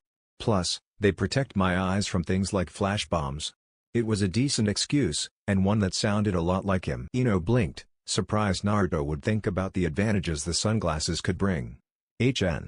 Smart thinking. "And I have to agree, they do improve your look, though that's not really saying much," she said, chuckling at his enraged response before resting her head back on the palms of her hands.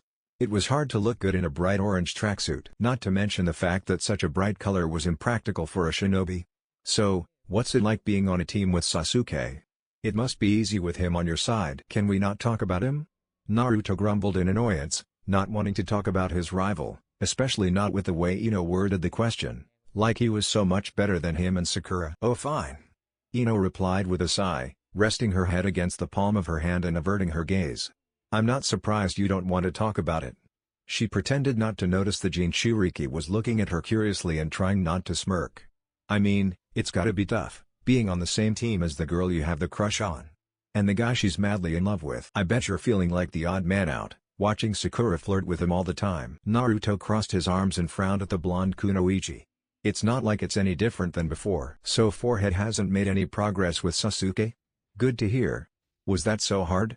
Ino smirked at Naruto's response, her smirk widening when her fellow blonde groaned and brought his hand to his face, realizing he'd been had. "So, what are you here for anyway? Hoping to score a date with the new girl?" That got Haku's attention. The androgynous teen turned to Ino, a hint of amusement in his eyes while Naruto gave her a blank stare. "What?" was all the Jinchuriki could say. Ino's smirk widened. "Oh, So you're not showing her around hoping to score? Naruto turned green as his mind processed what Ino was saying. ACK. No. I don't.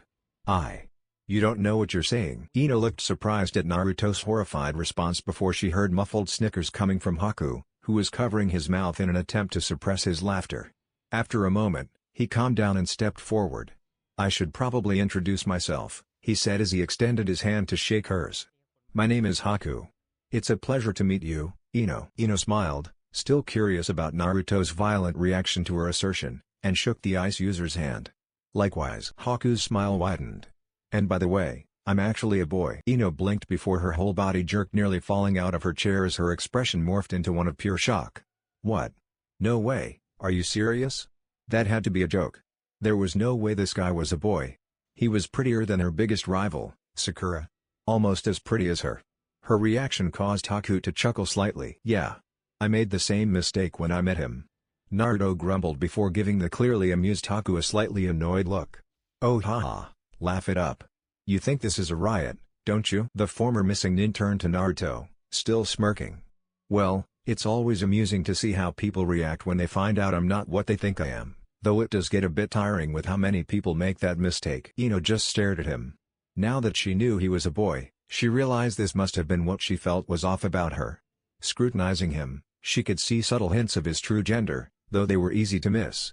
She blushed, noting he was rather attractive now that she knew he was a boy. You know, your choice of clothing really doesn't help, she pointed out. He shrugged. I know, but I find this comfortable. Ino shook her head as if to clear her thoughts. So, what are you here for?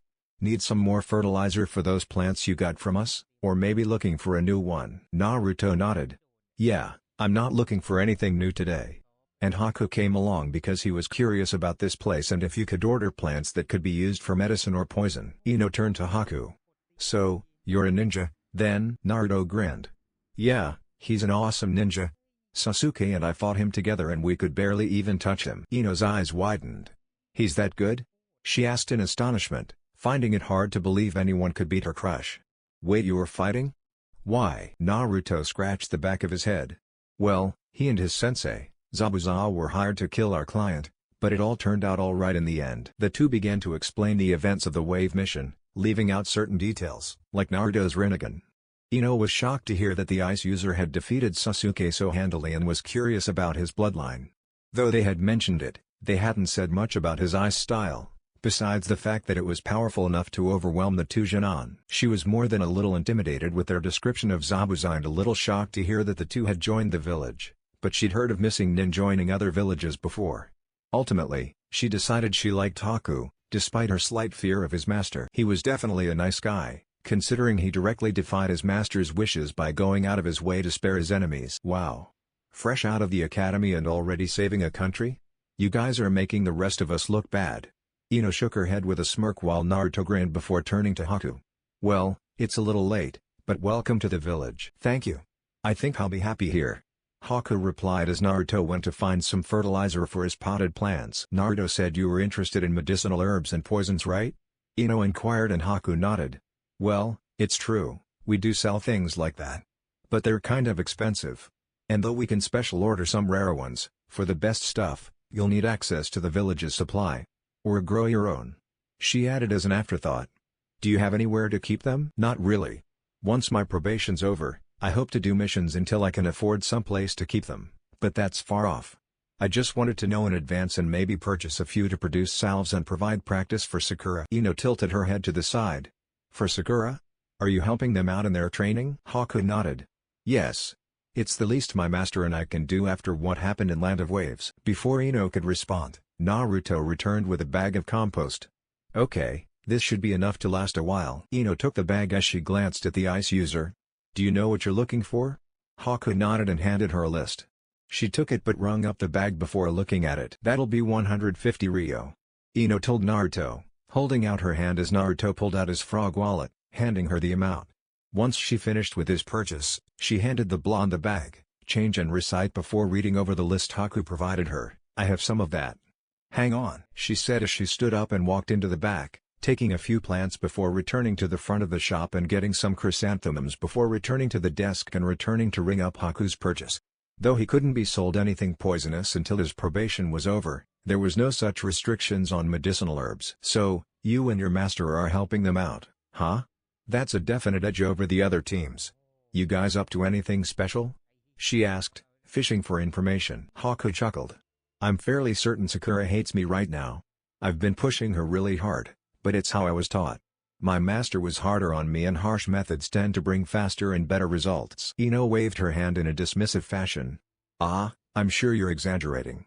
If your sensei's anything like mine, it wouldn't surprise me if Forehead wasn't used to intense training, but what could you possibly put her through that would be that bad?" "Oh, you'd be surprised. She usually collapses after our training's over." The Yamanaka raised a brow. "That so?" Her gaze turned to Naruto. "How about you? Who's focusing on you, your sensei or his?" "His." Let's just say Haku's not exaggerating when he calls his methods harsh. Actually, that's probably an understatement. Naruto grumbled that last part. "What about you? Up to anything special?" he asked, changing the subject. He knew better than to give away their secrets. "Oh, no." Ino shook her head. "Just the usual. I envy you guys a little. Like I said, my sensei hasn't been much help at all. Aside from teamwork exercises, we've pretty much been doing what we were before we graduated," she said before taking on a thoughtful expression.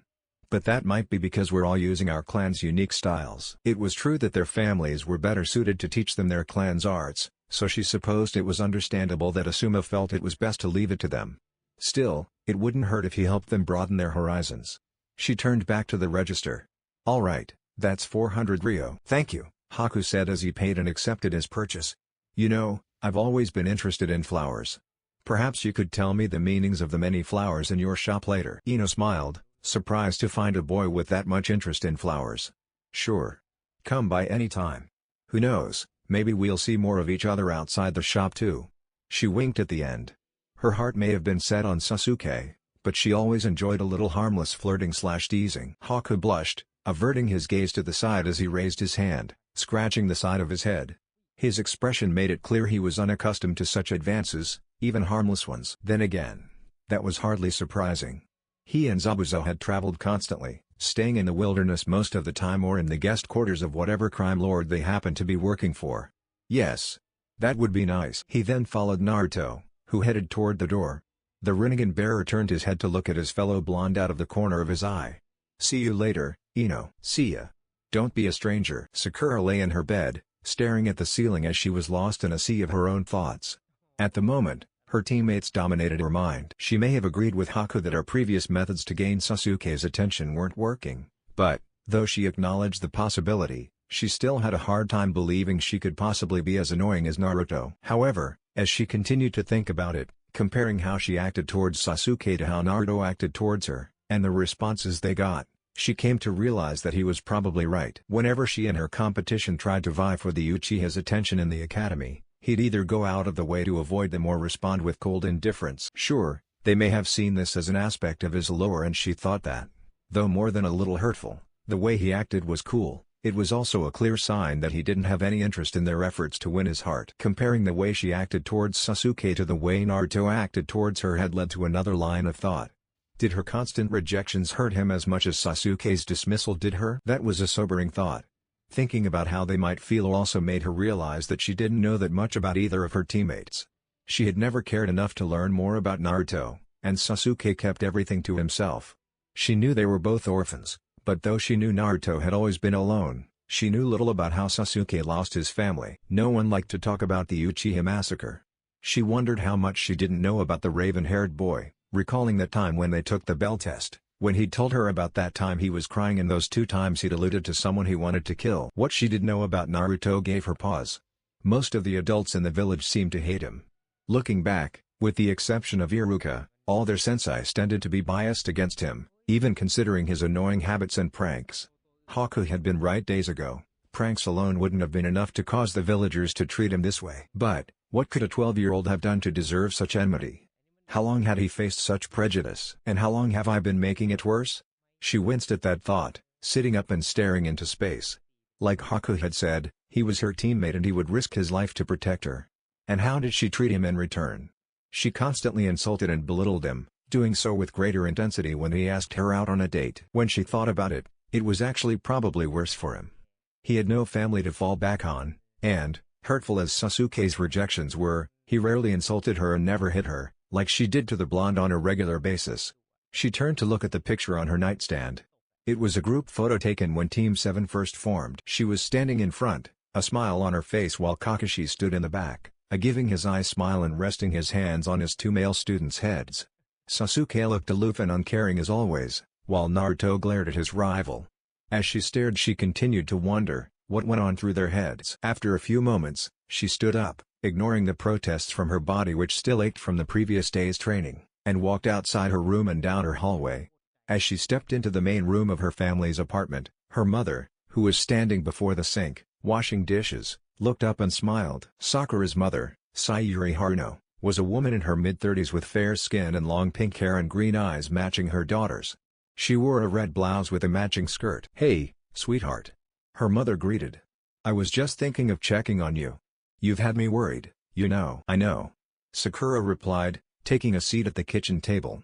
"You don't need to worry so much, I'm not a little girl anymore." The pink-haired woman chuckled. "I know. But you'll always be my little girl," she said.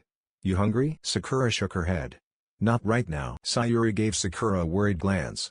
"You're not dieting again, are you?" "No, I don't do that anymore." Sayuri smiled and returned to the dishes, pulling one out of the sink and scrubbing with a rag. "How have things been with your team?" Sakura groaned, leaning forward and resting her head in her hands as thoughts of her new training routine filled her mind. She shuddered slightly as she recalled the aftermath of her last session with Haku. She hadn't even been able to make it home on her own. She was lucky Haku allowed her to a day's rest between rigorous exercises. Honestly, how did he and Naruto survive training under Zabuza? Hard. Kakashi-sensei used to be really easygoing most of the time. Ever since we got back from the Land of Waves, he, Zabuza and Haku have been driving us harder and harder. I'm not sure if I can keep this up." Her mother turned to look at her out of the corner of her eye. "Haku? That nice boy you were telling me about? From what you've told me, he can't be that bad." "Don't forget who trained him," Sakura responded. "He's teaching me the same way he was taught," she said with a sigh. "I guess I can't complain. He does let me rest every other day. And at least I wasn't stuck with Zabuza." She shivered at that thought. Zabuza managed to run even Naruto, who seemed to have boundless energy, ragged. And on the occasions when they trained together, Zabuza didn't pull any punches. She didn't even want to think about what the masked ninja would do to her. Sayuri turned back to her daughter, giving her daughter a warm expression. "I still can't believe how that mission turned out. Fresh out of the academy and part of a team that saved a whole country. Your father would be so proud if he could see you now." The kunoichi slumped in her seat. "No, he wouldn't. I didn't do anything. It was all Sasuke, Kakashi-sensei and Naruto." Sayuri gave Izanana a supportive look. "Your father would be happy that you came back alive. I may not be a ninja, but from what he told me, even being a part of such a mission so early in your career is incredible. And you're just starting out. I'm sure you'll be an incredible kunoichi one day." Sakura smiled at her mother's encouragement and a silence fell over the two. The pink-haired girl's thoughts turned back to her team and then it hit her. Her mother may know things about her teammates that she didn't. After a few more moments, she turned in her seat and spoke. "Mom. What happened to Sasuke?" The woman faced her again. What do you mean? And why are you asking me?" "Because I don't really know that much about what he's been through. I know he lost his family, but no one wanted to talk about it, so I don't really know how that happened. He seems so distant. I know losing everyone like that would hurt, but it's like there's more than that." Sayuri frowned. There was more. Most of the children knew of the massacre, but as Sakura said, it was a dark subject most didn't want to discuss. It was rumored among the younger generation that it was one of their own who did the deed, but none of the children even suspected it was Sasuke's own older brother. With a sigh, she answered, "Don't you think that's something you should be asking him?" "I don't think it's my place to tell you about your teammates' past," she said before picking up another dish and scrubbing. The young kunoichi looked disappointed before she spoke again. "Well, what about Naruto?" She was shocked when her mother suddenly froze, a cold look flashing across her face before she turned to her expression neutral. "What about him?" Sayuri asked. Sakura became slightly nervous at the change in her mother's demeanor.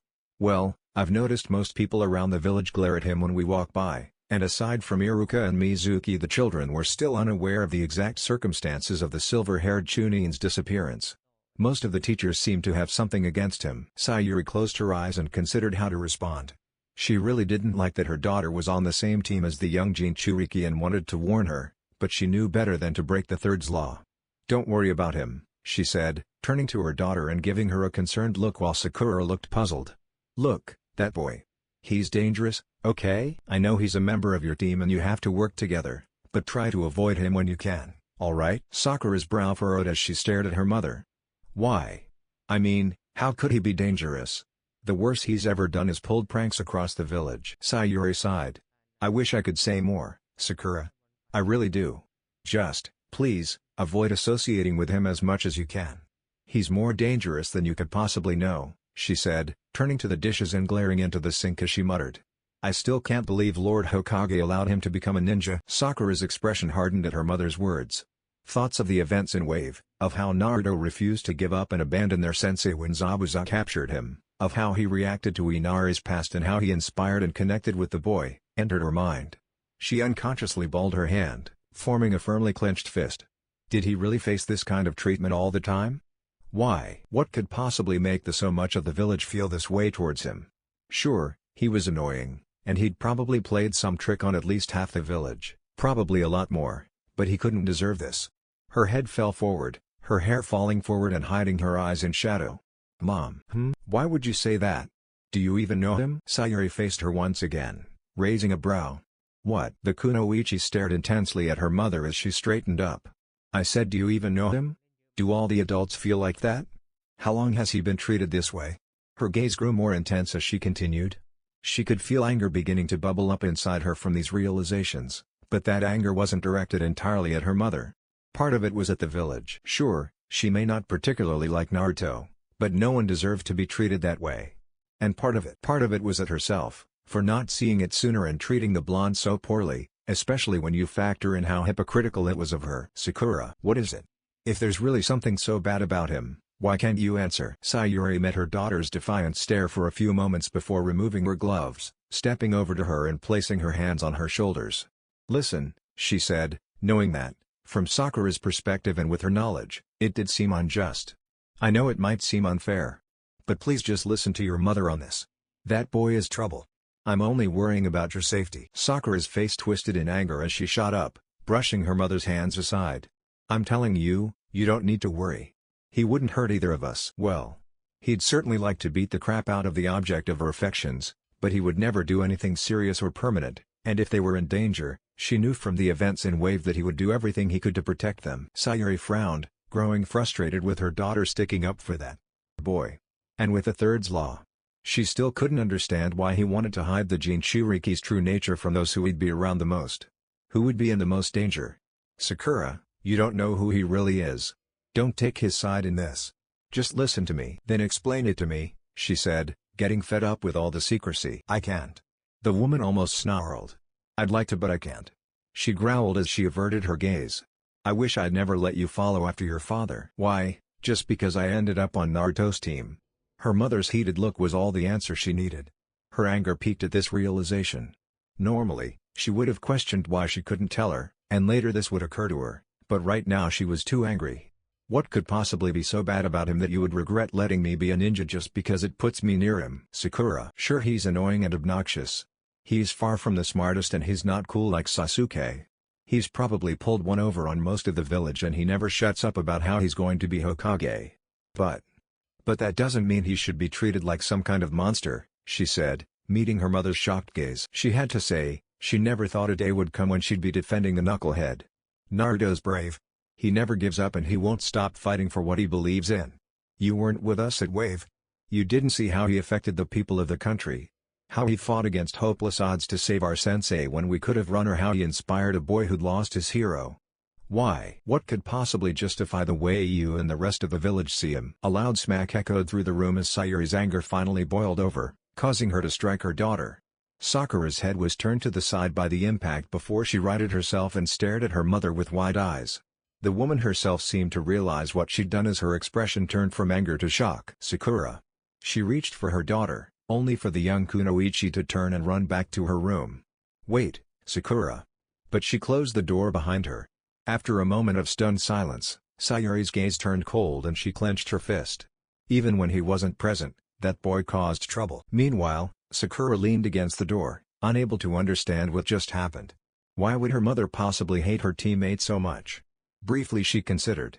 If it was enough to make her mother act in such a manner, was there really some secret that could justify all this? As she thought of that, memories of the blonde, his better moments and the things she'd seen of him in Wave flashed through her mind, and she immediately shook off such doubts. Even if there was some dark secret surrounding Naruto, it couldn't possibly be a good enough reason to warrant such loathing. Knowing now the kind of resentment most of her village held for him, she resolved to try to be nicer to the blonde from now on. It looked to be another beautiful day in Konoha as the sun began to rise over the horizon, shining its bright rays upon the stirring village. Several of those rays of light managed to make it through the window of the apartment to one Uzumaki Naruto, causing the whiskered blonde to stir from his slumber. Cracking a single Rinnegan eye open, Naruto groaned as light hit his retina and caused some minor discomfort.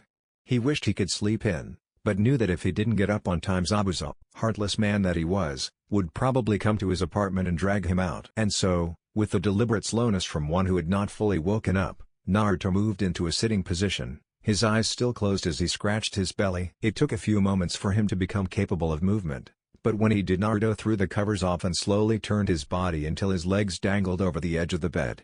Another moment later his feet were touching the cool tiling of his floor, and Naruto stood up, arms stretching above his head and back popping and cracking as he did so. Making his way over to the window, he let his right hand fall to the back of his head, scratching his scalp while using his left to wipe a tear out of the corner of his still sleep-filled eye as he reached his destination.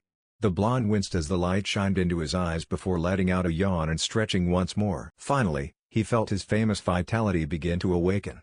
A confident smirk grew across his face as he finally fully woke up, ready to face whatever the new day had in store as he took in the sunrise. Suddenly, his stomach growled. With a slight chuckle, he rubbed his belly before walking over to the door. His hand reached for the knob before stopping just inches from its target as a grimace marred his features. He had just remembered that his milk had expired. Again. And he'd neglected to get more. His smile returned. Ah well. I guess I'll just have to treat myself to some ramen. It may not be as good as the divine dish that was Ichiraku ramen, but instant ramen was still delicious. He turned the knob and the door opened, creaking slightly on its hinges. The blonde took one step into the living room before he stopped with a look of shock on his face. Lounging on his couch was none other than his sensei. The silver-haired man was reclining with his head on the pillow and his feet over an arm of the couch and hanging in the air, reading his book. He turned a lazy eye to his student, but didn't take his nose out of his precious Icha. Hey, good morning. Sleep well? Naruto shook himself out of his astonishment. Kakashi-sensei?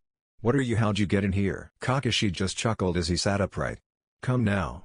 You should know that it would be easy for a ninja to sneak into a place like this. As for why I'm here, well, I thought I'd bring you a gift. Naruto's expression lit up. Not counting Ichiraku ramen, he could count the number of gifts he had gotten on one hand. Really? Then his expression fell, now showing slight disbelief. Wait. You broke into my apartment this early in the morning just to give me a gift? Kakashi shrugged. Well, I think you'll understand when you see what it is.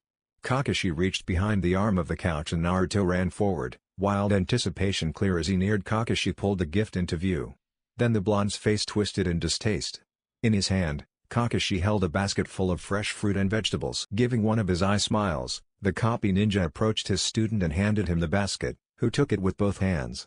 I thought that, with all the ramen you eat, you could use a little more nutrition in your diet. He didn't mention that one time the third Hokage had shown him the Jonin's apartment and he had seen what was in Naruto's fridge. The boy ate nothing but ramen, cereal and bread. How anyone could get by on just that was beyond the Jonin. Well, he supposed it was better than the way Sakura used to starve herself, which he could never really understand. He was very thankful Haku managed to put an end to that. Naruto looked down at his gift, his face scrunched up in its fox-like way. Ugh. He hated vegetables. And fruits weren't particularly appealing to him either. Ah. Thanks. The masked Jonin gave his student a curious glance and tilted his head to the side. What's wrong? Oh nothing, nothing. Naruto replied, shaking his head rapidly. Even if he didn't like it, it was still a gift. His gaze turned back to the basket, discontent clear in his ring depths. It's just that. Not that I don't appreciate it. But you don't like it. Kakashi replied simply and the blonde nodded. The Sharingan wielder shrugged, taking out his book again. That's fine. Lots of people aren't fond of them, but you have to eat them from time to time. Yeah. The Rinnegan bearer waved off Kakashi's statement as he walked past him to set the basket down on the kitchen table. I heard that all the time from Iruka-sensei, but I turned out just fine without them. Not really. Kakashi replied, causing Naruto to give him a questioning glance. If I recall correctly, you're not particularly satisfied with your height. Or lack thereof. Seeing his student's gaze become a heated glare, the man quickly raised one of his hands in a pacifying manner. Hey, I was just stating a fact. With a huff, Naruto crossed his arms and turned his head, his face scrunched up once more. Yeah, what about it? The masked man shrugged. I suppose you haven't read far enough into the anatomy book I gave you to learn this, but the body needs proper nutrition to grow. Lacking proper nourishment can lead to stunted growth. And, good as it may be, ramen is not a particularly nutritious food. Seeing Naruto's shocked expression, Kakashi continued. Did it never occur to you that the reason you're lacking in stature? But that's, Naruto said before shaking his head, taking a step forward and bringing up a fist in defiance. No way am I giving up ramen. I never said you had to. I just said you have to eat something healthier from time to time. Kakashi replied in his usual, impassive manner. Seeing his student staring at the ground in consideration, an idea occurred to the copy ninja. He tilted his head forward and closed his eyes, releasing a slightly melodramatic sigh. Alright. Seeing as I want what's best for you, and you're obviously conflicted, how about I make you a deal? The boy's ears quirked and he once again gave his sensei his full attention. The Jonin's single visible eye raised to the ceiling as he brought a hand to his chin. If you promise to eat more balanced diet from now on, I'll teach you my signature jutsu, once you move on to the lightning element. His eye fell back to the blonde. You remember, don't you? The purple-eyed blonde's eyes shined with excitement as a wide grin spread across his face. He had only seen it vaguely through the clearing mist, but it was so vivid in his mind. That mass of pure chakra, radiating bolts of lightning. Really? You mean it? He said, his hands balling up in anticipation. He could imagine himself using that jutsu. Based on the damage it would cause, he'd never use it on his rival, but he'd sure as hell show him up with it. Kakashi nodded. Of course. Naruto pumped his fist into the air. An incredible jutsu and the possibility of no longer being short? How could he refuse? Awesome. Alright Kakashi-sensei, you've got a deal. Kakashi smiled. Glad to hear it. Unknown to his student, in his head a chibi-fied version of him was holding up the victory sign. Truth was, he had planned to teach both his dojutsu-wielding students that technique anyway. He'd basically got him to agree to something he didn't want to do for nothing. Now's as good a time as any to start, you know? That killed the blonde's exuberance. He turned back to the basket with a look of distaste. Yeah. Guess you're right. Good. Well, I'll leave you to your breakfast. The Jonin replied as he walked toward the nearby open window. As he placed his hand on the windowsill and prepared to climb out, he turned to face his student again. Oh, by the way, I got you some fresh milk too. It's in the fridge. Naruto smiled. Really? The something occurred to him and he stopped in the middle of the word. Wait, how'd you know I needed that? He then gave his sensei a suspicious glare as he raised a fist, as if that would be the least bit intimidating to the Jonin. Kakashi-sensei. Have you done this before? He ground out in outrage. Don't be ridiculous. The silver-haired Jonin replied. See you later, he said as he began to climb out, before turning his head, giving his student another impassive look. Oh, and don't be late, he said before he climbed out the window. Naruto's expression became one of absolute disbelief as he sputtered in shock, dumbstruck from the absurdity of Kakashi Hitake telling him not to be late. The moment the Jonin was out of sight, Naruto regained his bearings with a shake of his head, followed by a glare at the Jonin's former location. He bolted after his sensei, stuck his upper body out the window, glaring in the copy ninja's direction as he shook his fist after him. Who do you think I am? You? As the sun reached the halfway point on its journey towards the horizon, the three Genin of Team 7 made their way back to their homes. All three were covered in scratches and dirt and in Naruto's case, blood. Not much, and nothing serious, just a few minor cuts. Much to the blonde's dismay, Zabuza had discovered his healing abilities, and as such decided not to go so easy on him anymore. The blonde had simply gaped at hearing that. That was what he called easy? Still, he had begun to adjust to the sword-wielding Jonin's brutal training methods. At the very least, he wouldn't collapse as soon as he got home anymore. The blonde didn't notice, but he'd adjusted unnaturally quickly to his new regiment. The reason for this lied in his healing rate. The body grew stronger, faster, and more resilient as a result of muscles repairing themselves after damage, such as being overstressed during exercise, and thanks to his ability to recover from any injury overnight. He would benefit from physical training more quickly than the average person. This was part one reason Jinchuriki were such dangerous opponents. Aside from the obvious, they all had accelerated healing, meaning they'd all see results from their training far more quickly than a normal human, and as both the host of the strongest Bijou and Inuzumaki, who themselves had legendary vitality and a heightened healing rate, he'd see results even more quickly. Turning to his head to the side and looking out the corner of his eye, he saw his pink-haired teammate wasn't so quick to adapt. Despite the rest they'd been given before departing, the girl was hunched over with her head down, her arms hanging limp at her sides as if they were weighed down, her legs lumbering as if held back by mud. Clearly, she'd like to stop and rest, but she trudged on, eager to return home. Looking to his rival, he saw Sasuke was in the best condition of the three. But then, Kakashi wasn't as harsh a teacher as Zabuza or even Haku when the latter decided it was necessary. He walked leisurely with his hands in his pockets, perfectly fine aside from the dirt on his cloths and a few holes where Haku's needles had struck true during their daily chakra control exercise. "Man, they really don't pull any punches," Naruto commented, bringing his hand to his shoulder, massaging the area where he had taken a kunai during the torture session Zabuza called training. Thanks to the QB, all his minor injuries had already healed, but that one was taking time and there was still a dull ache. If he gained nothing else from the training under sword-wielding Jonin, he would at least build up a heightened tolerance to pain. "Ah. Tell me about it." Sakura groaned, finally giving in to the mental and physical exhaustion. She placed her hand on a nearby wall and leaned against it as she bent forward, her head falling limply. "Bath. I need a bath." Seeing this, Naruto took a step forward, concerned, while Sasuke spared them a single glance before continuing on his way. "You okay?" Sakura lifted her head slightly to look at him out of the corner of her eye. "Yeah. Just give me a minute," she replied. She could feel her arms and legs trembling from the day's activities. Turning, she put her back to the wall and slid to the ground, letting her legs slide out in front of her. She closed her eyes and breathed deeply, her chest rising and falling as she welcomed the reprieve from the strain on her legs. "What about you?" Naruto blinked, surprised that she was actually interested in how he was doing. It must have shown on his face because Sakura managed a slight chuckle. "Haku told me some stories about Zabuza's methods." She frowned at that, knowing they were probably more extreme than Haku's. And unlike the ice user, the demon of the mist likely didn't cut him any breaks. "How can you handle it so easily?" Naruto gave her his wide grin and brought his fist to his chest. "Ah, you know me, Sakura. I can take anything the world throws at me." "Somehow, I don't doubt that you really could," Sakura replied, looking down. Her tone was slightly bitter, but her fatigue hid it well. After her fight with her mother, the pink-haired girl had calmed down and considered her mother's words. What could it be about Naruto that would make her worry for her safety?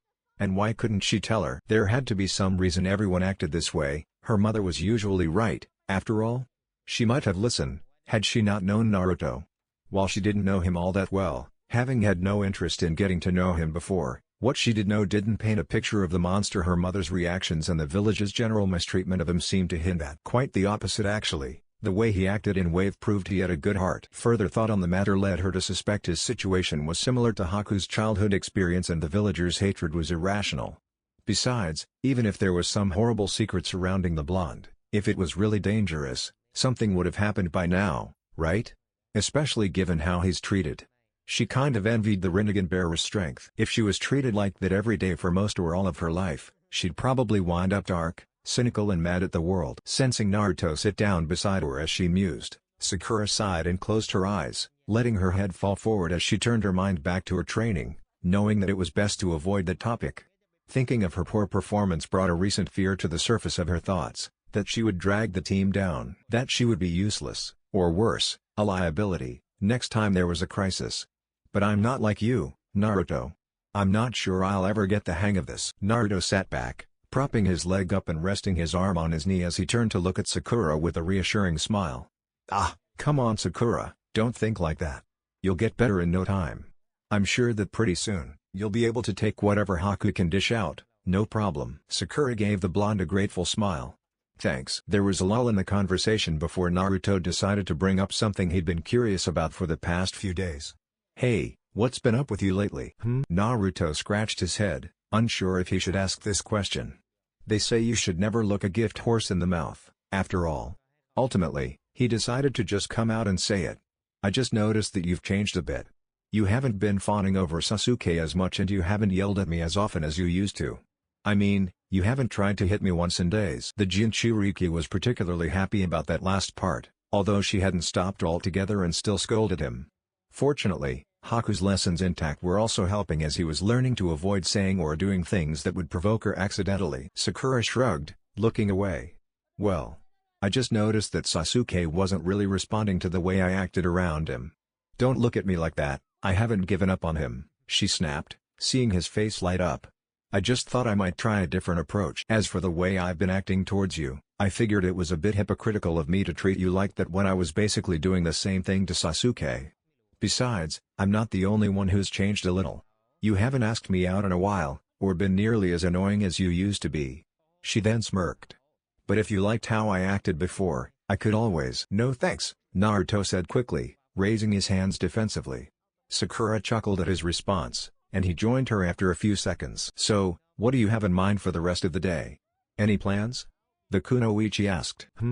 Naruto turned to her and raised a brow before tilting his head up and looking to the sky. I don't know. He said with a snap of his fingers, the proverbial light bulb going off in his head. I know, I'll see what Shiho's doing. Sakura's expression showed slight curiosity. Shiho? Who's that? Naruto leaned towards her, his features showing his famous exuberance, despite the recent torture session. A friend I made at the library. She helped me find what I was looking for when Zabuza sent me there and showed me some interesting stuff. Want to meet her? Sakura shook her head. No, thanks. Maybe some other time. What about you? Any plans? The kunoichi pulled up her legs and wrapped her arms around her knees. All I plan to do is take a bath and then sleep till tomorrow. She replied before standing, ignoring the protests of her still tired and sore limbs and brushing herself off as the blonde got back on his feet as well. She began to walk away, turning to face the Jinchuriki one more time. Well, see you, Naruto, she said, stumbling briefly. Seeing the girl was obviously still hadn't recovered from their training, Naruto took a step forward, a slightly concerned expression on his face. Need a hand? I could help you home if you want. Sakura turned her head and smiled at him. No thanks, I can make it. Besides, I don't want to trouble you. Naruto gave his trademark grin. It's no trouble at all, Sakura. You're a lot lighter than you look. The smile instantly fell off Sakura's face. With a jerk, her head fell forward and shadows covered her eyes. What did you say? She growled. Naruto noticed her change in demeanor, along with the sudden air of danger surrounding her, and his expression changed to one of confusion and apprehension. It's no trouble at all? The aura around Sakura darkened. After that, now, even Naruto could tell something was wrong. Unfortunately, this was Naruto, so he didn't know what. Thus, he replied honestly. You're lighter than you look? The results were not pretty. Before he could even blink, Sakura whipped around, spinning on her heel, extending her arm, throwing a textbook perfect punch right into his jaw, the momentum from her movement adding the force of the blow, which was already packed with feminine fury. The blow sent Naruto flying through the air, a small amount of blood escaping his mouth before the back of his head collided harshly with a stone wall and he slid bonelessly down the structure, falling forward as his feet touched the ground and laying face first in the dirt. Why? Sakura glared down at him, her rage allowing her to ignore her sore body. You said I look heavy. Naruto hadn't meant that at all. I meant you look light, but you're actually even lighter. Sakura immediately took a step back, feeling her face heating up in embarrassment. Oh, sorry. She was trying to be nicer to the blonde, but you couldn't expect her to completely change overnight. Besides, negative comments about a lady's size were one of the easiest ways to bring their wrath upon you. Having rationalized her slip, she shook off her embarrassment. Be more careful how you word things next time. Got it. The Rinnegan bearer sat cross-legged on the ground, holding a triangular onigiri, which he quickly brought to his mouth and took a bite out of. Standing beside him, holding her own rice ball and also leaning against the wall, was Shiho. Fortunately for the Rinnegan bearer, the girl had been on her lunch break, and didn't mind sharing a rice ball or two. Actually, quite the opposite, she made them herself and was anxiously awaiting feedback on her cooking. So she watched with an expectant smile as the blonde swallowed a mouthful before quickly taking another, obviously enjoying it. This is great. The Rinnegan bearer said, briefly forgetting Haku's lesson and talking while still chewing. Granted, he kept his face away from her and his mouth mostly closed. The girl beamed at the praise. Really? You think so? Naruto, remembering what he was doing in Haku's lessons, swallowed before turning to the girl, giving her his trademark grin. Yeah, it's great. You said you made it yourself? The messy-haired blonde girl chuckled a bit. Yeah, I used to eat out most of the time and thought I'd try something new. I wasn't sure if I'd be any good. Her smile faded and she turned her head away, staring at the ground dejectedly, running a hand through her hair. With a sigh, she continued, "To be honest, I'm pretty hopeless with anything aside from my job." The young Jinan gave her a reassuring smile. "Don't sell yourself short. You did a great job with these," he replied, causing her to smile back before his expression became curious. "Hey! Now that you mention it, what do you do around here anyway?" "Oh, that's right. I forgot to mention, didn't I? Sorry about that," she said, rubbing the back of her head as she chuckled sheepishly. "I'm training to be a cryptographer. And I'm pretty good at it, if I do say so myself." Naruto tilted his head to the side. "A what?" Shiho blinked, not that you could tell with her glasses. "You don't know?" Naruto shook his head in response. Her face became serious, as it always did when she was discussing her work, and adjusted her glasses. "A cryptographer studies techniques for the secure transfer of information," she replied, her tone, usually containing a slight air of timidity when she spoke to anyone, sounding more confident. She raised her hand with a single finger extended. "Basically, we come up with the various ways to communicate safely between our ninja and the codes we use, and work to find the ciphers to decode enemy communication and documents, or on the rare occasions our own ninja or allies have to come up with a unique one on the spot. Of course, we also manage the library." "Huh. Sounds like it'd be right up your alley," Naruto noted, knowing how much his fellow blonde enjoyed books. "Not everyone could do that. I know I'd never be able to sit indoors reading and analyzing messages day in and day out. I'd probably go crazy in a week." Shiho put her hand to her mouth as she giggled, easily imagining the blonde doing just that. "It's not so bad.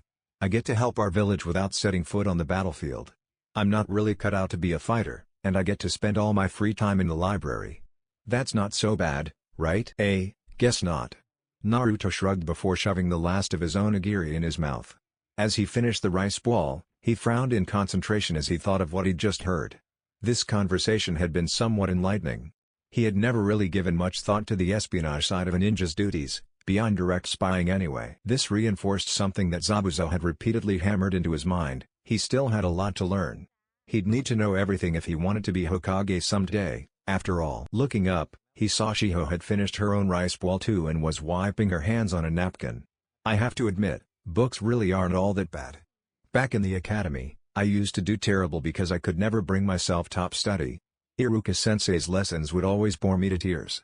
I wish he'd been able to spin it like you did." Yes, the kunoichi had done what so many had dismissed as impossible, actually get Naruto enthusiastic about reading. Oh, it wasn't easy. At first, Naruto had only read things that interested him, mainly technique scrolls, but after the girl cleverly pointed out how history was full of awesome ninja and epic battles, the most famous of which typically being very detailed, Naruto had gradually become more interested in text. Though he was still uninterested in most subjects and he was far from an avid reader, he'd come to enjoy reading and learning, provided he found the topic interesting. Of course, the fact that his clones were being forced to read various books probably contributed to his growing interest. The blonde's gaze then fell to the ground. "You know, back at the academy, no one aside from Iruka-sensei was ever interested in helping me with anything. His assistants would always shoot down any question I asked and send me out for the slightest reasons. That's probably part of the reason I didn't want to be in class. I used to skip all the time." He turned to the cryptographer with a smile. "Thanks for helping me when you didn't have to." Shiho was surprised to hear that, and it showed on her face. Remembering what she'd been told, she realized most of the village probably had it out for the boy. She was glad that, from the sound of it, he at least had a few people looking out for him. Smiling back, she said, "No problem. Come back anytime." Looking up at the sky, she added, "Sorry, but it's time I get back to work. I'm still an apprentice. I need to work hard if I ever want to become a full-fledged cryptographer." Naruto stood. "See you later." Shiho began to walk away before she stopped and turned. "Oh right, I almost forgot. You want to be Hokage someday, right?" Naruto looked surprised she'd bring that up now, but nodded. "Well, I had a thought. If you really want to be Hokage, why don't you look up everything you can on the ones that came before you? I'm sure you don't want to imitate them, but learning what made them great might help you in the long run." Naruto's eyebrows shot up before his gaze turned to the sky and he brought a finger to his chin. "You know, that's not a bad idea." He then turned to the messy-haired kunoichi with an excited grin. "I can't believe I never thought of that. Thanks a lot, Shiho." With that, Shiho said her goodbyes then hurried off. Naruto looked after her as she entered the building, thinking on what she'd said. Well, No time like the present. He walked forward, ready to follow her advice and look up whatever he could on the Hokage. Just as he was reaching for the doorknob, he froze. His eyes widening behind his sunglasses. Crap. I almost forgot. He turned and bolted in the opposite direction, running at top speed through the village and ignoring the protests of villagers he nearly bumped into as he ran by. He just remembered a few of the books he checked out were about to expire. If he didn't renew them, he'd be stuck with the late fees. As stated earlier, he was a bit stingy. Probably came from having so little growing up. As he turned a corner, running with his arms trailing behind him as ninja often did, his luck finally ran out as he slammed headfirst into someone, sending the unidentified person to the ground and him reeling back before falling flat on his behind. Naruto grabbed his scalp with both of his hands and bending forward slightly. Ow! Feeling his sunglasses had been slightly knocked out of place by the impact, he quickly adjusted them with his left hand, opening his eye when he felt them fall back into position to see who he'd bumped into. Sitting before him with a relatively calm expression was a young woman in her mid-20s with violet hair done in a short and spiky ponytail and light brown, pupilless eyes. Her clothing didn't leave much to the imagination, consisting of a form-fitting mesh bodysuit that ran from just below her neck to her thighs showing off her generous assets and hourglass figure, a dark orange mini-skirt with a dark blue belt and a tan overcoat that was billowing in the wind, along with a necklace that resembled a snake's fang. A blush spread across his face when he saw how revealing her choice of clothing was and her rather generous figure before snapping back to reality, rubbing the back of his head sheepishly. "Ah, sorry about that. I was kind of in a hurry and..."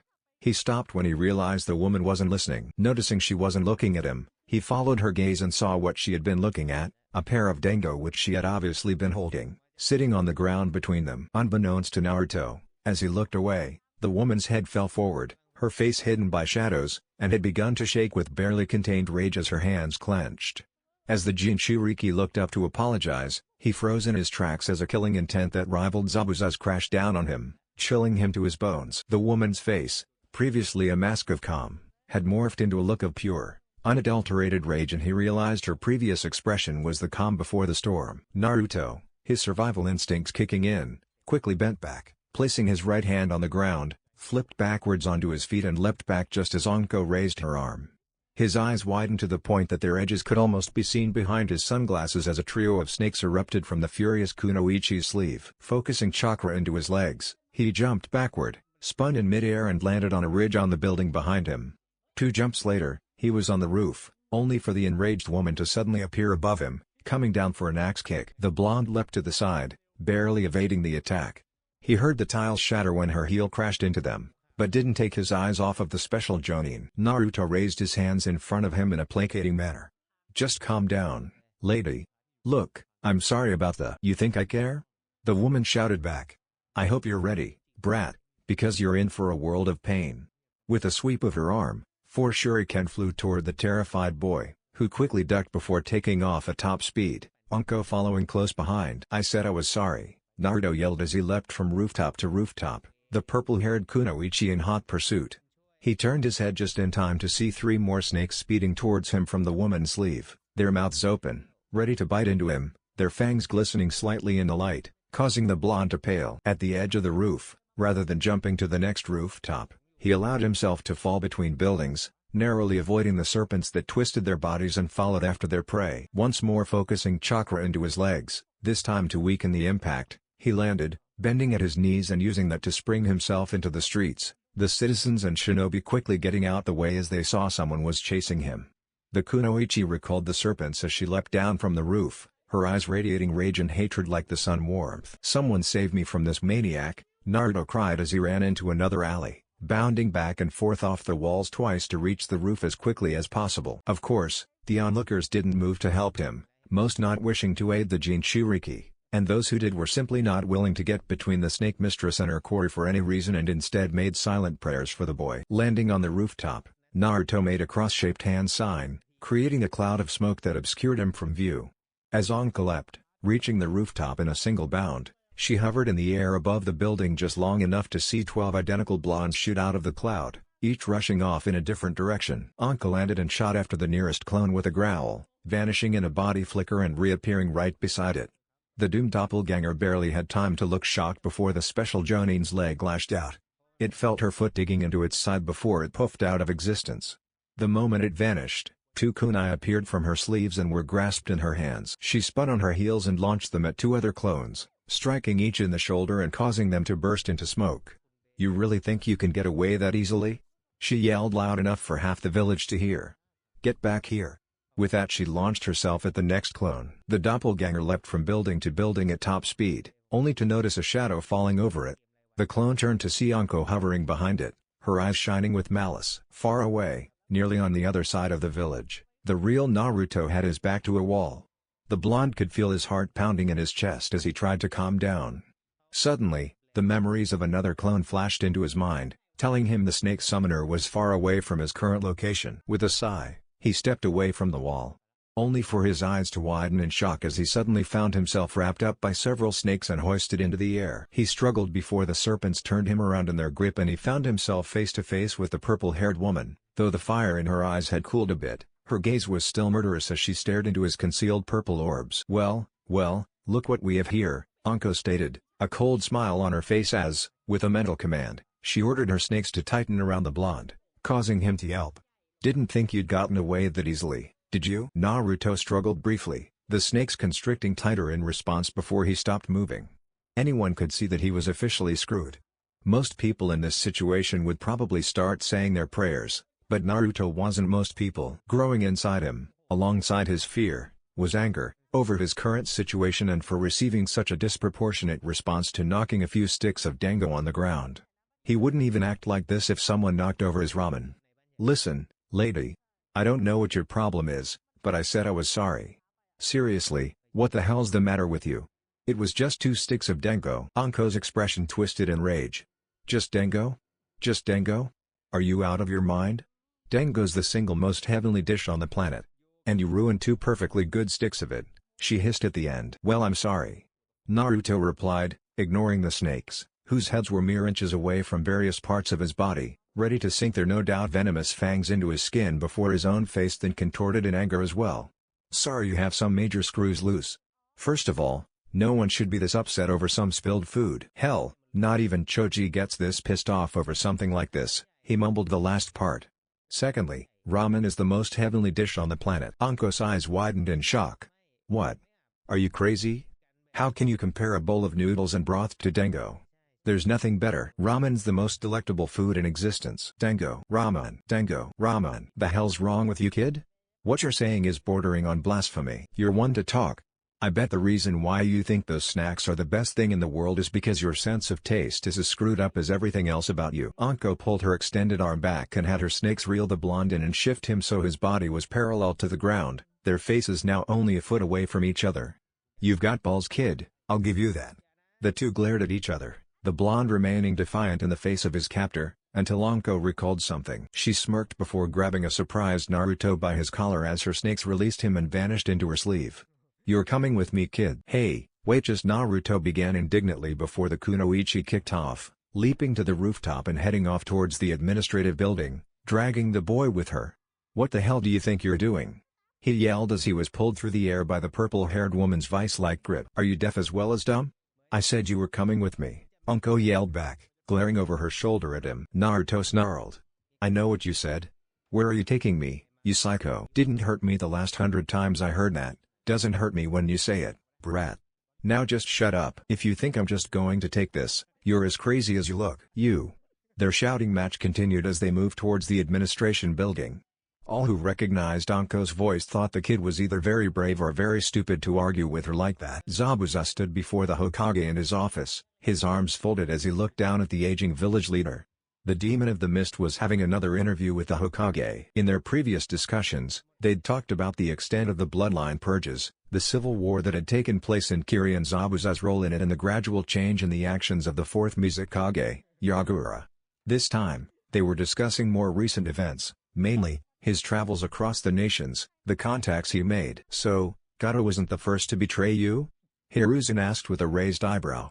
Zabuza had just finished explaining his interactions with another crime lord in the land of hot springs which ended in a manner similar to his dealings with Gato.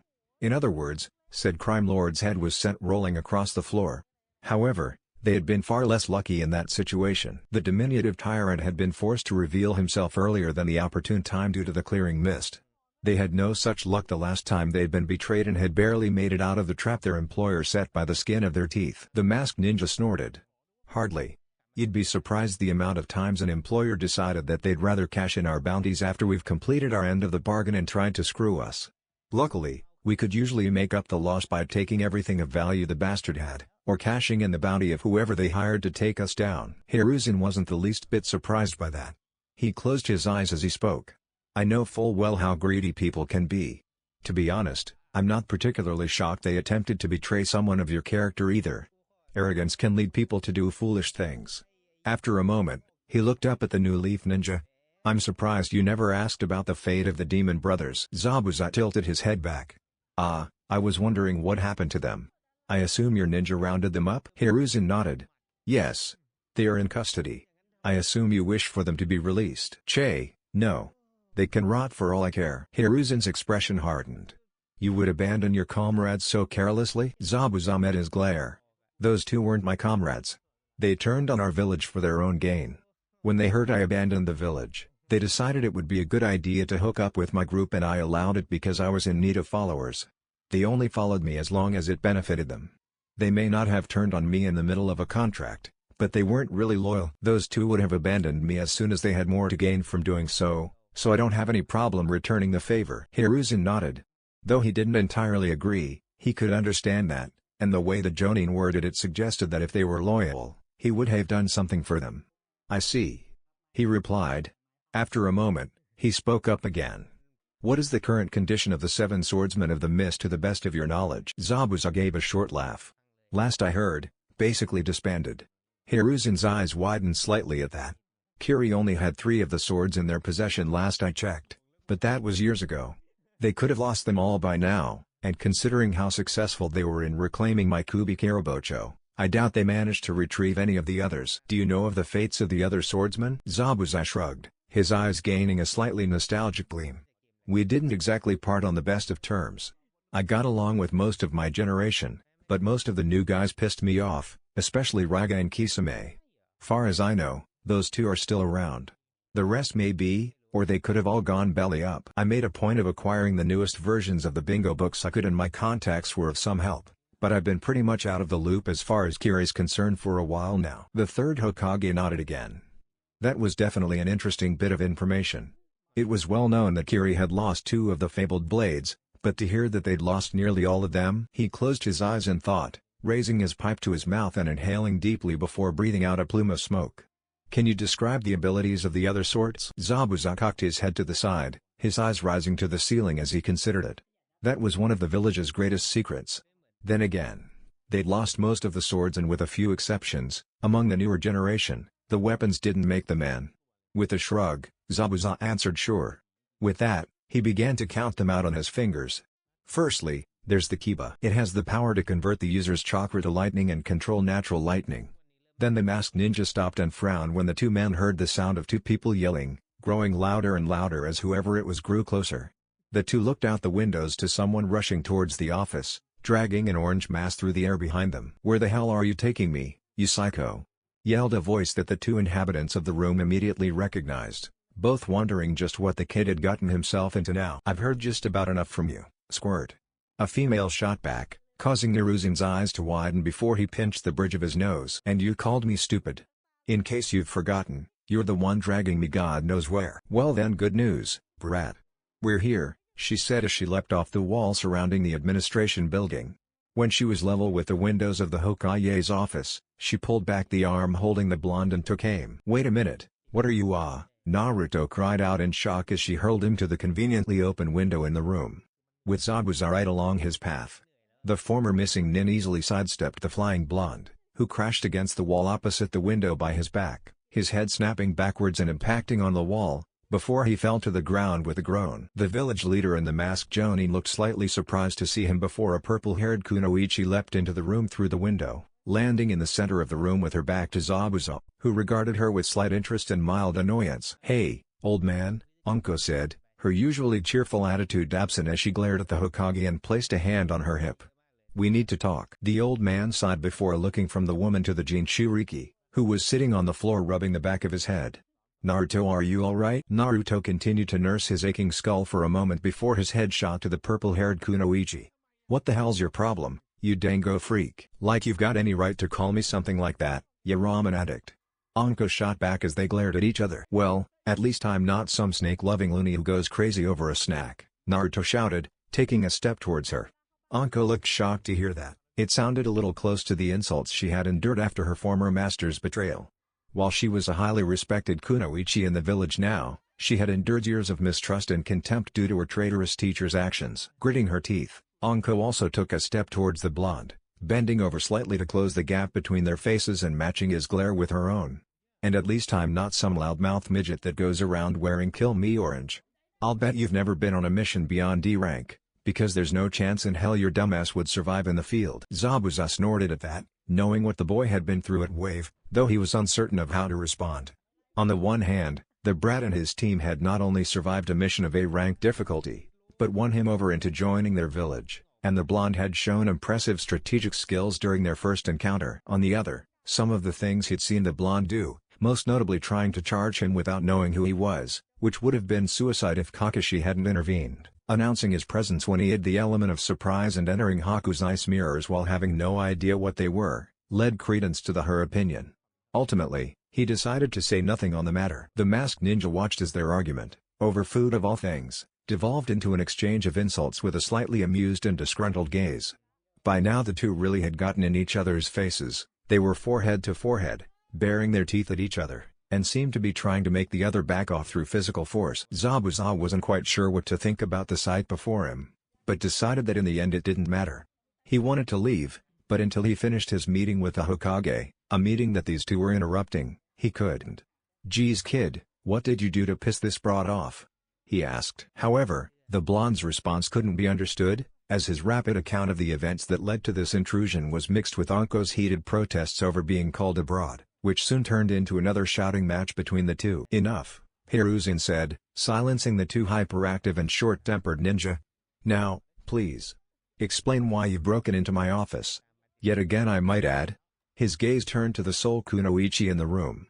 "Anko, how many times have I told you not to barge in here through the window?" Anko shrugged, a smirk spreading across her face. "Don't know. Stopped counting a while back." Zabuza snorted in amusement at this. Naruto stood and pointed an accusing finger at the purple-haired kunoichi. "This lady's off her rocker. All I did was bump into her and knock her snack onto the ground, and next thing I know she's chasing me halfway across the village trying to feed me to her snakes." Hiruzen frowned before his gaze drifted back to Anko. The woman's eyes had a mischievous glint in them as she placed a hand on her hip and tilted her head slightly. Seeing this, the third Hokage pinched the bridge of his nose to stifle the headache he could feel beginning to grow. A waste of time. That's what this was, and he knew that was all she meant it to be. "Anko, I do hope there's more to your visit than that." "Of course. I had to drop off some forms and stuff, so I figured that, since I'd be here anyway, I could stop by, see how things were going, and you could give me your input." Zabuza looked at the snake summoner incredulously. "Wait. Did you bust in here just to complain that this brat ruined your snack?" Anko glared at the masked ninja and waved her arm in a dismissive manner. "Don't you dare call it just a snack." Her eyes turned to the ceiling with a dreamy look. "It's the single most delicious dish in the planet." She then crossed her arms with a huff. "And like I said, I was going to drop by anyway. Besides, I'm only doing it because the old man yelled at me every time I handled this myself. He even went so far as to forbid me from using my usual method for dealing with people who waste my dango. Jerk."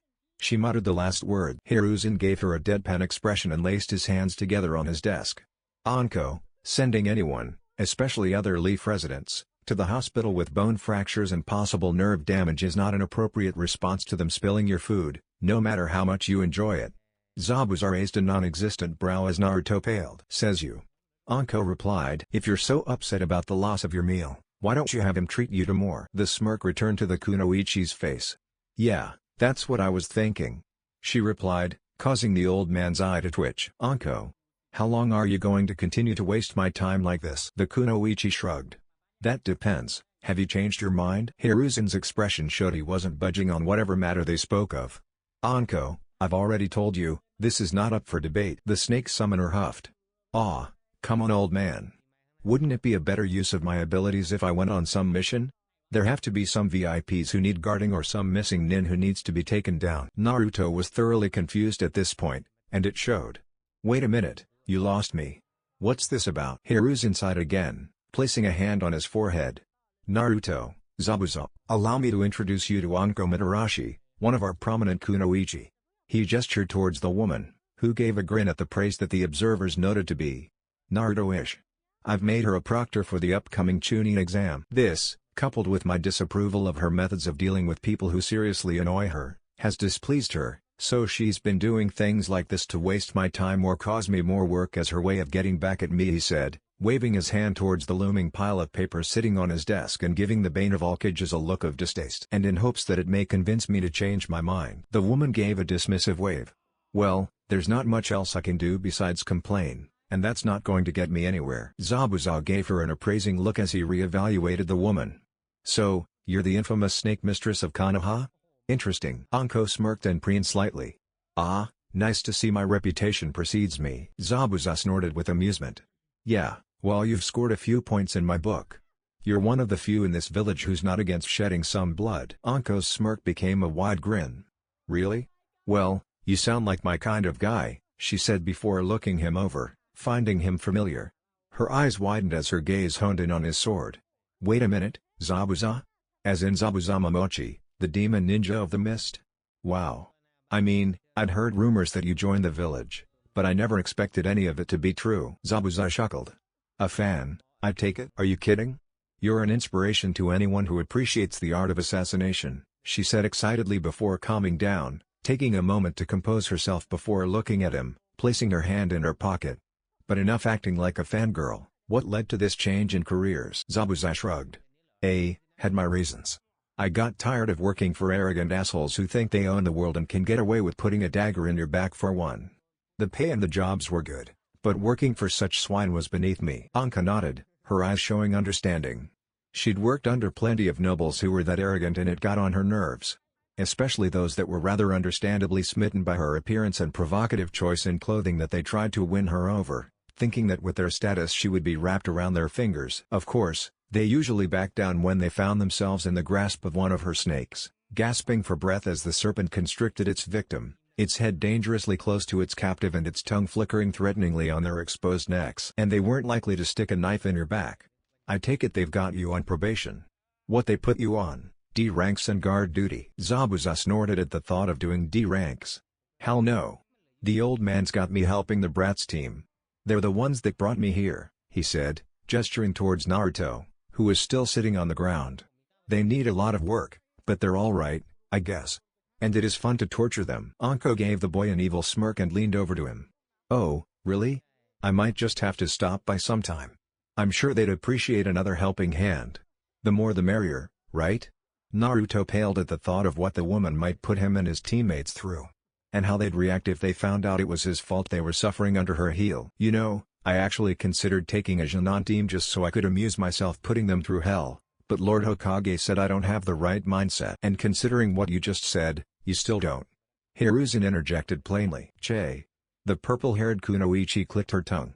Well, maybe with you around, this village will get a bit livelier. You know, I've been wondering. I hear you're almost never seen without that huge sword of yours. You're not compensating for something, are you? Zabuza blinked. Well, why don't you find out? Just name a time and place. Hey, Snake Lady. Naruto called out over his shoulder, having walked to and opened the door. After that comment about her potentially dropping by to help his training, he wanted the conversation to end ASAP. You want me to replace your precious Dengo, right? Well, come on, let's get this over with. Anko glared at the blonde. It's Anko, she yelled before following after him, muttering, damn brat. Once they left, Hiruzen placed a hand to his forehead as Zabuza stared after them. Interesting woman. Little on the psychotic side though, not that I want to talk or that there's anything wrong with that. But seriously, sending people to the hospital over food? Tell me this level of crazy isn't the norm around here. Of course.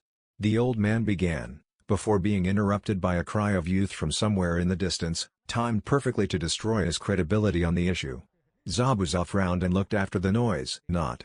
Although if you wish to avoid zany behavior, You may want to ask Kakashi about a man named Mitogai. Zabuza said nothing as he briefly wondered if coming to this village was such a good idea. Naruto gaped in disbelief.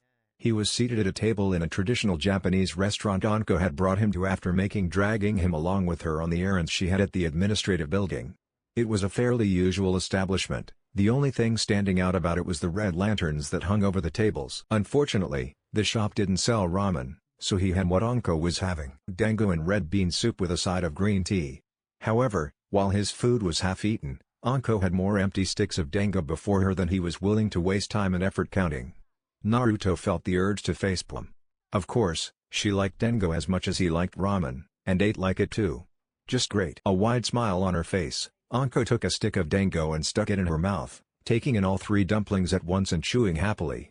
Though she hadn't forgiven the boy before her, the sweet dumplings did wonders for her mood. She said as she swallowed. See kid, what did I tell you? Nothing better than dango with a side of red bean soup. Naruto snorted in response. You must not have tasted the wonderful dish that is Ichiraku ramen. You'll never be able to convince me that there's anything better than that. As for the dango, it's alright but I prefer the soup. Red bean soup was his second favorite food, next to ramen, all kinds. Hey, I've tried that place before, it's good, I'll give you that, but it can't compare to the heavenly taste of dango. Anko responded, her smile becoming somewhat strained. I'm eating dango right now, and I'd take ramen over this any day of the week. The Anko glared at the blonde, who met her intense stare with his own. Sparks flew from their challenging gaze as they had what would no doubt become a common argument between the two. Finally, Anko huffed and looked away. Whatever. You just don't know what's good. She replied before taking another bite, her smile returning as she did. So, why were you in such a hurry anyway? Oh, I realized a few books I checked out were going to expire today and... Naruto's eyes widened in shock. Crap. I completely forgot. Then, realization struck him and he hung his head inside. Rushing had cost him far more than turning the books in late would have. Anko tilted her head. And you were in a hurry because, what, you were afraid you'd forget and get charged late fees? When he nodded, she snorted. Hey, well that worked out well, didn't it? Don't remind me. Naruto grumbled, leaning forward and grasping his head in both hands, his gaze directed towards his food but not really looking at it. A few moments later, he picked up one of his own sticks of dango and took a bite as a silence fell over them.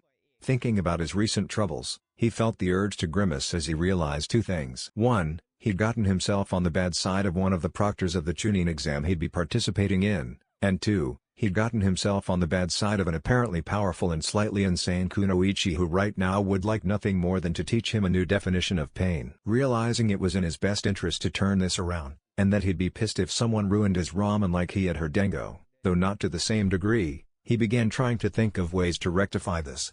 2 sticks of dango later, a smirk spread across his face as an idea began forming in his mind. Thankful that their senseis had decided to give them tomorrow off, Naruto began to voice his idea. Say, Snake Lady. The woman scowled. It's Anko. Yeah. Naruto waved his hand. You're trying to get back at the old man for scolding you and making you do something you don't want to, right? The kunoichi raised a brow. Yeah. What's it to you? Naruto's grin widened. What would you say if I told you I could help you get back at him? Anko scoffed and tilted her head, giving the blonde a disbelieving look. Oh yeah, and how would you do that? Whine at him until he caves? Cry him into submission? Naruto gave her a slightly annoyed look before looking away and waving his hand. Just trust me. I know a way to get at the old man, and there won't be a thing he can do about it, he said before bringing his gaze back to her. So, if I help you out with this, can we call things even? The snake summoner seemed to consider it for a moment before nodding. Fine. If you can actually pull it off. Great. Then meet me tomorrow at, say, 7 a.m. on the Hokage monument behind the old man's mug. Anko made a disbelieving sound, obviously fairly certain that this would just be a waste of her time, but not at all the same. After a few moments of silence, he looked curiously at the purple-haired kunoichi.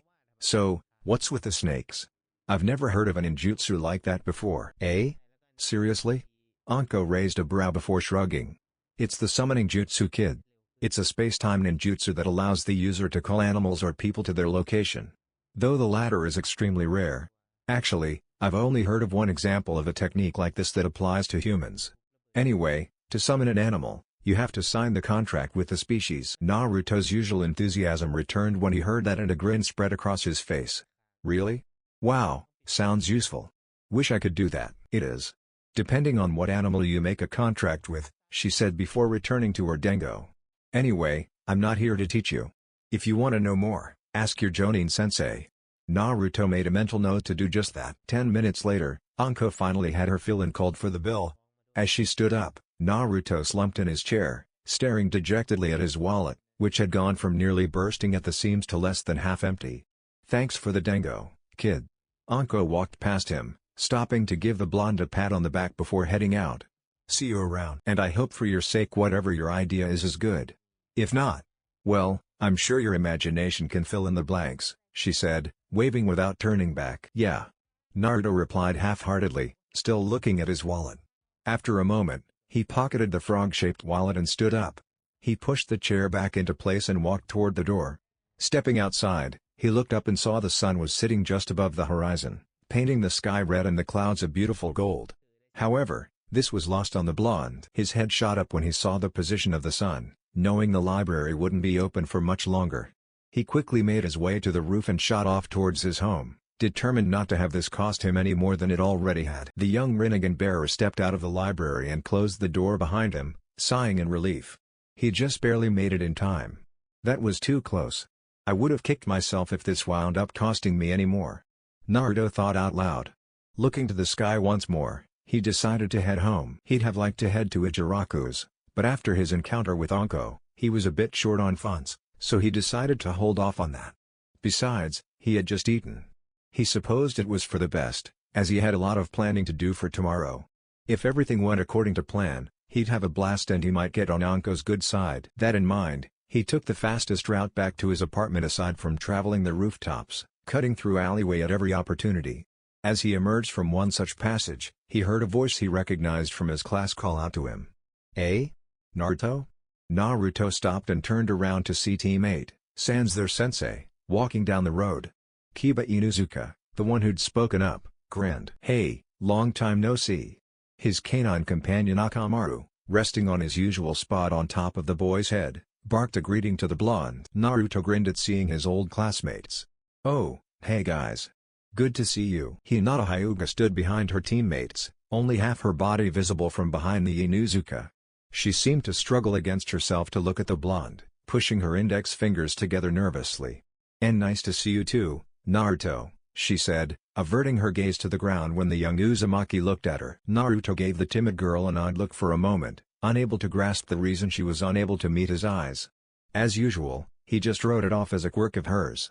She was just dark and weird like that after all. Turning to look at Kiba again, he asked, "So, what have you guys been up to?" You know, kicking ass and taking names, handling every mission we've been given in record time, that sort of thing." Kiba bragged with a smirk. "And when precisely have we been kicking ass?" Shino spoke up for the first time, in that ever-calm tone of his. "When we guarded that caravan on the way to the Land of Stones.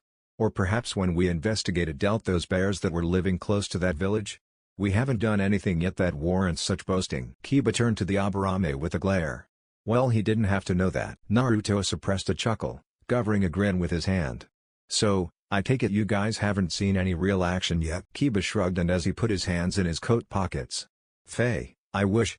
It's been pretty boring, really. We had a C-rank mission a few weeks ago, but nothing special happened." He commented, clicking his teeth in annoyance. "How am I going to make a name for myself if I keep getting stuck with these run-of-the-mill jobs?" Shino's stare once more bore into his teammate. "You shouldn't make wishes so carelessly or go looking for trouble." "Why?" "Because you might get it. What will you do if we find ourselves in a situation we're not ready for because of your glory-seeking?" Yeah, relax. I'm sure we can deal with whatever comes our way." Kiba replied, waving him off before turning back to Naruto. "So, what's with the glasses? You trying to look cool or something?" Naruto smirked and brought his hand to the side of his sunglasses, adjusting them slightly. "Nice, huh? A while back, my team and I got attacked during a mission and we were blinded by a flash bomb. I thought it'd be a good idea to protect my eyes attacks like that, so I got these. Liked them so much, I thought I'd wear them all the time." He'd thought of this excuse a while back with his sensei. Kakashi had been impressed that he'd come up with it on the spot. It was true, they would shield his eyes from flash bombs and similar tricks, so it was a believable explanation for his sudden change in style. Kiba looked slightly surprised, tilting his head to the side and quirking a brow. "Wow. That's actually a pretty good idea, especially coming from you," he said with a laugh. "Last time I heard a good idea from you, you were pulling one of your practical jokes." Naruto's eye twitched. "What was that?" Hinata looked back up from the ground, trying her best to look reassuring. I'm sure Kiba didn't mean anything by it." "Yeah, at least you've got something you're good at," Kiba replied, causing Naruto to growl slightly and shoot him a dirty look while Hinata cast a disappointed look his way. "Anyway, we were heading back home. Kurenai-sensei took us out to celebrate after we finished training today." The blonde blinked, his anger momentarily subsiding upon hearing that as he thought of his own sensei.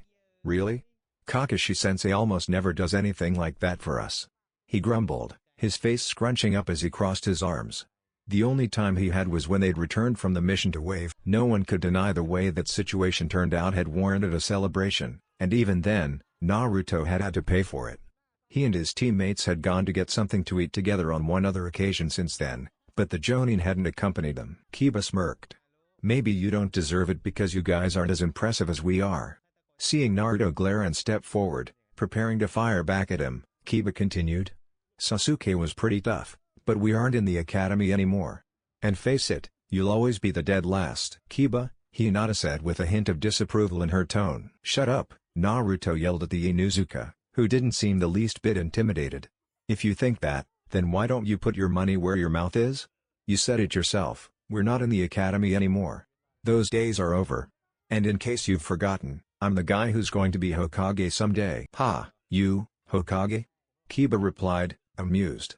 Like anyone who failed the graduation exam could ever be Hokage. He spread his arms in a self-affirming gesture. "I've got a better chance at becoming Hokage than you do." "Yeah, right. Like the old man would ever let you take the title, dog breath." Naruto shot back, taking another step forward and bringing up a balled fist. Kiba did the same. "Sorry, what was that?" "I think I misheard you, dead last." "I said how can anyone expect you to lead the village when no one can tell who's calling the shots between you and Akamaru?" The enraged Inuzuka. "Well, at least I'm not some punk who's all talk. Remind me again, how it turned out every time we sparred in the academy." "Oh right, you wound up flat on your ass." Shino gave out an almost inaudible sigh as they argued. Having such a loud hothead as a teammate was so bothersome sometimes. Finally, Hinata stepped forward, unable to watch her teammate and the boy she admired fight any longer. She to them and pushed them apart. "Kiba. Please, don't start a fight in the middle of the street." "Don't worry about it, Hinata. We can take this elsewhere, if he's got the guts." Naruto growled. Kiba's eyes narrowed before he jerked his head in a dismissive gesture. "Hey, why should I bother? I win, and all I prove is that I'm better than the class loser." He then began walking away before Naruto could retort. "There'll be plenty of opportunities to prove who's top dog around here." Shino shook his head as he watched Naruto glare at Kiba for a moment before shaking his head. Thinking of how the two were similarly impulsive and hot-headed. They'd either get along or butt heads whenever they encountered each other. He started to walk away, giving Hinata's a goodbye to the blonde before continuing on his path back to his compound. Naruto was still glowering at Kiba, crouched over slightly with his fist shaking in suppressed rage. "Man, that guy pisses me off. Always acting like he's in charge." "Don't listen to him, Naruto," Hinata began, causing the blonde to turn to her, his anger subsiding. Hinata's eyes fell to the ground and the blush on her face grew slightly as she brought her hands to her chest, almost like she wanted to hide behind them. "Why, you've never been the type to let what others say get to you. Why, you'll prove him wrong. I know it. And even if you fail, you'll just get back up until you succeed." Naruto's expression had become one of shock from Hinata's reassurance. The blue-haired girl once again pushed her index fingers together in a nervous gesture. "That's the kind of person you are, right?" Naruto blinked before giving her a grin. "Yeah, you're right. Someday soon I'll knock him down a peg. And Sasuke too," he said before his grin turned into a smile, a genuine one as opposed to the fake one he usually had plastered on his face. "You know, not many people would have said anything to help me. So thanks, Hinata. I really appreciate what you told me." Hinata, seeing her crush give her such a warm smile and thank her in such a way, stood frozen for a moment, before fainting in a way so cliché, one might think she practiced. Naruto's eyes bugged out before he ran to her. "Hinata. Hey, what's wrong?" He placed his hand on her forehead. "Your face is burning up. Hey, wake up." Hinata. The next morning, Naruto headed to the designated location, wearing his usual clothing and a backpack full of things he'd need for his plan. He felt a little bad about causing the old man trouble, but he wasn't planning to do anything he hadn't done before. He arrived just a few minutes early. He sighed as he saw no sign of the woman but shrugged. Waiting for her wouldn't be half as bad as waiting for his sensei back before the Hokage had threatened him to break his habit of showing up late, at least when his students were concerned. Having brought nothing with him to pass the time, the blonde lay down, resting his head on his hands, and gazed up at the morning sky. The sun had just begun to rise, its rays painting the clouds a magnificent orange on top of the sky's own dull blue. One could already tell it was going to be yet another beautiful day in the land of fire. The blonde found watching the morning sky relaxing, the thought briefly making him think of his old classmate, Shikamaru. Though it was nice, how someone could want to spend all day sitting around watching the clouds, he didn't think he'd ever know. Finally, Anko arrived the moment 7 a.m. rolled around, suddenly leaping up from the cliff and landing a few yards away from him. Naruto got up and dusted himself off as she approached, the woman covering a yawn as she reached the boy. "Alright kid, so what's this plan of yours? And it better be good for getting me out here so early." The Rinnegan bear grinned. As much as he didn't want to admit it, the woman seemed to have a lot in common with him. She also seemed to have a playful side. He was sure she'd love his plan, provided those aspects of her were genuine. "First, tell me, exactly how much of the old man's time have you managed to waste so far?" Anko shrugged before bringing up and rubbing the back of her head as she looked off to the side, thinking of how much trouble she'd caused him. "I don't know. A few hours since he made me a proctor, I guess. And I've annoyed the hell out of him with my methods." She smirked. "Why, what can you do better?" Naruto's grin widened. "Oh really? What if I told you I could more than double his paperwork?" Anko raised a brow. "Is that so? Do tell." "Well, you may have heard this before, but I've got quite the reputation as a prankster." The snake mistress nodded with a blank expression, not seeing where he was going. "Yeah, I hear painting the Hokage monument was your handiwork." She'd thought that was hilarious. It was too bad the brat had gone and spilled her dango. He seemed like someone she'd enjoy hanging out with. The blonde tilted his head to the side. "Tell me something. Who do you think has to clean up the aftermath after a prank's over?" Naruto asked. Anko shrugged, still not seeing where he was going. "Whoever pulled the stunt if they're caught, or whatever poor bastard owns the property." After that, there was a pause before her eyes widened in realization and she brought her hand to her chin, her expression becoming thoughtful. "But if the property was public, then the village has to clean it up. And all public works, even cleanup like that, would have to be approved by the old man." Naruto nodded. "Not only that, but he also has to read and stamp the damage reports, complaints and things like that caused by every prank." He responded before chuckling and rubbing his hands together.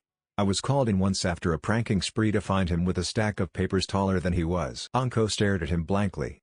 "So let me get this straight.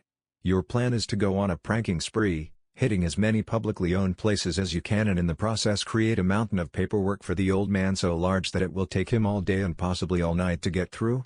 Does that about sum it up?" Naruto nodded eagerly and there was a pause. Then the woman began chuckling before throwing her head back and brought her hand on her face while laughing out loud. "That's priceless. I can't wait to see the look on his face." She then took a step towards the blonde and patted him on the back. "Kid, you're all right." Naruto felt a slight sense of relief was over him at knowing he was off the slightly insane woman's bad side. "Thought you'd like it." After spending the next several hours getting into all kinds of mischief across the village, Naruto flopped down onto his bed and lied there, now wearing his casual clothing, his tracksuit pants and a short-sleeved t-shirt with the Leaf Village symbol emblazoned on the front. He closed his eyes and laughed aloud, the memories of every joke he'd played flashing through his mind. He felt a little bad for the old man, but it was nothing he hadn't done before. Still, the paperwork was definitely something he wasn't looking forward to when he took the mantle. He wondered why the Hokage couldn't just relegate it to some else or, if that wasn't possible, have his shadow clones do it for him. That thought brought another round of chuckles. What problem couldn't that jutsu solve? He sat up, placing a hand on his chin as his expression turned inquisitive. Why hadn't the old man thought of that?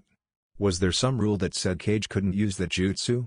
If so, he couldn't think of why. As it wouldn't expend chakra by fighting, a single shadow clone, given a small amount of chakra, could do all the paperwork the Hokage hated so much, and since he'd receive its memories, he wouldn't really miss anything. I wonder, if there's not something keeping him from doing it, what the old man would give me if I told him that.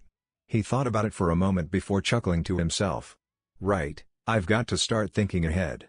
He'd wait a few weeks, see if the god of shinobi figured out what he'd done and tried to make him suffer for it. If so, He'd share his idea with him and see if it was enough to make amends.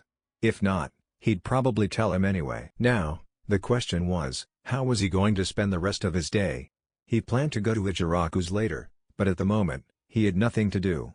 He fell back and gazed at the ceiling and contemplated how to spend the rest of the day. Suddenly, he sat up again, his eyes lighting up as he recalled the advice Shiho gave him the previous day, to learn how to be a great Hokage by studying those that came before him. Naruto grinned. He knew that, given who they were, there would probably be a lot about the Hokage that wouldn't be written down anywhere the public and lower-ranked ninja could access, if it was written down at all, but anything he could find would not only make for an interesting read, but it might also give him some insight into why they were so revered. And who better to start with than the man who founded the village? His course of action set, he stood up and headed towards the door. Naruto sat at a table in the library, was reading over a biography of Hashirama, not noticing the passerby's glares or caring that some obviously didn't want him there. It had been easy enough to find a book on the first Hokage, although, as expected, it, and presumably anything else he could find on the man, left a lot of information out. For the most part, the text only contained his most well-known accomplishments, detailing how he founded the village and created the forest around it with his legendary wood element, which was the only one of his abilities that was described at all, or how he formed alliances with other villages. All other skills, the events of battles he participated in with a few exceptions like his clash with Madara at the Valley of the End, children he fathered, close associates he had aside from his brother, and anything that could in any way be considered a village secret, as this could easily fall into the hands of enemy villages. There was also a similar book on Tobirama Senju, but there were none on the third or fourth Hokage. Even that much information wouldn't be open to the public until long after the subject had passed on, and the fourth hadn't been gone long enough yet. The young Rinnegan bearer found the first Hokage to be an inspiring figure after learning more about him. From what he was reading, the man was very wise and kind-hearted, among the most powerful ninja to ever live, was an inspiration to those who came after him, and saw the people of his village as his family and would, and ultimately did, give his life to protect them. The man was exactly what he wanted to be like when he took the mantle himself.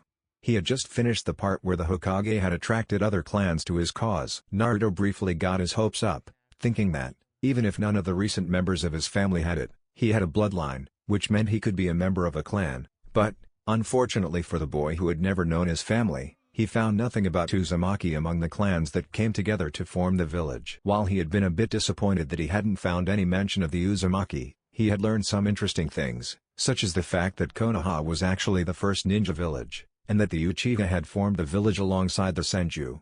That being said, he was starting to lose interest in reading for now and was about to call it a day. However, as he neared the end of the segment on how the villages were formed, how the fledgling villages united as old rivalries and hatreds from the days of the endless clan wars bled into the village, that he came across a passage that would shock him to his core. Alliances were forged between these villages, and few were stronger than those forged through ties of blood, such as the bond created between our village and Uzoshiogakuer, our closest ally. The bond between our nations was cemented with the marriage between Hashirama Senju and a daughter of Uzoshiogakuer's most prominent clan, Mito Uzumaki. Wait, what? Naruto froze, his eyes wide open and his breath caught in his throat. He quickly picked the book up off the table and brought it close to his face, scanning the page, reading it over and over again to make sure his mind wasn't playing tricks on him. I have a clan? His voice wavering slightly and his hands shaking from the emotion stirred up from his revelation. I have a family? And they're at the top of their village? His breath caught again as that particular line of thought hit him. A whole different village. A grin spread across his face as strong feelings of excitement and anticipation coursed through him as he saw that he had stumbled upon something about his own family. Soon, he resumed scouring over the pages, anxious to find out more about his newly discovered relative, grasping at any link to his family. Mito Uzumaki, then Mito Senju, proved a devoted wife for Hashirama and a loyal ninja of the Leaf. She quickly became one of the most well-known and respected figures in the village due to her kind demeanor and mastery of the ninja arts, specializing in her clan's area of expertise, sealing jutsu. The book went on to detail much of the first Hokage's life, detailing his efforts, successes, and failures in his goal of establishing peace, giving an extremely vague recount of his final confrontation with the traitorous Madara Uchiha and ending his death, falling on the battlefield protecting the lives of his fellows. Naruto skimmed over this, paying close attention to the few sections in which Mito appeared, before closing it. I can't believe it. My clan. His mind raced as he finally began to truly think about his discovery, feeling a mix of emotion welling up inside him. Among them was a sense of pride from knowing he was a member of a clan that apparently stood in high regard of a village, and joy from finally learning something, even something as small as this, about his family, along with an interest in his clan's apparent specialty, and anything else that would bring him closer to his relatives. A wide grin broke out across his face as he trembled, barely able to restrain his elation. He had a family. He had a heritage. Possessing the Rinnegan meant he must have been related to the mythical sage of the Six Paths, but no one really knew anything about the man. He lived so long ago he'd faded into legend. This was something he could grasp onto. He might even have living relatives in the Suzushio. He leapt up and let out a loud shout of joy, and ignored the inevitable chastisement from the few people who were also in the building. He pumped his fist in victory, but his celebration came to a screeching halt as a thought occurred to him. He had always hoped to find something, anything, about his family, but now that he had to wonder, why had he never heard of the Uzumaki? If he had such a large and powerful family, why had none of them tried to contact him? Concern and fear blossomed in his heart as he continued this line of thought. He was probably the only one in the village. As depressing as that was, what truly worried him was the fact that this was the first he was hearing of it. He wasn't exactly a genius, but there weren't that many possibilities as to why that was. He didn't know which possibility was worse, that this had been kept from him, which, given his name, wouldn't have helped at all, or the possibility that something had happened to Uzushio and he was the last of his family. He had been willing to wait until he proved himself to learn about his family, but now that he'd had a taste, he was starving for more. It was more than simply wanting to know more. All the wondering, the sleepless nights where he'd laid awake, asking the silent gods why he was alone with all the hatred surrounding him, wondering if he'd been abandoned by his family for whatever reason he was hated, envying those who were more fortunate. All that emotion had been brought back to the surface and he found himself needing to know. Naruto began to run towards where he'd hoped to find more about Uzushio, but then stopped himself, turned back and grabbed the book before finally bolting, weaving around two people who'd been in his way and ignoring their complaints as he moved back towards the history section before coming to a halt as his eyes scanned the rows upon rows of literature. Now that he'd arrived, it occurred to him, he had no idea where he should look for information on other villages. After pondering for a moment, his head shot up as the proverbial light bulb went off. Shiho. The girl who'd gotten him interested in this and all this in the first place. She said one of her duties was to be a caretaker for the building. She'd have to know where to find what he was looking for. He once more ran down the aisles, looking up and down one aisle to the next in search of the blonde cryptographer. Finally, he reached the back wall of the room. He turned his head, looking down the aisle on his left with no luck, then to his right. And there she was, standing on a ladder about halfway down the aisle, about 10 shelves up, carrying a stack of nearly a dozen books she was in the process of putting away. "Hey, Shiho!" Naruto called out as he reached her, his excitement causing him to briefly forget where he was. Shiho, accustomed to the quiet one would expect in a library, was startled. She jerked and turned in his direction quickly, the fast shift in her weight, combined with that of the books she was carrying, causing the ladder to move and her to rapidly lose her balance. She and the ladder swayed as she struggled to catch herself and not drop the text. In seconds, 2 books fell off the stack and she leaned forward to try and grab them, losing what was left of her equilibrium and falling forward off the ladder. Naruto's expression became panicked as the books, followed by the girl who was carrying them, fell towards him. He tried to catch her and sidestep the books, but they were spaced too close together for him to avoid and still catch the falling blonde. As the books landed on him, one hit him square in the head, throwing him off enough that he was unable to brace himself when his fellow blonde collided with him, driving him to the ground. Shiho found herself lying on her stomach on top of the books she'd been carrying. Groaning slightly, she pushed herself up and sat back on her knees and adjusted her glasses, which had been knocked off center during all the commotion, before dusting her shirt off. Well, that had been embarrassing. And now she had to pick up the text and... Wait, hadn't someone been calling her? Hearing a slight moan from nearby, she looked down and saw a familiar mass of golden blonde hair, as well as an arm and legs sticking out from underneath the books she'd landed on. "Naruto," she shouted in surprise. "What are you doing down there? Are you okay?" Naruto just moaned again. "Hey, what were you supposed to say when several dozen books and another human being falls on top of you?" The 2 blondes were sitting on the floor and had just finished setting the books into 2 stacks when Shiho turned to the Uzumaki and rubbed the back of her head in an embarrassed manner. "Sorry about that." "Don't worry about it. It was my fault." Naruto quickly waved it off, speaking much faster than normal. He leaned forward, placing his hands on the floor. "Listen, Shiho. I need to find something. Where do I go to find information on other villages?" Shiho blinked. "Other villages?" she said, placing her finger to her chin.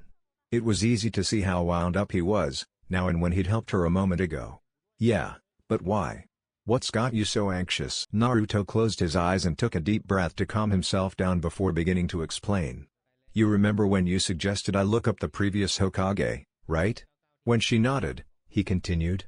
Well, I did. And I found. Well. You know who the wife of the first Hokage was? Shiho's brow furrowed at the question, searching her mind for the answer while at the same time trying to see where he was going. Mito, I think. Why is that so important to you? Because before she was a senju, she was Mito Uzumaki.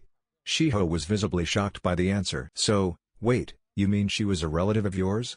The cryptographer asked. Naruto nodded rapidly. Yeah. Apparently, the Uzumaki are from a village called Uzushiogakure and they're pretty important over there. They were married to bring the villages closer together. Shiho, now understanding, found this fascinating. Her head turned to the ground as she considered what she'd just learned. I see. So your family was actually part of a clan from another village. Naruto nodded rapidly, his eagerness returning. After a moment, her eyes widened behind her glasses and her head shot up. You don't think that Mito was an ancestor of yours, do you? Now it was Naruto's turn to be shocked. He hadn't thought of that possibility. After thinking on it, he shook his head. There was no way he was related to one of the Hokages. Right? Anyway, even if he was, he wouldn't be able to find out here. I doubt it, but that doesn't matter right now. He seemed to calm a bit and the blonde girl could almost feel hopefulness radiating from him. Shiho. I've never known anything about my family. This is the first chance I've had to find out anything about where I came from. Can you point me in the right direction? Why yeah, of course. Shiho nodded before her expression turned pensive. Though I've never heard of Uzushiogakure before. But I know just where to look. I'll help you, but can you wait until I put these away? She asked, gesturing towards the stacks of books. Naruto stood up, obviously anxious to move on with his search.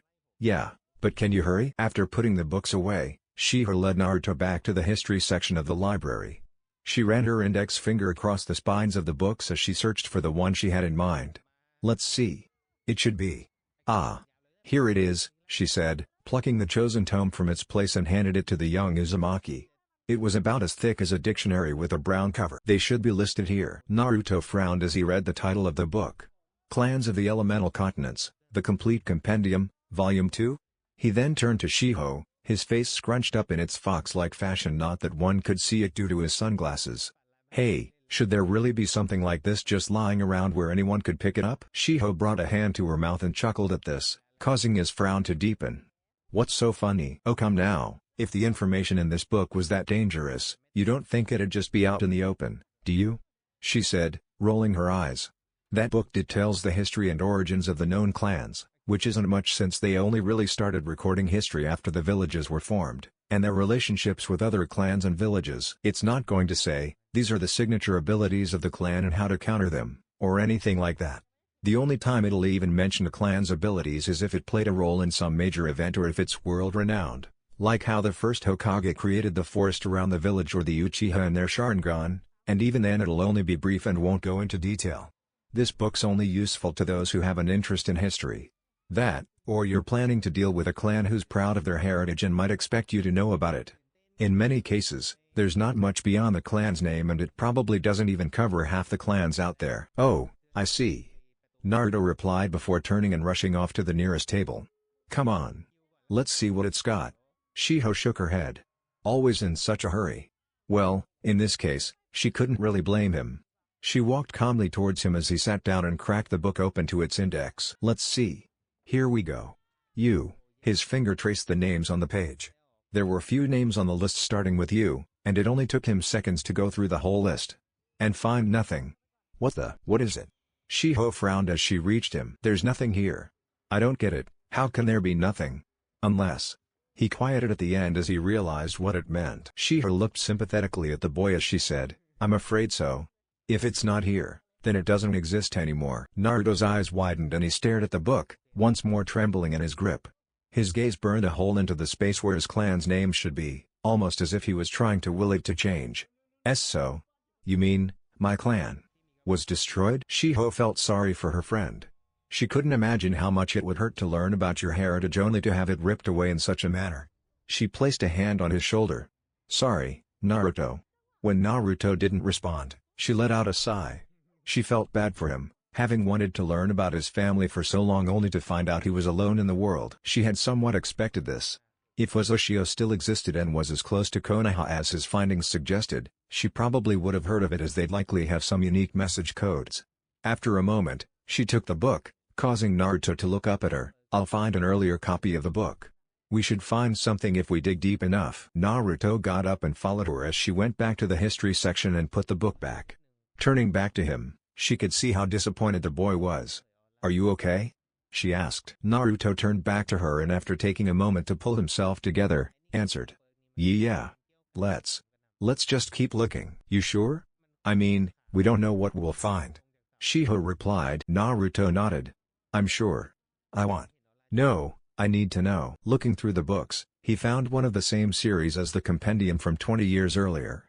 Not saying a word, he flipped the book open to the index and checked it, only to slam it shut and sigh. "Nothing, again." He muttered too quietly for Shiho to hear. His gaze fell to the floor. "They were gone before I was even born." "No luck?" Shiho asked, and her fellow blonde shook his head. She then grabbed the one she'd been looking at, one from 50 years earlier. "All right, let's check this one." Once again, looking to the index, she searched through the U's. And there it was. "Naruto. I found it." "What?" "Let me see," Naruto said, his enthusiasm returning for the first time since he had discovered his clan no longer existed.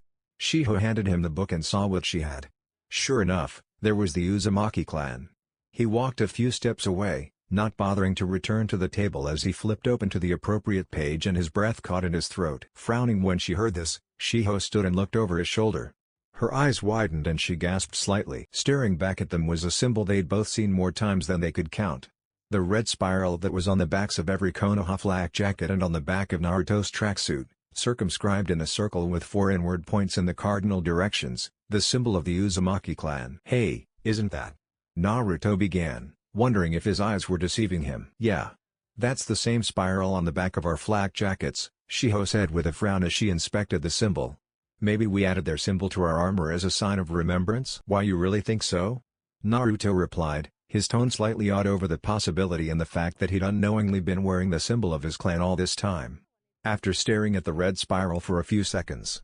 "Look at this." The Uzumaki clan, founders of the village Uzushiogaku, and the most prominent of the few clans that inhabit the land of whirlpools. He looked up at the slightly surprised girl, a brilliant smile spreading across his face. Did you hear that?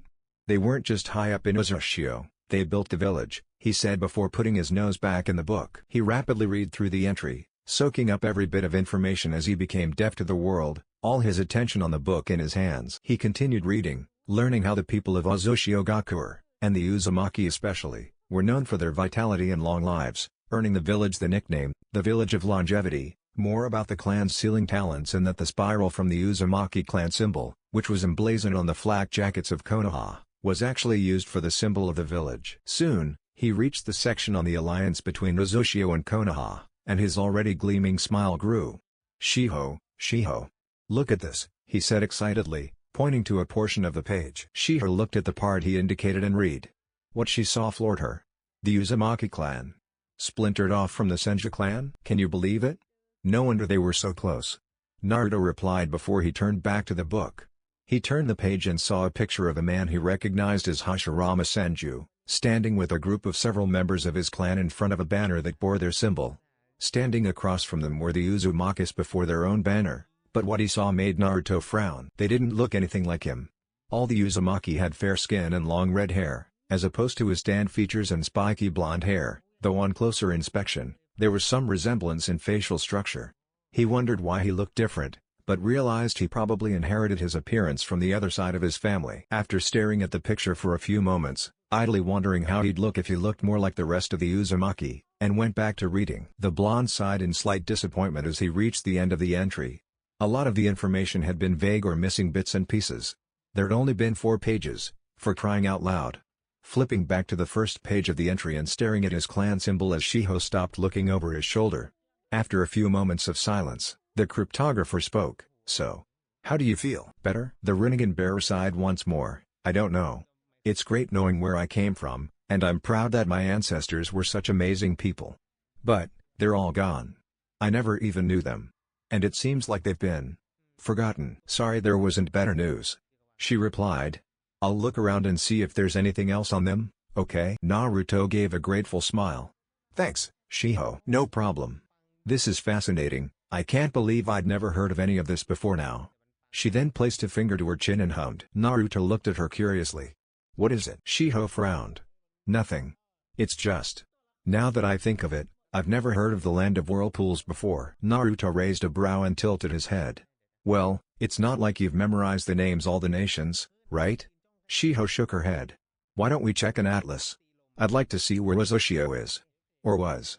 He hadn't seen any direct confirmation, but he knew Uzushio was probably gone too. If they were still around and such close allies, they'd probably have heard of them, although there was the small possibility they'd simply grown apart without the two clans. The fact that the ninja of Konoha were wearing the symbol of the village and the Uzumaki were all but forgotten painted a bleak outlook for the fate of the village. He didn't really know how to describe how he felt about this. It was nice. It didn't make him any better than he was before. What did it matter if your ancestors were great if you didn't live up to their example? But it felt comforting to finally know his heritage, especially given who his ancestors were. The problem was that the more he found out the more he wanted to know. Shiho nodded. Good idea. She went to retrieve a map of the elemental continents while Naruto turned back to the book and began rereading the section on the Uzumaki. He briefly thought about reviving his clan in Konoha if he ever found himself in a real relationship someday. He couldn't stand the thought that they'd been forgotten. Shiho returned with an atlas and the two sat down at a table and cracked it open, only to be shocked when they looked at the list of countries and found the land of whirlpools wasn't listed. It's not there. Naruto began. Don't tell me. Was the entire country destroyed? Looks like it. Shiho responded. We need an earlier copy. She left to find just that, followed by Naruto who tucked the book on clans under his arm. Finding what they were looking for, an atlas from around the same time as the book, they checked the map and located Uzushio. It was a very small island nation just off the east coast of the Land of Fire. It's such a small country. No wonder. The nation's economy probably relied on Uzushio Gakuer. Its loss, together with the damage such a war would have caused, would basically be a death sentence for the nation. Naruto contemplated. Do you think anyone still lives there? The messy-haired blonde frowned and cupped her chin in thought. Possibly. But I doubt it. Look here. Her finger circled the nation, trailing over several spiral shapes. The island lives up to its namesake. It's surrounded by whirlpools. I'm guessing it required either powerful water jutsu or a ship manned by an extremely skilled crew to navigate such dangerous waters. There might be people who couldn't afford passage off the island, but I can't imagine anyone wanting to live there now that the country's gone. Any survivors of the nation or the village probably scattered across the continent. A thought occurred to her. And there's always the chance that some of the Uzumaki managed to escape.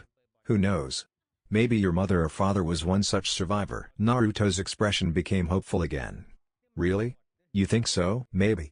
I mean, whoever destroyed the village obviously didn't get everybody. Maybe you'll run into a relative of yours someday. Naruto smiled at that, thinking of meeting a member of his clan, of actually having a family. As he continued down that line of thought, his expression then became thoughtful when he realized how much he still didn't know. He didn't even know which side of his family he'd just researched. He'd found out a lot, but he still wasn't satisfied. His head jerked up when it occurred to him that Kakashi could probably tell him. The question was, would he tell him, and how much information could he share without saying too much? The blonde stood up, picking up the books and rushing off to check them out. Hey, I've got to go. Thanks for the help. I owe you one. He called over his shoulder. Shiho waved at him. See you. I'll find you if I uncover anything else about your clan. Naruto ran outside the building, through the gate in the wall that surrounded the academy, and quickly leapt up the wall of the nearest building onto the roof and came to a stop on the center of the structure, his eyes roaming over the village. After a moment, he crossed his arms and looked down, frowning in concentration. Damn it! Where would Kakashi-sensei be? This was frustrating. Whenever he'd needed the man until now, it had been during their training or missions, or he could put it off until such time. He didn't know his sensei's habits. The team had shared their residences with each other in case they needed to be found quickly for whatever reason. That was an obvious starting point, but somehow, he doubted he'd find him there. Aside from that, the next most likely place would probably be the memorial stone. What else did he know about his sensei that might be some clue as to his whereabouts? His frown deepened for a moment before his head snapped up. Of course. He was always reading that orange book. Anywhere he could buy it would be another good place to search. Making a familiar cross-shaped hand sign, 4 copies of the blonde burst into existence in a cloud of smoke. Turning his head to shift his gaze over all of the gathered doppelgangers, Naruto simply said, "All right, you all know what to do. Let's move." With that, the 5 of them scattered. The real Naruto quickly leapt from building to building, quickly arriving at his sensei's apartment building. Standing before it, he crossed his arms and tilted his head back, his eyes moving to the sky. Now, what was his room number again? After racking his brain for a few moments, snapped his fingers as he recalled that the masked Jonin stayed in room 245. Jumping off the roof he was standing on and landing in a slight crouch, he ran into the building, up the stairs and found Kakashi's room. He brought his hand up and slammed the bottom of his hand against the door. "Kakashi-sensei." No answer. He stared at the door for a few moments, crossing his arms and tapping his foot impatiently as he stared anxiously. Certain that his sensei wasn't there, he rushed out of the building. As he stepped outside the complex, he suddenly received the memories of one of his clones. He cursed under his breath. Kakashi wasn't at the memorial stone. The others were checking every bookstore that might carry Kakashi's precious book, training ground and restaurant. Focusing chakra into his legs, he leapt up to the roof of a nearby building in a single bound and shot off to join his clones in their search. Hours later, he sat on the roof one of the cylindrical buildings, looking down on the village's twilight began to fall and wondering where his sensei was. Suddenly, a familiar voice called out to him from behind. "Yo!" The blonde's eyes widened and he quickly spun around to find who else but Kakashi standing behind him at the center of the roof. "Kakashi-sensei?" he said, standing up in shock. "Hey! I hear you've been looking for me." "How'd you know that?" "Even though I've left your training to others, I've still been keeping an eye on you and Sakura," the Jonin explained. "For example, I know you've been spending time at the library. I'm glad to see you're starting to realize how helpful books can be." Naruto smiled, though Kakashi noted there was a hint of sadness. "Yeah, you can really learn a lot from old books, even if they can be boring." He then looked up at his sensei. "For example, I've been reading about the first Hokage." Kakashi tilted his head to the side. "The first Hokage?" The copy ninja mused, wondering where his student was going with that before it clicked and a look of realization came across his soul visible eye. "Ah, you found out about Lady Mito, I take it?" "Yeah. And about my family," he began. "Why wasn't I ever told I was a member of a clan?" Kakashi shrugged, placing his hands in his pockets. "I can't say really. Maybe it was thought it might go to your head. There was also the fact that nothing of the Uzumaki remain aside from their name, as far as I know, which means little without anything else to go with it. And as I'm sure you know, though they were strong allies and related to the Senju, they weren't a Konoha clan. Not many in our village know who they are, I'm sure none of your friends do." The blonde sighed and sat down, looking out on the village. After a few moments, Kakashi stepped forward and sat down near him. "I'm afraid Ozushi-Gakura was destroyed before my time. There's not much I can tell you that you couldn't find out from the library." "What do you already know?" Naruto told him everything he found out. "I see. That's pretty much all I could tell you. The only thing I can think of that was left out was that they weren't only the best seal masters, but also created their own unique sealing style. But as far as I'm aware, the last who knew of those arts are gone." Naruto was silent for a moment before, taking a calming breath and turning to Kakashi. The question he was about to ask had been burning in his mind since he discovered his clan's fate. "Kakashi-sensei. Why? Why was my clan destroyed? What did they do?" Kakashi scrutinized the blonde for a few seconds, uncertain how he would take the answer. "Are you sure you want to know?" Slightly hesitantly Naruto nodded. "Fine, but you're not going to like the answer." Waiting a moment to see if Naruto would change his mind, Kakashi sighed and looked out onto the village as he gave his answer. "The answer is nothing." Naruto blinked and his mouth fell open, not certain he'd heard his teacher right. What? "They did nothing, Naruto," Kakashi replied.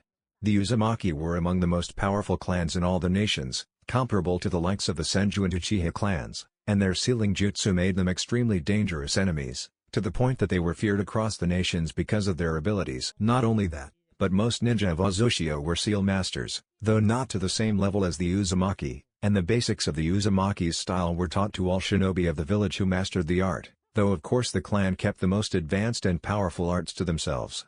His gaze returned to his student. "Naruto, let me ask you a question. What is the difference between the great ninja villages and the minor ones?" Naruto made a surprised sound, caught off guard by the change in subject. Seeing the Sharingan wielder was going somewhere with this, he tilted his head up and thought for a moment. "Well, obviously the minor ones are smaller," he hummed. "Do we have better ninja?" Kakashi nodded. "That's right. There are 3 reasons the minor villages are so much weaker than the great ones. The first is simple: population.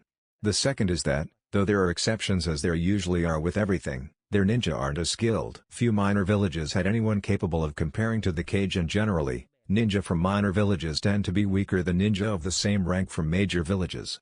The third is wealth. Since they're fewer in number and not as good, they're not as successful with missions and aren't hired as often. Because of this, more jobs go to the great villages and our villages have larger operating zones. He closed his eye, brought his right hand out of his pocket and held it in an instructive gesture. Uzushio was unique. Their shinobi were comparable, if not stronger, than those of the great villages, and between their effectiveness and the unique seals they sold to other nations, they were quite wealthy. The fact that they were among the smallest villages was the only reason they were a minor village. Naruto listened closely as the Jonin's eye opened and his gaze fell upon his again. Our enemies feared what would happen if Uzushio should ever gain a large enough population to become the 6th great ninja village. They would have stood little chance between the united front formed by Uzushio and our village. He then sighed as he got to the end of his explanation. So, the leaders of Iwa and Kuma decided that it was too much of a risk. In the time of peace that preceded the Third Shinobi World War, they came together and launched a surprise attack on Uzushio. It was over before we even had a chance to lend them aid. Naruto looked down to the rooftop, not moving for a few moments. His mouth pressed into a thin line and his hands clenched into tight fists as he processed what he'd just been told. Finally, he spoke, "You're telling me my clan and their village were wiped out because they were a potential threat?" His last words came through gritted teeth. "Yes," Kakashi said flatly, seeing no way to sugarcoat it. The Rinnegan bearer could hardly believe it. His family and everything they built were destroyed, because of what they might do if allowed to grow. He trembled as he tried to suppress his emotions. His sensei watched as the blonde calmed himself down and waited for him to speak. "Kakashi-sensei, can you tell me about my parents?" Kakashi sighed. "Naruto, you remember what the third told you? It's an S-class secret, only he can tell you what you want to know." Seeing the crestfallen look on the blonde's face, he added, "Come now, cheer up. With my help, along with Zabuza and Haku's, I'm sure you'll be Chunin material by the exams. Then you'll hear all about it." He was quite certain that the Hokage was planning to tell him either way as long as he proved himself mature enough to know it, but why remove the added motivation? The blonde was quiet again. After a few moments, he spoke up. "You know, when I was a kid, I used to watch other kids with their parents. I would always wonder what that's like and ask myself where my parents were." He began, turning to Kakashi. "For years, I even thought that they might have abandoned me, for whatever reason everyone seemed to hate me for." Kakashi's eye widened at that. Naruto turned to him, the almost pleading expression he wore showing exactly how painful not knowing was for him. A brief glimpse into the side he hid away from the villagers. "Now I finally know something about my family. But is there anything you can tell me? Anything at all?" The Jonin closed his eye and after a moment, spoke up. "I'm sorry Naruto, I can't tell you who they were." Naruto looked to the ground dejectedly. "But..." The blonde quickly turned to him, his eyes, hidden behind his sunglasses, filled with hope. "I suppose I could tell you some things about them, as long as I avoid anything that might give away their identities. Is that good enough for now?" Kakashi asked, giving him his eye smile. Naruto's face lit up, his smile almost seemed wide enough to split his face in half. "Oh really? You mean it?" When Kakashi nodded, he asked, Did you know them?" Kakashi nodded. "I did, though I won't be able to tell you how. Now let's see, where should I start? I guess what you'd like to hear most, that I can tell you anyway, is what kind of people they were, right?" Naruto nodded quickly, anxiousness clear on his features. "Well, to start with, your father was a highly respected man, and not just because of his skill as a ninja. He was always calm and was very perceptive and a very shrewd person. He was always respectful to those around him, and was known for his unbelievable drive and determination, a trait he seemed to have passed on to you. He loved this village and your mother a great deal. His favorite hobby was reading, whether the subject was fictional, historical or the ninja arts." Naruto was hanging on every word. And Mom?" Kakashi chuckled. "Your mother was actually a lot like you." He paused for a second, enjoying the look of shock on the blonde's face before he continued. "She was a cheerful and energetic woman, and I heard she was quite the tomboy in her youth. You inherited her love of pranks, as well as her adoration of ramen." A genuine smile spread across the Rinnegan bearer's face when he heard that. Kakashi then cupped his chin and looked to the sky. "I remember she had a nickname, but I can't remember what it was." This was a lie. He could remember the nickname and the story behind it perfectly. After all, Red Hot-Blooded Habanero fit her so well and the story behind it was hard to forget. But he didn't know who else might remember it, and therefore who might figure out his parents' identities and let it slip if the boy were to mention that nickname. I remember it had to do with her temper. She was quite famous for it. Naruto shivered slightly, thinking of Sakura's temper. "Oh really? Really?" The copy ninja replied flatly, slightly amused by his student's reaction. Though she had calmed down considerably by the time I met her, she could terrify even the strongest of ninja when angered. He paused before continuing. Her temper was as famous as her beauty. She was also quite fearless, willing to fight and defend her comrades against impossible odds. "Something she shared with your father," he said, before turning back to Naruto. "As I'm sure you can tell from what I've told you, I see a lot of both of them in you." Naruto gave a small smile at that, though Kakashi's next words caused his expression to drop. "Sorry, but I think that's all I can say, for now." Naruto was silent as he reflected on everything he just heard. Finally, after all this time, all that wondering, he knew something about his parents. Not as much as he'd like, but something. Hearing that he'd inherited so much from them made him feel happier than he could remember, though that was tempered by everything else he'd been through in the past few hours. While he was glad to learn what he did, he felt drained.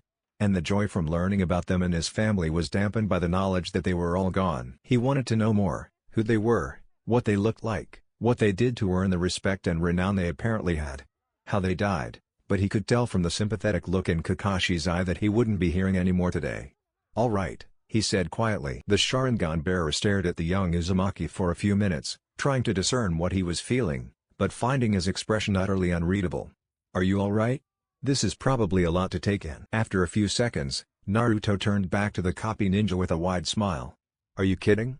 I just found out so much I've been wondering about for years and learned I come from a long line of incredible ninja. Of course I'm all right. I'm better than all right.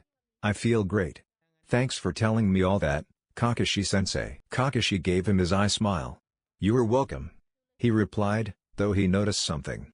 Something no one who didn't truly know Naruto would notice. His smile was fake. It was the same happy smile Naruto wore when he didn't want anyone to know how much something hurt him. That he wore whenever he failed or the villagers' hateful glares got to him and he didn't want those remotely close to him to notice.